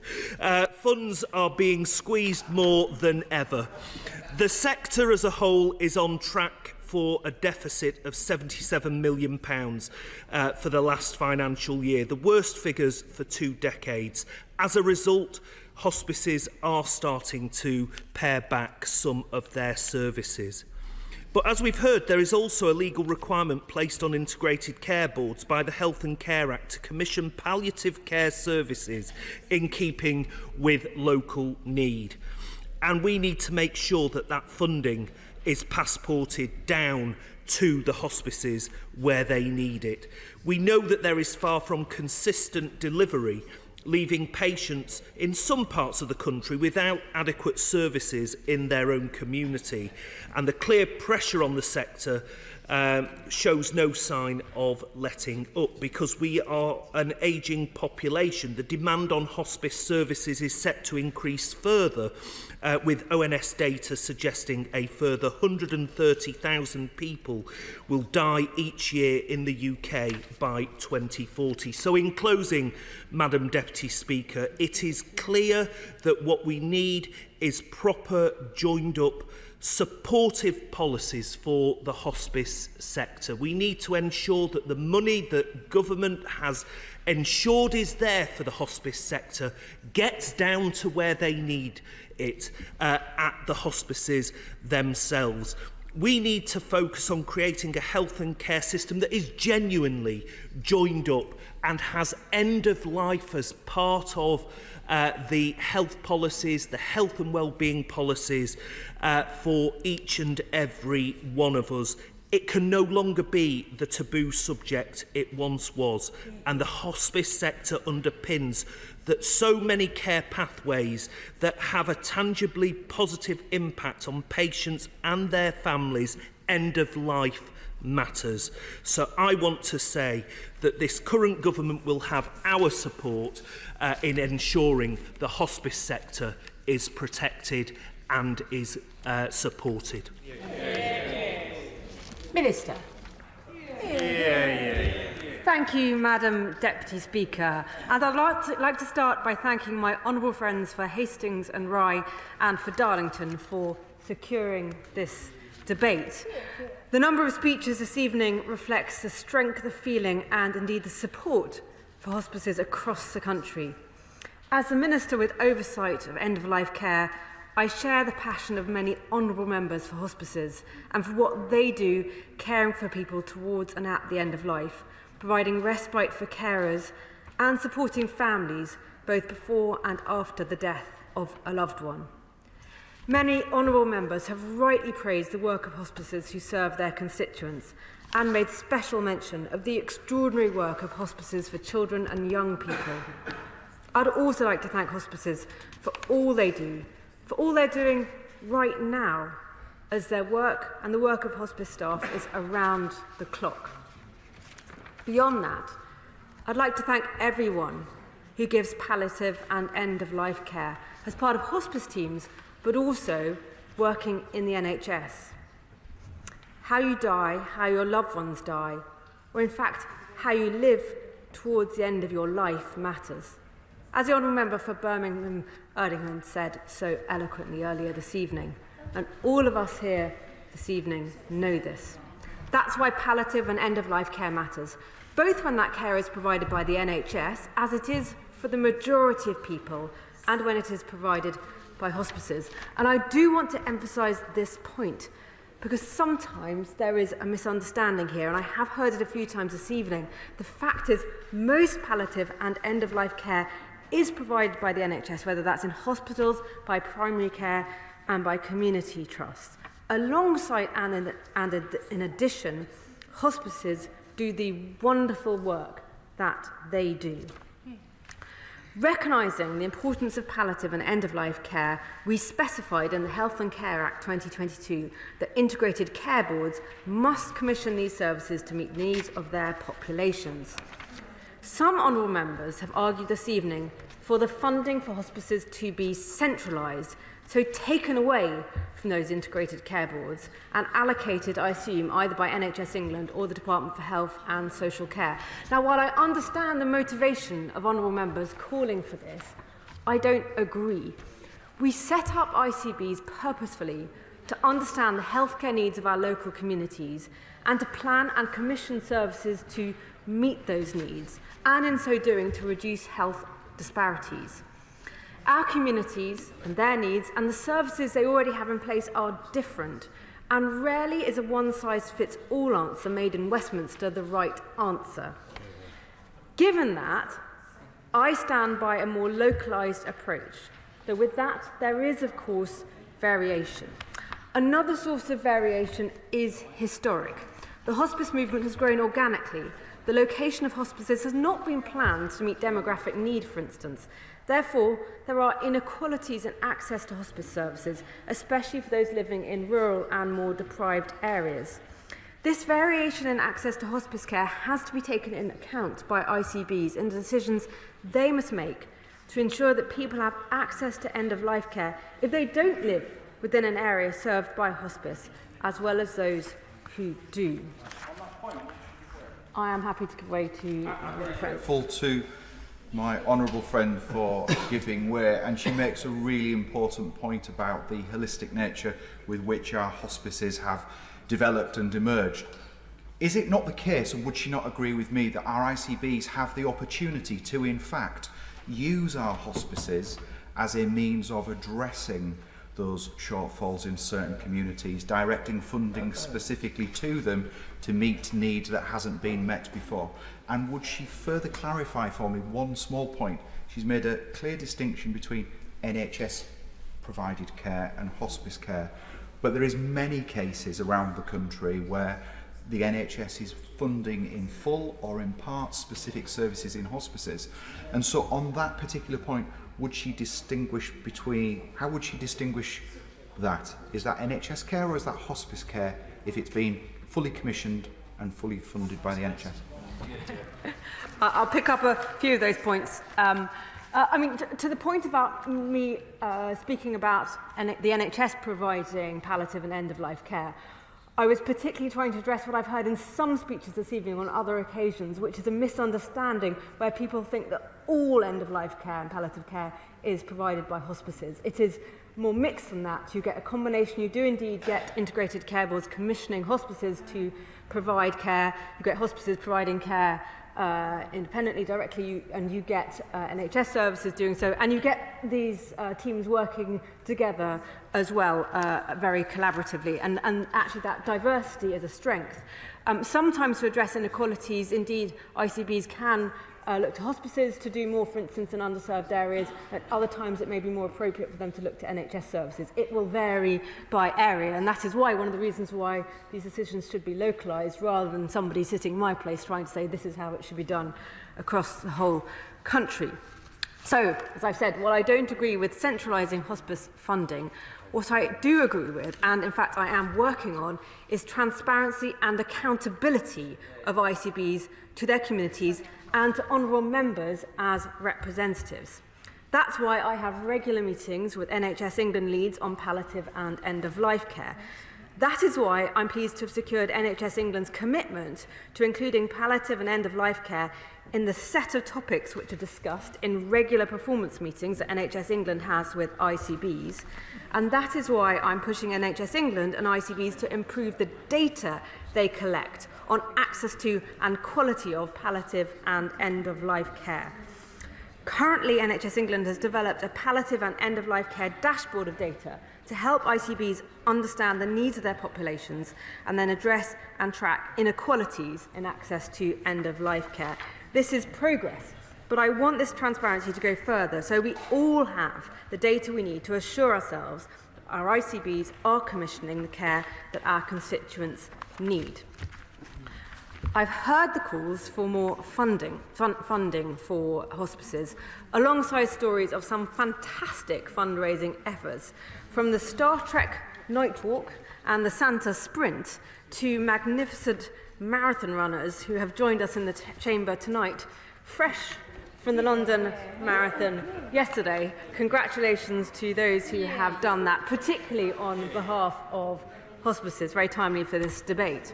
That said, I disagree with the honourable member who said that people running the marathon for hospices is sad.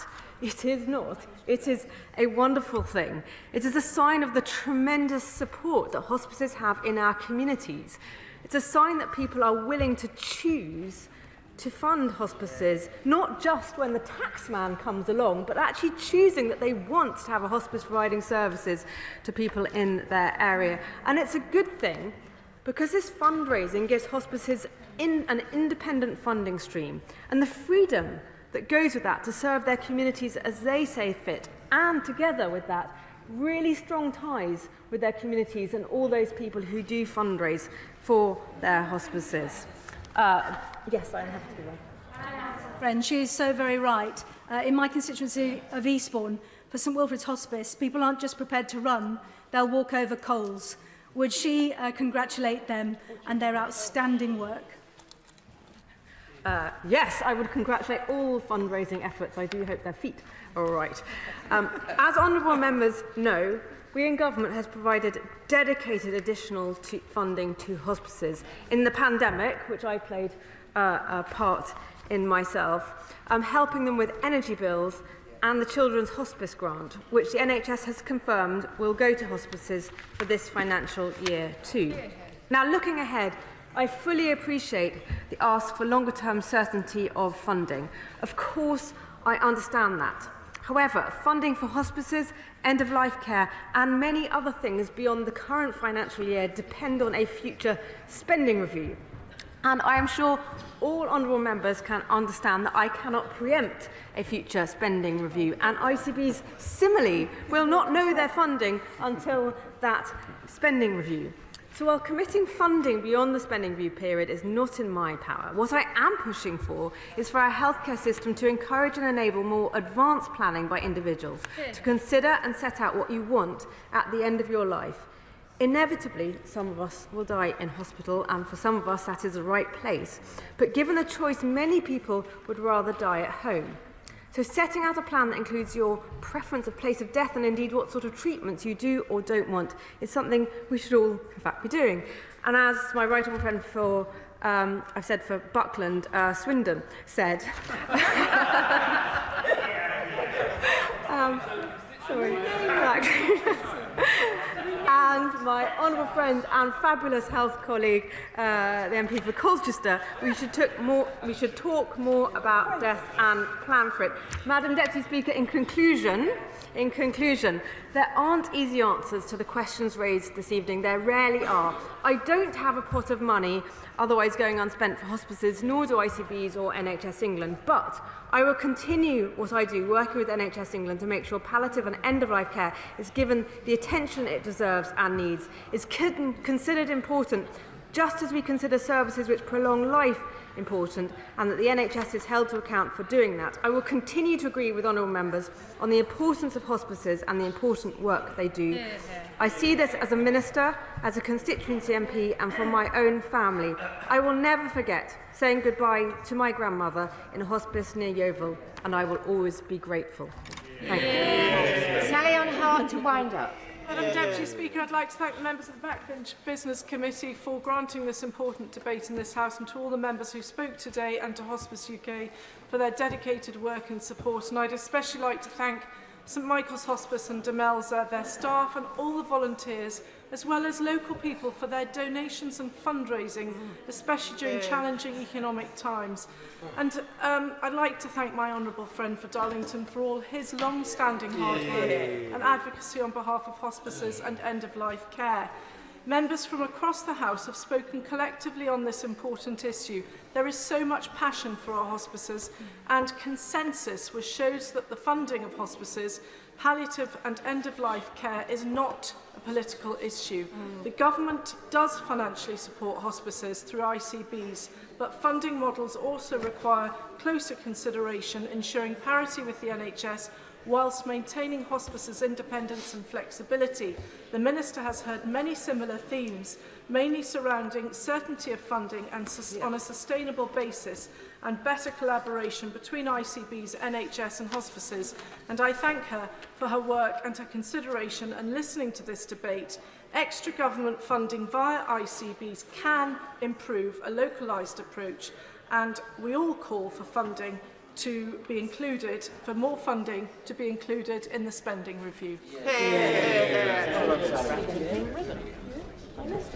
The question is, as on the order paper, as many as are of that opinion say aye. Aye. The contrary, no. I think the ayes have it. The ayes have it.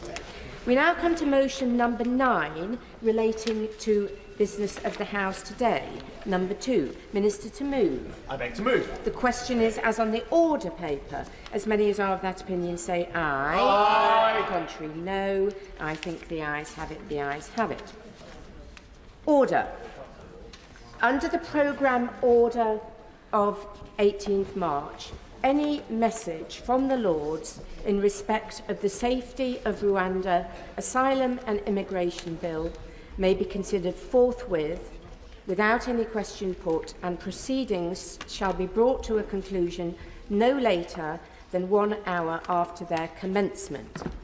A message has been received from the Lords that the Lords do not insist on an amendment to the Safety of Rwanda Asylum and Immigration Bill, to which the Commons have disagreed, but propose an amendment in lieu, to which they desire the agreement of the Commons, and they do not insist on another amendment to which the Commons have disagreed. The Lords' amendment and a government motion relating to it are available online and in the Vote Office.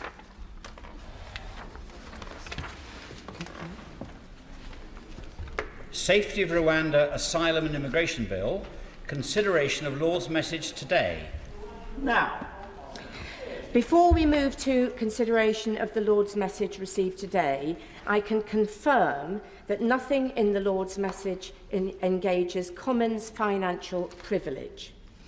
I call the Minister to move the motion to disagree with the Lord's Amendment 3J. Minister Michael Tompkins. Madam Deputy Speaker, thank you very much indeed, and it's a great pleasure to open this debate, and I beg to move that this House disagrees with the Lord's Amendments 3J. Madam Deputy Speaker, may I start by echoing and agreeing with my honourable friend, the member for East Worthing and Shoreham, who started his own speech during the last debate just a very short number of hours ago by agreeing with what the opposition spokesman said about there being nothing new to say, just pitying that he then spent 40 minutes saying nothing new. I don't intend to emulate what the Shadow Minister did on the last occasion, because in fact, turning to the Amendments 3J, it's very clear that they're almost identical to the previous amendments that we debated and that this House rejected just a short number of hours ago. It's in two parts, inserting when the Rwanda may be treated as a safe country and inserting when Rwanda must cease to be treated as a safe country. The amendment singular is not necessary. Just to confirm, turning to the amendment from the noble Lord, Lord Anderson of Ipswich, I will make clear once again that we will only ratify the treaty when all necessary implementation is in place. The implementation will be kept under review by the Independent Monitoring Committee, and Clause 9 of the bill makes clear when the bill and the provisions come into force. To confirm, Madam Deputy Speaker, implementation continues at pace. I can confirm again that on the 21st of March, the Rwandan Senate passed their legislation ratifying the treaty. And once again, as I confirmed this afternoon, on the 19th of April, just last Friday, the Rwandan Parliament passed their domestic legislation to implement their new asylum system. In an attempt to reassure my right honourable and learned friend, as we have made clear, if the Monitoring Committee were to raise any issues to the Joint Committee, standing members of the Joint Committee are senior officials of the government of this country and of the government of Rwanda, and the government will, of course, listen. And I remind my right honourable friend and honourable friends that it will be up to the Independent Monitoring Committee to raise issues at any point. Madam Deputy Speaker, there is nothing new in these amendments. These amendments have already been rejected. Enough is enough. I beg to move. The question is that this House disagrees with the Lords in their Amendment 3J. Shadow Minister Stephen Kinnock. Thank you very much, Madam Deputy Speaker. So for several months now, the Prime Minister has been ferociously attacking their lordships in the other place, simply for doing their constitutional duty by seeking to revise and improve this bill. And tonight we see the evidence of why it is so important that they did just that. And I would like to put on record my thanks to the noble Lord Brown for his tenacity in securing a significant concession, and it is a concession, which promises that Afghans in the UK who have put forward credible claims of evidence of a connection to Afghan specialist units will not be deported to Rwanda. Now, this hasn't gone as far as we would want it to, but at least the government, albeit begrudgingly, has inched towards doing the right thing by standing by some of those who so bravely stood by us in the face of the Taliban. We owe them a debt of gratitude, and it is a great shame that the government, and in particular the Prime Minister, first turned its back on those we promised sanctuary to by cancelling flights from Pakistan, then spent months resisting Lord Brown's efforts to prevent these brave Afghans from being sent to Rwanda, despite repeatedly being pressed to do so by our armed forces to do the right thing, and now, finally, having to be dragged kicking and screaming to where we find ourselves this evening. Even this afternoon, the Minister's response to my honourable friend, the member for Walthamstow, who's not in a place at the moment, was revealing. She raised in detail a case of her constituent who supported British efforts, but whose family was stuck in Afghanistan. And yet the Minister couldn't even bring himself to reassure my honourable friend that he would meet with her or even look into the specifics of that case. That's why it'll be so important for us to hold the government to account on this concession, because it's so difficult to take what ministers say at face value. Turning now to the amendment in the name of Lord Anderson, I find it staggering that ministers still haven't conceded on this very basic point. that this House is not just trying to legislate that Rwanda is safe now, in other words, that white is black and black is white, but that Rwanda is safe in perpetuity. The noble Lord Anderson was right in what he said in the other place this evening, that this is a post-truth bill. You cannot possibly legislate for something which is in the lap of the gods. Now, I spoke earlier about the dangerous and turbulent world in which we live, and the threat that at any point the situation in Rwanda could change radically, just as it could in any other country. But let us not forget that just 6 years ago, I will give way.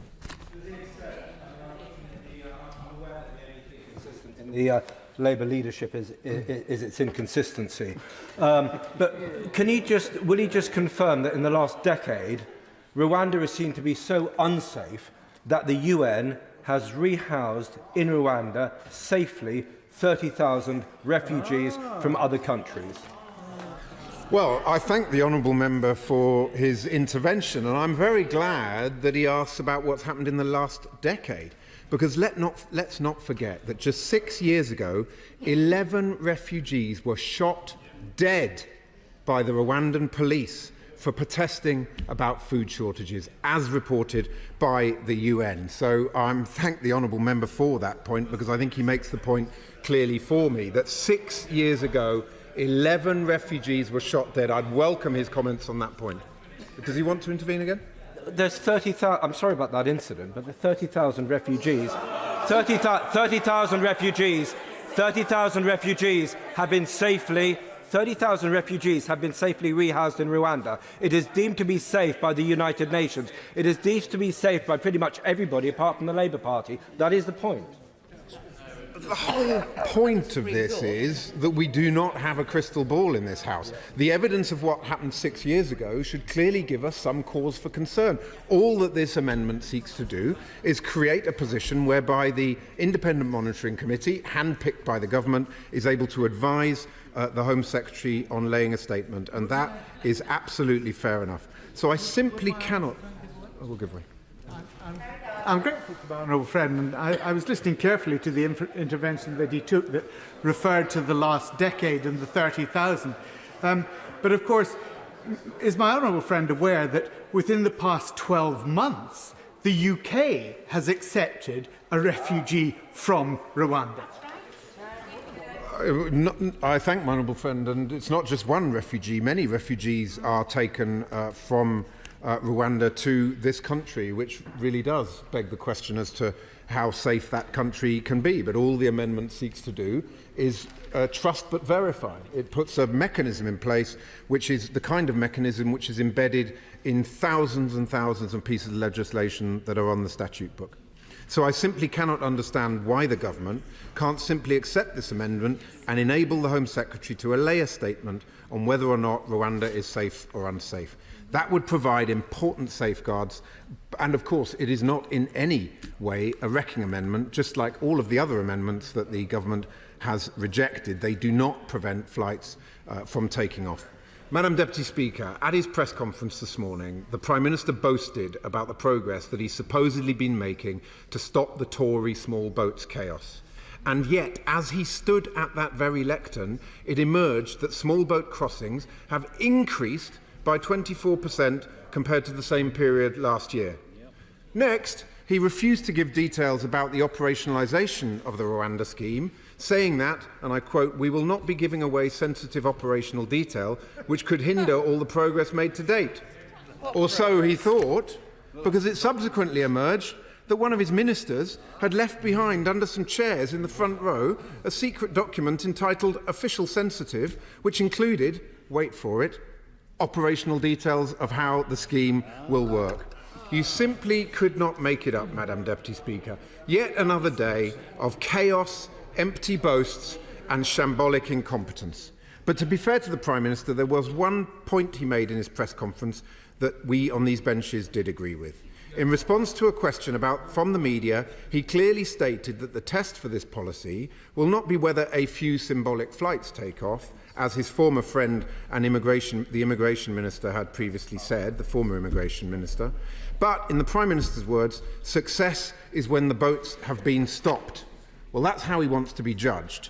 And that, I can assure the House, is how we on these benches will judge him and how the public will judge him too. For 2 years now, we've been urging the Prime Minister to stop the boasts and instead start stopping the Tory boat's chaos. But sadly, he has chosen to ignore us on both fronts.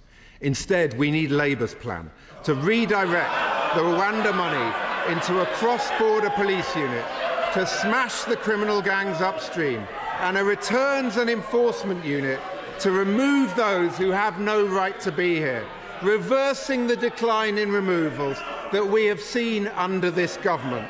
Because only Labour's plan can fix our country's broken asylum system. And only Labour's plan can restore order at our border. Those benches opposite, they don't want to hear it, but that is the reality of the situation that we're in, Madam Deputy Speaker. Thank you very much, and I hope that every member opposite will join me in the division lobbies this evening. Sir Robert Buckland. It was going so well, and then it descended into a second reading diatribe from a Labour opposition that has absolutely nothing to say about the serious challenge of immigration, pretends that it will do what this government's doing, only slightly better, but doesn't really approach the level of events and the seriousness of the issue that we need to trouble. It is a blank page that we face on the other side of the House. Let's just deal very briefly then with the issue that we have left. I still think that there is strong merit in what their lordships say about not just the way in which we designate Rwanda to be a safe country, but the way in which, if in future things change, we have a parliamentary mechanism to deal with it. It does seem to me that in the absence of this amendment, there would be the need for further primary legislation in future, which I don't think is a great place for the government to end up. However, I do think that in the context of where we are with the detailed consideration of Lord's amendments, there does come a time when I think the unelected House does have to cede to the authority of the elected House. And I think, Madam Deputy Speaker, we are now approaching that moment. And whilst I don't resile at all in any way from the merits of the argument, I think in looking at the bigger picture and remembering the balance that we have to strike here, and also, frankly, thinking ahead as to what future governments might end up, hopefully not of a different complexion to our own, but of the balance that we need to strike between both houses, I do judge that now is probably the time for us to... I will give way. Wouldn't the right honourable member's argument have more weight about whether their lordships should cave in if this actually had any mandate from the people? But this wasn't mentioned in a general election. It wasn't in a manifesto. It's not the will of the people. I think the honourable gentleman's argument has merit about Salisbury-Addison when it comes to the principle of a bill, and I think that their lordships have absolutely the leeway to deal with it in the way that they have on the basis that it wasn't in a manifesto. He's not wrong about that, but there is a more fundamental point about the way in which the balance between both houses has to be maintained. Now, this is the fourth round of ping-pong. I think the record is 7. This is a short bill, Madam Deputy Speaker, and I remember bills much more lengthy than this, for example, the EU withdrawal bill, where we only had 2 rounds of ping-pong on that occasion, because I think in the end the other House did respect the primacy of this place. And however reluctantly I feel about this, however conflicted I feel about the issue, I do think that we have reached that moment, which doesn't necessarily mean I'm going to vote against the Lord's amendment, but I will consider my position as to whether I vote in favour of it on this occasion. But I do say this to my right honourable learned friend, to the government, that I think getting ourselves in a position where we've had 4 rounds of ping-pong on a bill as short as this is not a great place to be with respect to him. And I do think that had the government made some other concessions, as it's now properly done on the Afghan question, as it did on the modern-day slavery question, then perhaps we wouldn't have had to wait this long at this late hour, and goodness knows perhaps to a later hour before making those concessions. I just remind my honourable friends that I do think that Lord's Lord's amendments are not about the principle of the bill, they're about the detail of scrutiny, and that I think in the spirit that he's approached these amendments, I think it would have been wiser that we'd reached this position slightly earlier. But that's the only criticism I offer at this stage, and the principle now of the bill is settled, and the will of this House should prevail. SNP spokesperson Alison Cooley.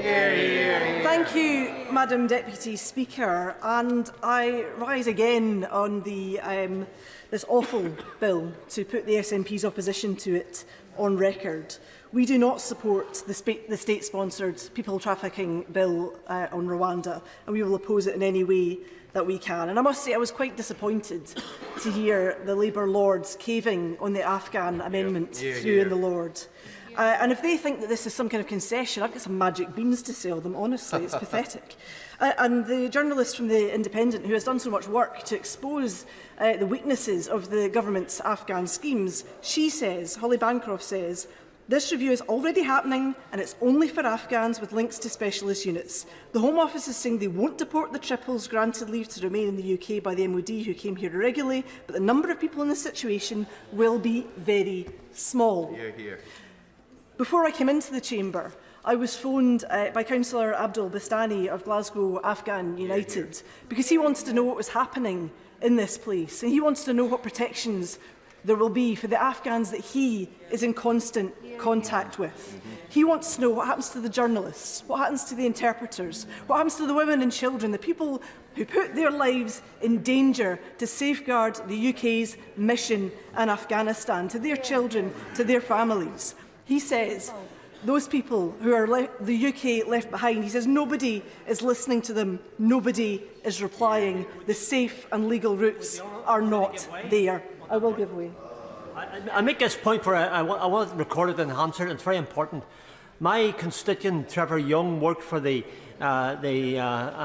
British Army in Afghanistan. Alongside him worked his comrade and his friend in Afghani, who happens to be in Pakistan because he had to leave Afghanistan because of threats to him and his wife and his children.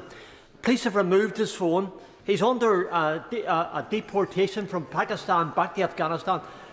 Madam Deputy Speaker, this is so important for my constituent, and I have to say to the Minister in particular, Minister, my constituent has his friend, a soldier, has been forgotten about by this British government and by the Minister, and because of that I had to make a plea for him, because he isn't covered within this legislation. I thank him, and he's quite right to point this out in the way that he has. And it's been further reported in The Independent, an Afghan intelligence analyst who worked alongside members of the RAF but has been threatened with removal to Rwanda. He says, and I quote, "I call on the Prime Minister and the Government to stand by the promise made during the fall of Kabul. If the legal ways such as ARAP and ACRS were actually working, people like me wouldn't have to wait for years just for a response and wouldn't be forced into taking a small boat to come to the UK. Being in limbo is nothing but a waste of the UK's resources. I have skills to contribute to the UK's economy and tax system, but I have to rely on Home Office help because I cannot work." There are thousands in his position. I further had an email from a person who emails me quite regularly. I don't know if this person ever gets a response from the ARAP email that he emails and the other people that he copies into this. But I see these emails that come in, and I read these emails that come in, and I think it's in tribute to Syed, who is constantly seeking some safety, that I would read this. He says, "You caused me to miss the evacuation flights. Why should I be in this situation? It's all because of you. I can't endure it anymore. I am tired and I'm faced with so many challenges. It happened several times today that I had to stop myself with difficulty, crying in the middle of the street. Everyone was looking at me. I cannot endure it anymore." And these are the people that have been left behind by this bill and now left behind by the Labour Party, who would not press this amendment yet further. Moving to the remaining amendments that we have, from all the amendments that we have. Yes. I'm sorry, am I boring the members opposite? Do they want to pop back out to the Prime Minister's office and have some drinks instead of listening to the important cases being put in this debate? They care so little. What we are asking, and Order. I'm just anxious the Honourable Lady addresses the amendment in front of us. Alison Thewlis. Thank you, Madam Deputy Speaker. I am addressing the amendment in front of us. Now, what this amendment seeks to do is a very small concession to this place, that this place here should have some kind of scrutiny over whether Rwanda remains a safe country. The folk over on the benches opposite were all about taking back control, but when it comes to scrutiny of the treaties and the obligations we're signing up to, they couldn't give a hoot. It's quite clear. Exactly. Now, all that we are asking for in this amendment, all that the Lords are asking for in this amendment, is that some assurances now and in the future that there will be scrutiny as to whether Rwanda is indeed a safe country. Yeah. That is not asking too much. Now, what I would like to know from the government is they say that they will be ready to remove people in 10 to 12 weeks. And the government has said that Rwanda will be safe when the treaty is in force. So can I ask, will all the matters of implementation be in force in 10 to 12 weeks? Will the policies be in place in 10 to 12 weeks? Will the staff be in place in 10 to 12 weeks? Will the judges be in place in 10 to 12 weeks? Will the lawyers be in place in 10 to 12 weeks? Will the appeals system be in place in 10 to 12 weeks? Will all of these things be there? Will the accommodation be there in 10 to 12 weeks? Because we know they've already sold it off. And what airline company have they contracted to remove people in 10 to 12 weeks? Because they have been extremely unclear about whether they even have an airline company, and they have not told us that. This House deserves to know, because we are not going to get the opportunities again to scrutinise the government on whether or not the Rwanda Treaty is actually being implemented. And I think that's the very least that this House should be able to do, to be able to keep a check on the government and on future governments as to whether or not they are fulfilling the obligations that they carried out. Because we know that even when this treaty was being negotiated, that Rwanda were engaging in refoulement of people. So if that was happening when the treaty was being negotiated, is it still happening now? Can the Minister give any assurances that Rwanda is not refouling people right now? And if he cannot come to the dispatch box and give that assurance, we should not be passing these we should not be rejecting these Lords' amendments and approving this bill this evening. This bill has been very unusual in the number of Lords' amendments that we have had, Madam Deputy Speaker. I've never seen the like.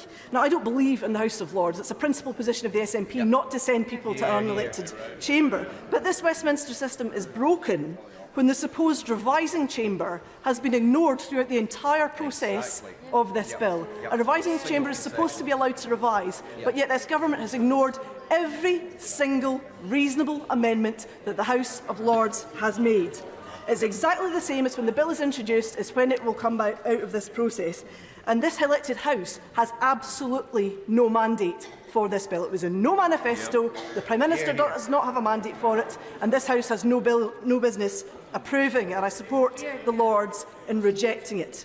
Madam Deputy Speaker, this bill is not a deterrent. It has not been a deterrent. Nothing they have done has been a deterrent. It will not work. It will pile misery on top of people who have already suffered incredible trauma that the folk crowing in the benches opposite cannot even imagine. It does not happen in Scotland's name, and we will vote against it on every opportunity we will get. The question is that this House disagrees with the Lords in their Amendment 3J. As many as are of that opinion say aye. Aye. The contrary, no. No! Division, clear the lobby.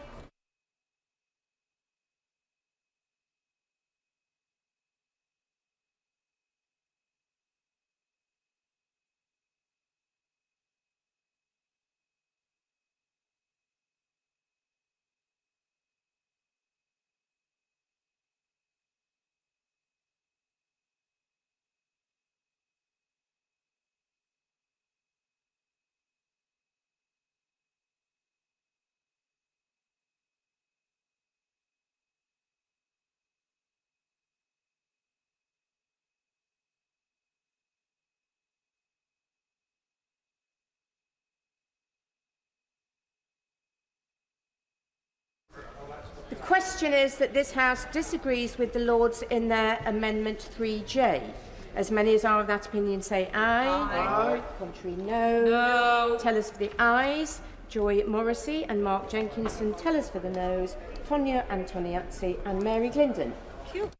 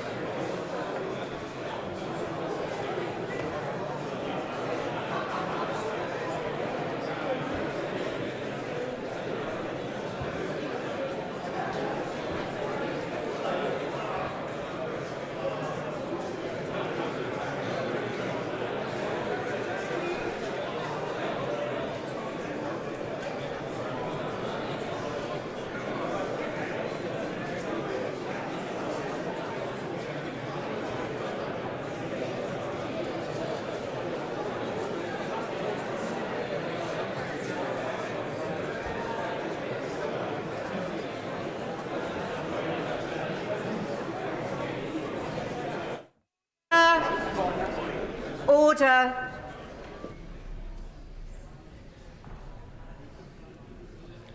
The ayes to the right were 312. The noes to the left were 237.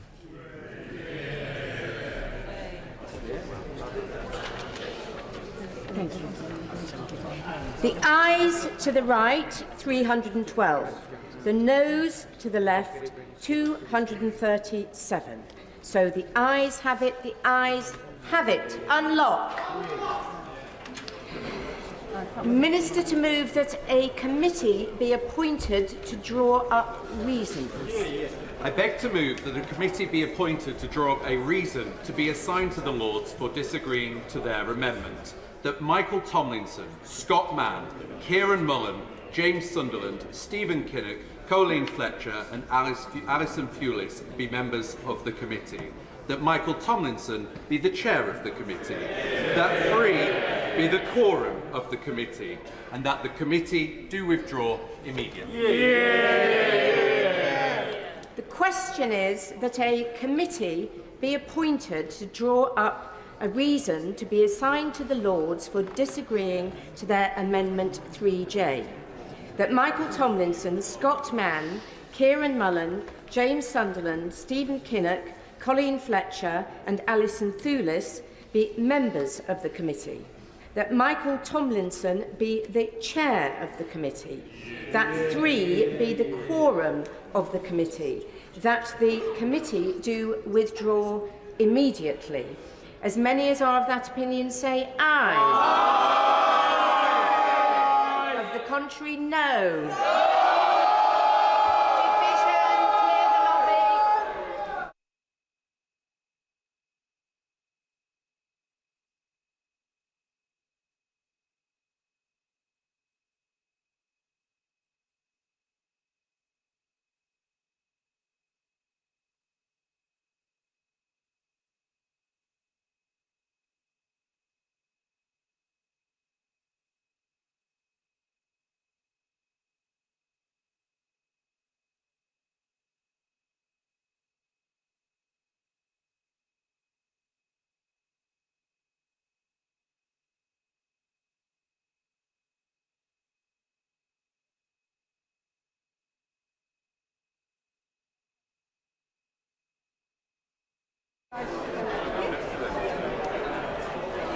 Sorry, Liam, can I say that?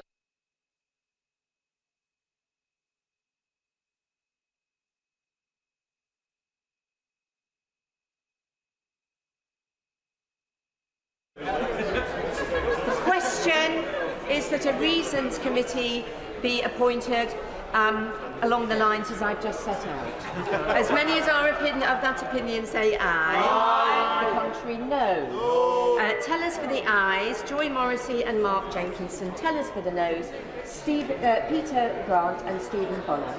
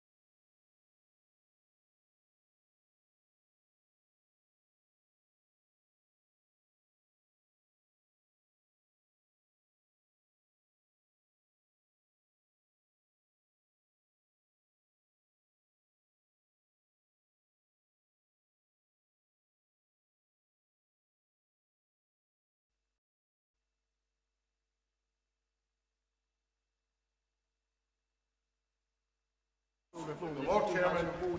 Yes.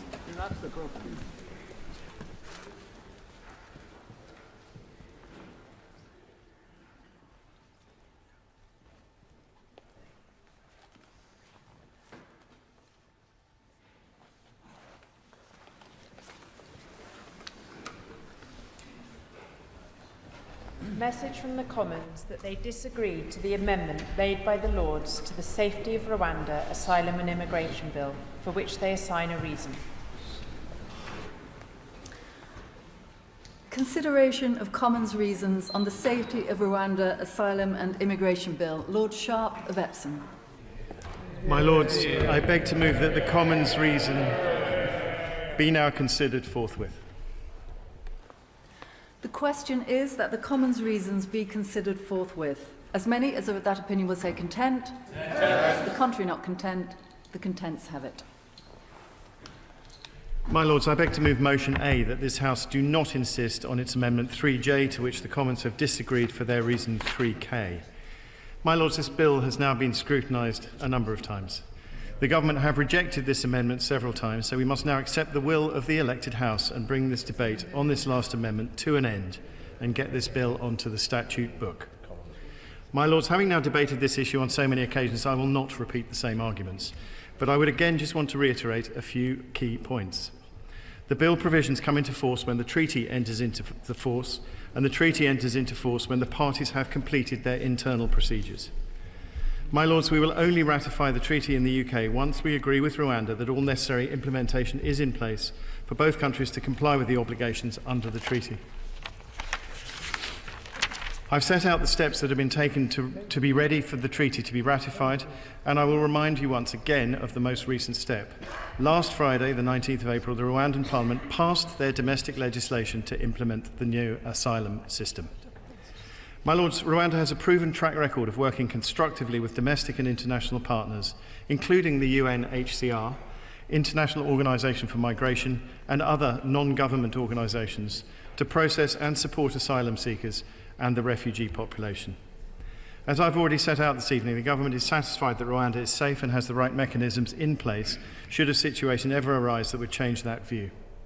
The Government will respond as necessary, and this would include a range of options to respond to the circumstances, including any primary legislation if required. My Lords, the Monitoring Committee will undertake daily monitoring of the partnership for at least the first 3 months to ensure rapid identification of and response to any issues. This enhanced phase will ensure that comprehensive monitoring and reporting takes place in real time.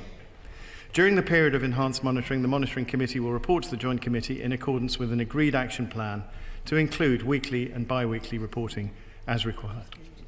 The implementation of these provisions in practice will be kept under review by the Independent Monitoring Committee, whose role was enhanced by the treaty, who will ensure compliance. My Lords, I beg to move. The question is that motion A be agreed to. Amendment 3J, in my name, turned out to be the last one standing. So may I say just a few words at its funeral. It was not much, perhaps, compared with some of those amendments that had already been defeated. Indeed, it survived so long under the guidance of the noble and learned Lord Hope of Craighead, who I'm delighted to see back in his place, precisely because it was so modest and so unthreatening to the government's policy. But it did at least touch on a central disease of this bill, and perhaps of our body politic more generally, the imputation of decisions to Parliament to reduce the possibilities for challenge, and the pretence that by asserting something to be true, even in the teeth of the evidence, you can not only make it true, but keep it true forever. Many people, some of them perhaps still watching even now, will have wished us to keep on fighting. But without the threat of double insistence, which remains part of our constitutional armoury, but which did not command the necessary political support on this occasion, there would have been no point in doing so. The purpose of ping-pong is to persuade the government, through force of argument, to come to the table and agree a compromise.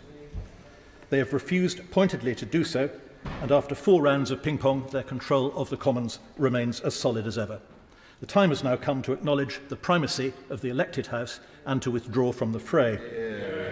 We do so secure, at least in the knowledge, that the so-called judgment of Parliament was not the judgment of this House, and that we tried our hardest to achieve something a little more sensible. We must take comfort from such assurances as the Minister has been able to give and hold the Government to them. This is the Government's bill, resolutely free of any outside influence. As a patriot, I can only hope, though I'm afraid without much optimism, that it will bring benefits in some way commensurate to its real and painful costs. I rise with a heavy heart, given the lack of further amendment to this dreadful international law-busting bill. I note that in the other place, the SNP twice used procedural motions to delay it by 15 minutes each time. I applaud them for that, and I'm not going to take up the same length, but I am going to take a moment to mark this historic occasion. Your Lordship's House has put a lot of work into trying to make this bill comply with international law, with basic moral laws, with the principles of justice and fairness. The Noble Lord Anderson of Ipswich earlier today said, its costs will be measured not only in money, but in principles debased. Disregard for our international commitments, avoiding statutory protections for the vulnerable, removal of judicial scrutiny. Close quote. Nothing, my lords, has changed in this bill in the last few hours. Now, I note that Amnesty International this evening warned airline companies that many members of the public take an extremely negative view of the content of the policy. Now, those were really unnecessary words, because no company of any repute whatsoever is going to take part in implementing this dreadful policy.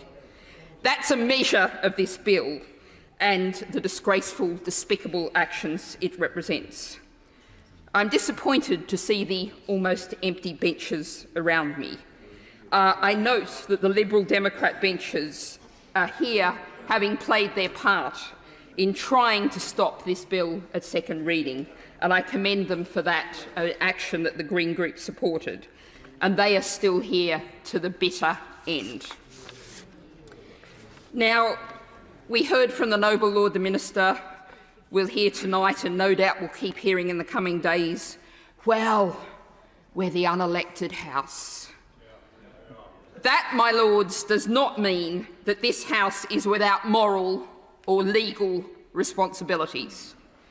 I have asked the House a number of times, if not now, when? What will it take to make this House say, here we take a stand? We've had the abomination of the Elections Act, the elements of a policing act that targeted Gypsy, Roma and Traveller people explicitly. We've had multiple indefensible restrictions on the right to protest. Now, we are letting through an attack on some of the most vulnerable, desperate people on this planet. What more will we let through? I suggest to noble lords as they leave this chamber tonight to ask themselves that question.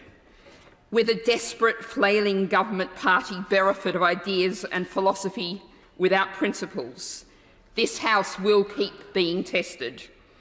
So I ask these empty benches, you might be waiting for an election, but what kind of country will it be if you don't stand up now? My Lords, we recognise, of course, the resolutions of this House and the strength of this House in the way that it has worked on this bill. And that doesn't suggest for any one moment that this House has changed its view. It is simply that we have had, of course, to recognise that the other House has the ability to, elected ability to be able to override whatever we wish. And recognising that, however, doesn't mean to say that, of course, the work on what happens and the outcomes of this bill are still to be discussed and debated. Yeah. And the Noble Lord the Minister, and I'm going to repeat his words at least 3 times during the last 3 sessions here, said that the government will not ratify the UK-Rwanda Treaty until all the necessary implementation is in place for both the UK and Rwanda to comply with the obligations under the treaty.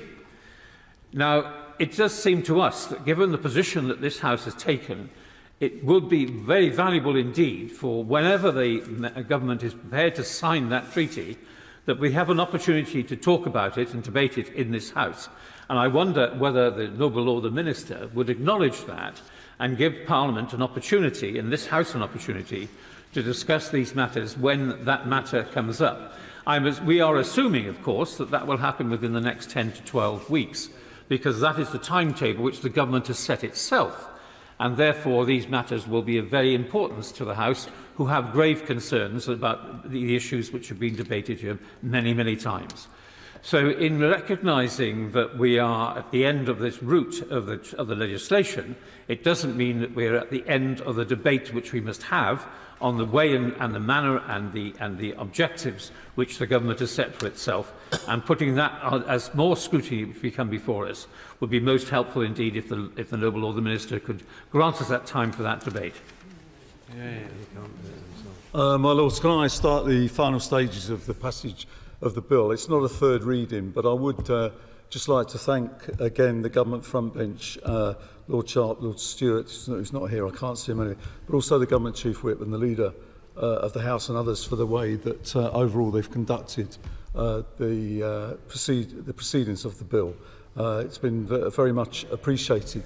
Can I also just say that although the bill is something we disagree on fundamentally, and the government will now own that bill and see how it works, I am somewhat reassured by the process, unlike Baroness Bennett, somewhat reassured by the process that has been undertaken. Because as a result of what we've said, and contrary to what the Prime Minister said at the beginning of the bill, which completely dominated our discussions for much of the time, the government have amended the bill. And it would have been extremely helpful to the government frontbench here and others who may be listening to recognise that the House of Lords does have a role to play. It is perfectly appropriate for the Lords to delay and to say that we think the government should think again, even for the government to think again twice. And if it hadn't been for us demanding that the government think again 3 or 4 times, Lord Brown's amendment would not have been passed. And given the importance that everybody in this House attributes to Lord Brown's amendment, I would think that was cause for reflection on how well the system actually works. It irritates, when I was in the other place, it irritates the government. The government feels as though its elected mandate is being overridden. But actually, except in very exceptional circumstances, that doesn't happen. I don't know how many times I've said from the front bench, and I'm sorry to reiterate that process, but it's really important. I have said numerous times from this front bench, as has my noble friend Lord Kennedy, and as the noble Baroness Smith, the leader of our party in this place, that we will not block the bill. And yet consistently we see from the Prime Minister, including today, that the Labour peers in this place seek to block the bill. I just say, when I hope that the noble Lords opposite come to this side of the House and we go to that side of the House, I hope that will happen. I'm not sure that it will happen.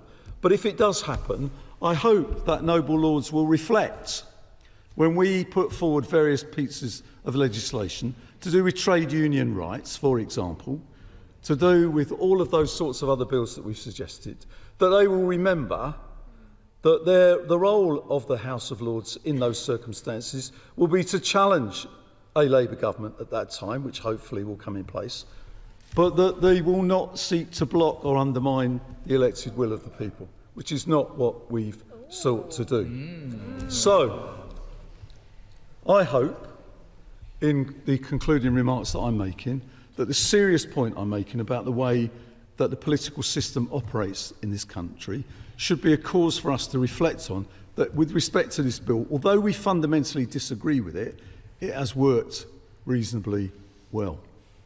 And as I say, I look forward to that happening in the future. The government now own the bill. The government will see whether it will work or not. We've arrived at a position where we've made certain demands, and one by one they've been overturned by the government, to be left with two changes, which I think are important. One we've mentioned about Lord Brown with respect to veterans, which the government front bench here actually thought was the right thing to do as well, and we helped them persuade their own Prime Minister to do that. The second point was, and not to be forgotten, and it's a shame Baroness Butler-Sloss isn't here, but Lord Randall would have been pleased, was the change with respect to modern slavery. A modest change, but actually a change which was important with respect to reporting the consequences of the bill with respect to modern slavery. So with those brief remarks, can I finish by thanking again Lord Sharp for the courtesy and all of the government front bench in the Lords, and to say the bill now will go forward. The Prime Minister will no doubt will read in the papers tomorrow at great length, and he's briefed some of them already, how he's got his way with the House of Lords, how he's pushed aside those who sought to obstruct the elected will of the people. He will know, as will the noble Lord Sharp, many others in here, that was never, ever the intention of His Majesty's opposition. But no doubt we will read in the papers tomorrow that it was. I think that actually isn't a great reflection on the way Parliament operates, and actually reflecting on the good way that it's operating should be the headline tomorrow. If I might intervene briefly, if I ask my noble friend for indulgence. I think that what the noble Lord opposite said are important remarks, and of course this House has a major role, an abiding role, in asking the elected House to think again. But as the noble Lord opposite said, I mean, we're now 4 times into this process. I believe that this House is at its best, as again the noble Lord implied, when we have dialogue across the chamber and understanding and tolerance across the chamber.